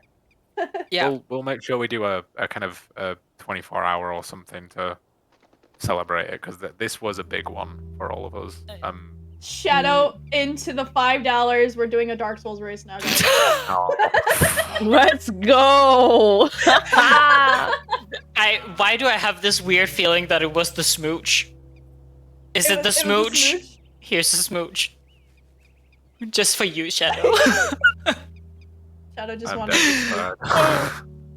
Oh man. But no, yeah, like for all seriousness, like it's the fact that this game has just done a lot for the community. Now, I'm not. We already knew from when we started this that I was probably the one who wasn't as connected to The Last of Us. Like, it was a game I played. It was a good game I played. But like, it's much more U3's game in the end. Well, it's Like- the reason that all three of us are friends. I don't mean anything out Yeah. of turn by that, but it is the reason that all three of us met. Yeah. LJ, get out of here. Okay. No, I was love you, here because come of Outlast. Like, we all Yeah, know no. that I am here because of Outlast, and because technically because I bullied Plums during an Uncharted stream, and then that was the start of a Big brilliant time. Like, relationship. trauma bonding. For those of you not in the know, Plums straight up sat there at the end being like, you know what, I will fucking quit if I die one more time. He ducked out of cover and instantly got headshot. Yeah, it was bad. It's on the TikTok. I was like, subscribe right there, and he just goes, Yeah, that's my LJ first was subscribe. My first ever subscriber. Oh, seriously, I love that. Yeah. So yeah. And I was hers. It's very cute. It's cute. Very In I fact, no, I will was dump second. Cam was first. Fuck. Well, I guess I have to kill my partner now. Whoa. Oh well. Well, I mean, that's the last of us Whoa. three thought, isn't it? Did we Gotta just make plan plan the plot? I get it. There's also not a lot of space in my bed. Gotta have space for Abby. You don't need a king size mean, bed, honey. It's worth saying. We are And- we are looking at doing another one of these for the House of Ashes Dark Pictures series as well, which Yeah, not the House of Ashes, but like Hello, all Miss three of Tori. them. Welcome in. How yeah, you doing Dark Pictures today? series as a whole. Happy to but we'll see see your you in name in 2 chat. years I for hope that you're 'cause well. We can't plan shit. Also because it's literally getting an extra one this year again. Yeah, well, that's not included in Dark Pictures, I don't believe. It is. Don't worry. Oh yeah, no, It's it is called The Evil Devil in Me. something. Devil in Me. Yeah. But yeah, okay. We'll be doing that with Mac. I know you know him as well, Gentlemanly Gamer. Gent, let's go. Yeah, he's my other girlfriend. But yeah, we've been talking about doing some additionals on that, and it's something where we want to do stuff for charity on as many occasions as possible. But this was a biggie. I feel I don't like wanna play Dark honestly, Souls, like for fuck's sake. looking at the last 3.5, almost 4, we went way over what we thought we were gonna originally do. But like I feel like we managed to cover like most of the topics we wanted to cover, and it just feels good. Like again, thank you guys for having me here. Like I'm very honored to be invited into the Madhouse and to have these conversations about obviously a game I'm very passionate about, and a game that allowed me to be introduced to you guys as well. But it kind of felt good to just have that open conversation and have people kind of hop into chat and have the open dialogue with us about a game that received a lot of scrutiny. It received a lot of hate. But I'm glad that we were able to have that sharing of opinions, and nobody was like, there was no roasting of each other. It was clearly, let's figure out what we understood from it and kind of filter through that. So that's what I like about the game, is that it creates those kinds of conversations that just show kind of that mutual level of respect, you know what I mean? And we can talk about whatever and have a difference of opinions on it. And I just think that game has done such a good job at creating a community that rallies behind it, where everybody respects each other and respects their opinion on that game. You know what I mean? Yeah, absolutely. It's changed a lot of things. I think it's the bar for me in terms of a 10 out of 10 game. Nothing is a complete 10 out of 10. It's always subjective. It's always a matter of opinion. For some people, this could have been a 2 out of 10, but for me, it's the bar. It's they've thought of pretty much everything. that they needed to. Okay, yeah, again, that's subjective in terms of what type of game it is. But okay, a weird little thing. We all know that we've all been preparing in each of our way. Me and Plums have both been like listening to interviews and podcasts and so on to like figure out Not if me getting other YouTube Premium to opinions download a were like 20-hour video. yeah, if other opinions were like floating around. And one of the ones that I got caught up on mentioned a quote or like a saying by Brandon Sanders in an interview. Brandon Sanders is the person who wrote the Mistborn series and the Stormlight Archives and so on. He's a very, very famous like fantasy writer for his magic systems, and he's currently finishing the Wheel of Time series. But he also talked about critiquing stories, because a lot of people, the reason they critique stories or the way they critique them is by wanting to tell another story. And if you are to critique and talk about a story, you should do so while talking about the intended story, not the story you would have written. And that's what I think a lot of people hate The Last of Us 2 so viscerally, because it's not the story they wanted. I agree. They wanted Joel. They the wanted only Ellie. things we haven't covered is Abby's journey and why she's vital. We've covered something Yeah. about Abby's journey, but the why she's vital side of things. Exactly. It's the There's thing no that game without Abby. people Oh, weren't yeah. expecting that, and people are pissed at them not getting what they demanded, what they wanted. As an And you know, antagonist and as an sometimes that's antagonist, just what you it's need. perfect Yeah. For this purpose. They didn't give us what Sometimes we you wanted, just but they need gave to- us something yeah. we didn't know that we needed. Because look where we're at It's- today. Shadow exactly. mentioned to me the other day, one of the few times he'd ever seen a reaction to a fictional character so visceral was Joffrey Baratheon from Game of Thrones. And the main thing that I That thought of was bitch. they have to be doing something. Oh, King Joffrey. I Incredible. got some things to say about him. You've got to be doing something absolutely incredible to get that kind of response from a public where they hate. Yeah. To quit the work that acting. you did. Yeah. Yeah, and it's commendable that I'm blanking. Sorry, Abby's actor Laura. Laura Bailey for voice, Yeah, but there's another the one fact for that the she's- face and so on, and actual acting. but Laura she's the Bailey one for that the had all voice, the- Jocelyn Mettner for the face, but the body. I forget the. It's a pro CrossFit women's athlete, but it's a pro athlete's body basically. But Well, It's my mom. I believe it was Laura Bailey. Laura Bailey's that's a lot. amazing. Yeah. But yeah, the fact that Laura Bailey had all the kind of spite directed at her for the content of the game and has kind of Yeah. endured through it, because it is one of those things where people get very attached to it. But I think it's commendable that she put in a fucking stellar performance as an actor, and I think it has been quite shaping, and it's something I'll always associate the name with. And And again, like as you mentioned him yourself, the way they created this visceral reaction to both Abby and Joffrey when they were talking Game of Thrones is that you followed another person for an entire season, an entire game. Ned Stark was the main character of Game of Thrones, and in the spoiler alert, if you've not watched it by now, it's 10 years, like 11 years later. Get on It's with over. the fucking Let it schedule. go. It's over. Let it go. Mufasa dies in Lion King. Like he dies that's in how the it goes through 10th that one. episode because Joffrey demands it. He demands his Yeah. head, and his execution then essentially happens, that and is- everyone hates him. It's the exact same thing. Abby, That's after kind you of have what just spent an Abby entire could've game with done. him, she could have let kills him him. go, but Yeah. to what end?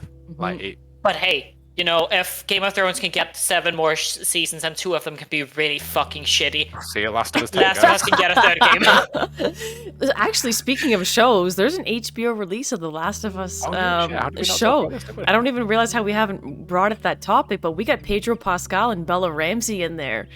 Like I think it got delayed until 2023. That sounds right. That Make sounds it well. about right, but like, are we Naughty Dog excited is for fucking that? saying Are right. we like, fuck, they're gonna ruin this? Are we like, I got a good feeling about Bella as Ellie and as Pedro as Joel, because he actually 4 or 5 watched his seasons, friend maybe. play the game on stream, and he was like, now I get where Troy Baker's coming from. I have learned so much about this character. I know what to incorporate into my acting moving forward. And I'm like, that sounds kind So of it's promising. interesting because kind of we know how it's going to end. Yeah. Similar to Game of Thrones, but there's just so much less room for artist interpretation in some ways.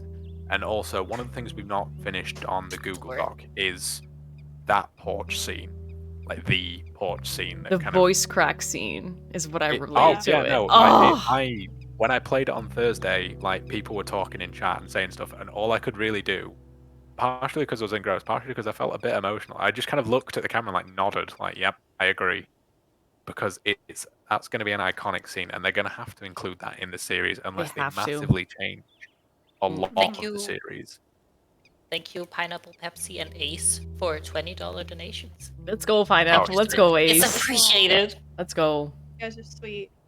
But yeah, they can't change that scene without Oh, then getting a lot of backlash again from the community. also So it's- can Pedro pull off that scene? I will say I'm not very excited, and I'm sad to say that because I actually really want to be excited. The problem curious.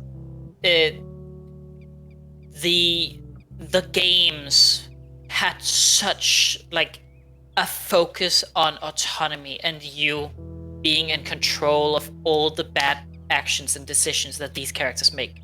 Like as we've already said, as Joel, you finish the game by killing Jerry. experience it with You the lady. have no like. That is an autonomous choice. It is the choice of either you kind of walk away, get stabbed by this surgeon, or you shoot him and you finish what you started. That autonomy Pedro's is taken good as away they from you can be. in a TV series. You are no longer in control. You are not behind the steering wheel anymore. And yes, I'm going to be excited to see the story played out on screen. But will it be the same? Will I be feeling the same things now that I am not in the front seat? I am not in control. My autonomy is taken. Will I be feeling the same? Because I personally play a lot of games because I feel more when I am in control. When I just watch a series, it takes seasons or hours upon hours before I finally start feeling This for is these what I was characters. gonna say. Like, I don't give a shit about most of the characters in Game of Thrones. When everyone else was screaming, "Oh no, Ned died in after 10 hours," I was like, "Bitch, he didn't even get 3 seasons. I don't give a shit." You were But Catelyn Stark- Exploring. Caitlyn Stark during the Red Wedding dies. I was crying. She was my favorite character right there. That is Yeah. 30 hours into it. And I still didn't care for her until like season 2 was completely over and halfway into season 3 or something. Like, it takes a long time to build that up. Can they do that? Like, One of because the I won't issues just be attached. Not with Last of Us being made a series is that it's a movie. Mm-hmm. I say one thing I've noticed about when we've been talking about it and when I talked about it on stream is I say scenes a lot, and it is Yeah. because it's such a like dense, broad narrative that it's a film. It's I agree. you are just It's kind of an sat in-game engrossed movie, for and you're just sometimes meant to 15 minutes be at a lot to at a bring them time. from point A to point B, but you get ultimately to the same destination. Like, it's And it's rare and- in that sense. Because they like the story happens around you while you're in the free play area, whereas a lot of the time it is I'm playing this game to get us from point A to point B to point C. Mhm. It's that sometimes the effects of point A are happening as you're on your way to the next part, Mhm. and I think that's what does set it apart a little bit. I think that's Sorry, what go. sets it apart, and I just want to add on top of that scene where, because this was like a super emotional moment, and I've got a lot of goosebumps tonight. But I think that when we finally hit that cutscene moment of Joel just playing guitar on his front patio, and Ellie having that difficult conversation of him, and finally saying out loud, like, "I'm mad at you. I'm genuinely pissed off, but I don't know if I can forgive you, but I'd like to try."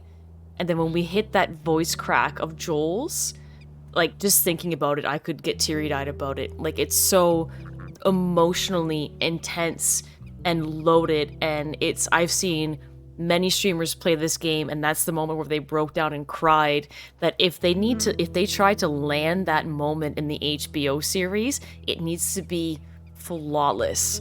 Because that moment of finally figuring out at the end of the game that Ellie was working on forgiving Joel, and that's why this means so much to her, they need to be able to deliver that in the HBO series, because if they don't, then fans are going to become their biggest critiques, right? It needs to be like a season finale two-parter. And that scene after needs, like a good fucking 5 to 10 season 5 or minutes. something crazy, right? Like they need to really Yeah. build that moment, It like needs to be yeah. They can't rush it. That just like they Well- did with the game series, they can't rush it. It's interesting that they're taking it from visual medium to visual medium, because obviously you look at Game of Thrones, book to series. You look at Walking Dead, comic and book to series. Like, it's hard. They're just going to compare visuals left, right, and center. Like, it's going to be a very tough battle, but it's one where I think they've got the best actor they could possibly pick with name enough that the community will believe he deserves it, Pedro Pascal. I think we And got a I great think chemistry with- between Pedro and Bella, to be honest. That's what I was going to say. It looks right as well. People were worried that Bella might be a bit younger or a bit less experienced, but she's obviously had the prime time show experience being in Game of Thrones. I know it wasn't the biggest role in the world, but it's kind of cream of the crop, is that she was there for a reason. So Oh, credit. she's the queen of Bear Island. She's got this in the bag. She's badass. Okay, but also there are two other concerns that I have. One, video game adaptations for visual media such as TV, never good. So how did you feel Show about the me Uncharted say, like- movie then? I've yet to watch it. Yeah.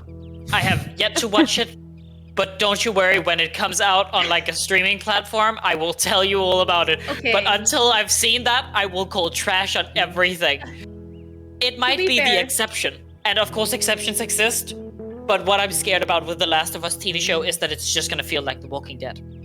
To be fair, I did see the Uncharted movie, and like they didn't follow a specific game.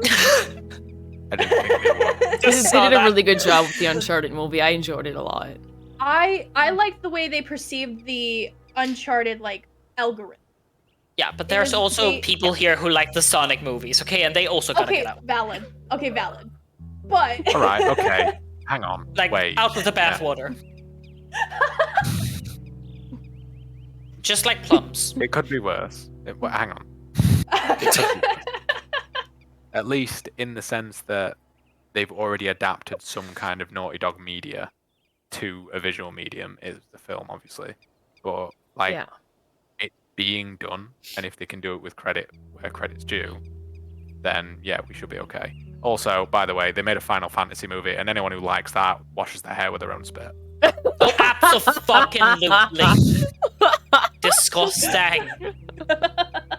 People who do that are the Oh, people I- who drool in their sleep. Mm-mm.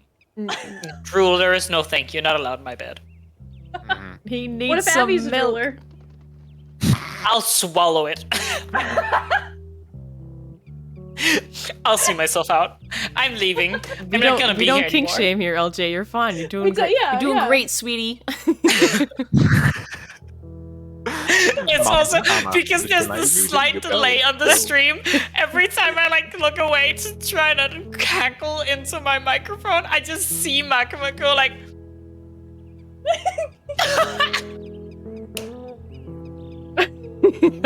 Oh.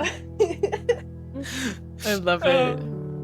I mean, guys, I think we nailed it tonight. I think we fucking Yeah, smashed it. this is, This was a good time. We went an hour past what we were supposed to do, but I'm feeling a little bit heavy-eyed. I see Plums is kind of blinking because it's very late where you are, but I mean, overall, Who I like, am. how do you guys feel about all this? I know we're getting some amazing responses from both our chats that people are like, we're loving the conversation. We love the open dialogue. Like, this has been a really unique, fun experience. I've never podcasted on stream before. It's always been games. So this has been a really good, healthy, fun exchange with you guys.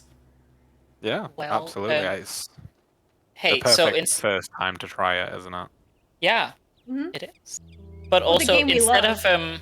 instead of us, you know, because I feel like with all of this us rounding out here, instead of us like just doing the shout out command, Makima, could you just quickly tell Madhouse people who you are? Oh, should I do my introduction at the end? Yeah, I can so totally we'll do it at the now- end. Now everyone's here, and then we'll send them off to you, and people can be like, "Yeah, this." No. This We're is a gonna cool Canadian. we're gonna mutual Canadian. raid somebody because like your girl's gotta go to bed. Like it's 10:30 and I'm an old lady and I love my sleep. I'm in bed by 9. Old This is lady very nine. late for me. Like let's be real. Like Half my past iron 10 brew's is only gonna later go for me so than it is far. for any of y'all. yeah. I'm So- honored that Makama's past her bedtime for us. Like, can we just talk about that real quick? Anything for the madhouse. No, so yeah, so It people is- who it's a don't know recurring me, this theme of random all the person Mac. who's been having a conversation with you for the last 4 hours. My name's Makama. Sometimes people call me Mac. That's totally okay. I'm an East Coast Canadian. I share a mutual love for The Last of Us 2 with the Madhouse. It's how I met some of these wonderful people in the community. Obviously, I also stream. I'm live right now. We got a great, some great conversations going in chat, but I stream just for fun. It's all about open world RPGs, latest releases, strong narrative driven storylines. Other than that, I just play for fun. I don't care about anything else other than that. My viewer count's always off. You guys kind of know how I operate there. This is for me. It's about community, and that's about it. And I do have a wicked little raid highlight reel video I show people, but we're not gonna go there tonight. But Bad bitches and parts. lots of And for those farts, of lots you of who don't- chaos. If you decide to join the den, you're more than welcome to join. If you want to sub, it's because you get your money's worth. You get all the perks and everything else that's brought towards the stream. I put back into it, but this has been probably, I would say, hands down, my funnest collaboration. I've had some fun collabs before and some podcasts, but this one kind of takes the cake. So I seriously, again, thank you very much for bringing me into the madhouse. And I hope I did you guys justice tonight. And again, Absolutely, yeah. I think that this Absolutely. conversation was way overdue to have this podcast about Tilu, which is the game we're very passionate about. And I mean, a million times shout out to Sammy and for Plums and LJ for supporting Sam and everything that she does. And I think your incentive tonight, I mean, you clearly made a big statement by raising almost $1,300 for the Trevor Project, which is like, We're not even done. We have tomorrow too. yes, let's fucking go. So anybody Yes. who donated, who contributed, who joined the conversations, thank you for being wholesome and being genuine and your participation and keeping the debate open and kind and friendly and respectful. And for those who donated, like you guys are the real MVPs that goes towards an amazing cause in support of, suicide prevention intervention for LGBTQ+, which is huge. It's either you're a member or you're an ally, and you guys all proved that tonight. And, guys, I think we fucking smashed it. Let's go. Ooh, we pressed it. We pressed fucking square. We huh? press fucking square, we press O, we press prone, we... Fucking dick. But if anyone put in your chat is full name? just Who I don't give did? a shit. He put his full name here. We're at $1,300 thanks to this dick over here. Everybody knows Plums' name. I've been doxing myself on socials for like a year now. yeah, so it's I fine. was about to say like I've also been doxing Plums for an entire year. Like every time he's been like, "Oh, did you just dox me?" I'm like, "Your full name is straight up on your Instagram. It is your Instagram name. You fuck nugget." Oh, I have nothing man. worth stealing. My car's older But than also no, if LJ's. if you are as passionate as us / the other three here, give Makama a follow. Especially Makama is currently doing some permadeath grounded practices, so keep up with that. Thank Gotta you. see if And then she makes it. Elden Ring. Elden And Ring, some Last Elden of Us. Ring and it's just Horizon Forbidden West. Good time. But everybody just follow So- everybody at this point. That's true. Yeah. All the milestones that will be Don't. coming that we all achieved today in this 4-hour span, those will be planned and probably linked in our Discord in some way because this does require future planning. We will probably do the PSN giveaway tomorrow after most likely after LJ and I finish House of Ashes. Plums? So keep that up on your radar. Plums, Yes, we've. ma'am. So, for those of you who don't know, I would like to read the incentives out in reverse order. Of course, we are now doing a Dark Souls race in the Madhouse, which I am fine with because I used to speedrun that game, so I just need like a week to quickly remember shit. There will be like a PSN giveaway thingy thing. Sammy covers burgers and fries. I have no idea what it is, but Bob's sounds Burgers, delicious. baby. Bob's Are you Burgers, treading on let's my go. Ratchet Kitchen territory, bitch? No. I'm covering a Bob's Burgers song. Okay. Well, Plums has an art stream as Bob Ross. I ordered the we wig will on be stream. having a Cuphead race. Once again, I'm fine with it, but I haven't actually played Cuphead. I'm just gonna hope for the best here. Some giveaway Keith style alternate cover for Tilo 2, and of course also for the first game, a giveaway in the Kevin style. I hope Sammy's the one to make these, because I have a broken hand when it comes to drawing. And Sammy covers a ukulele song. What song it's gonna be? Who the fuck knows? We'll figure it out. You all Take on can me. pick my next Ratchet Kitchen, which is gonna be ratchet as hell as always. And of course, Plums will now demonstrate the last one. I will be looking at my camera until He's he does. so excited. Look at him. He's so excited for the Woof, 50. LJ, I'm a good little boy. Let's go. Let's go. Uh, All right. Was Is it? there, Should we is double there raid? anybody? Yeah. Yes, we should Is there anybody in mind that we have that we could go and? I'll follow you, Sammy. You tell me where to go and just give me a Oh, name and I'll make man. it happen. I'm checking man. people. I God. have a friend on Alien Isolation who was shouting out the charity stream. Okay. Okay. They've been quite lovely. Mew Mew Chaos, which again, chaos is in the name. Love it. They are Love it pretty already. brilliant. Let's see. They are 5 or so hours in, so I mean, I don't know how long they'll be on for. If anyone has any advances on that, then feel free to throw them in. Because I was just going with games that obviously we like as a community. Mac, have you played Alien? I never played it, no, but I'll just, if you guys want to go there, I'll follow wherever you guys want to go. I mean, if not, then I mean, there's always people on Last of Us if you want to raid that, or It's, Yeah, it's is there really anybody up on to Last you. of Us? 'Cause I don't have anybody on Last of Us right now. No, may I don't have have- anyone on Last of Us. Let me see what I got here. I have a few trans people here and there, and some gays. Oh, we love the gays. It's a gay game. It's a gay game. It's a gay game. Luckborn Samurai is playing Dark Souls Remastered. I got some Post Rain people Productions playing some playing. Minecraft. I got someone playing God of. I only really have like maybe 1 or 2 options. I got a friend playing God of War, and that's about it. But you know, wherever you Jor guys is wanna go. playing Dragon Quest. Sam the Unicorn is playing Kingdom Hearts HD 1.5. What the fuck is this game name? Wait a second. What the fuck is up with that? Kingdom Hearts HD 1.5 don't plus even. 2.5 remix. What the Whoever made these names for Kingdom Hearts games needs therapy. I will pay. Who Okay. is he? Who we Yeah, pay is. Who we fighting? I don't know. Whoever Aw. writes those names, they need therapy. Well, I know Jor's pretty cool. Jor's very a welcoming community. Okay. So let me. I just exist. Yeah, we Honestly. know. Do you though? Have you ever seen me in sometimes. real life? I could just be a Sometimes. little. I could Alright, just be the gay that I'll, lives in I your could. drawers. I am I'll the little post gay it elf. in our little group chat. Just there's Jor, and we'll go ahead and raid Jor. Jor Games, let's go. Wonderful, wonderful, wonderful bean. We'll be back. At least LJ and I will be back tomorrow playing the lovely House of Ashes and raising money. And we're already $1,300 in, guys. You are Let's go. fucking amazing.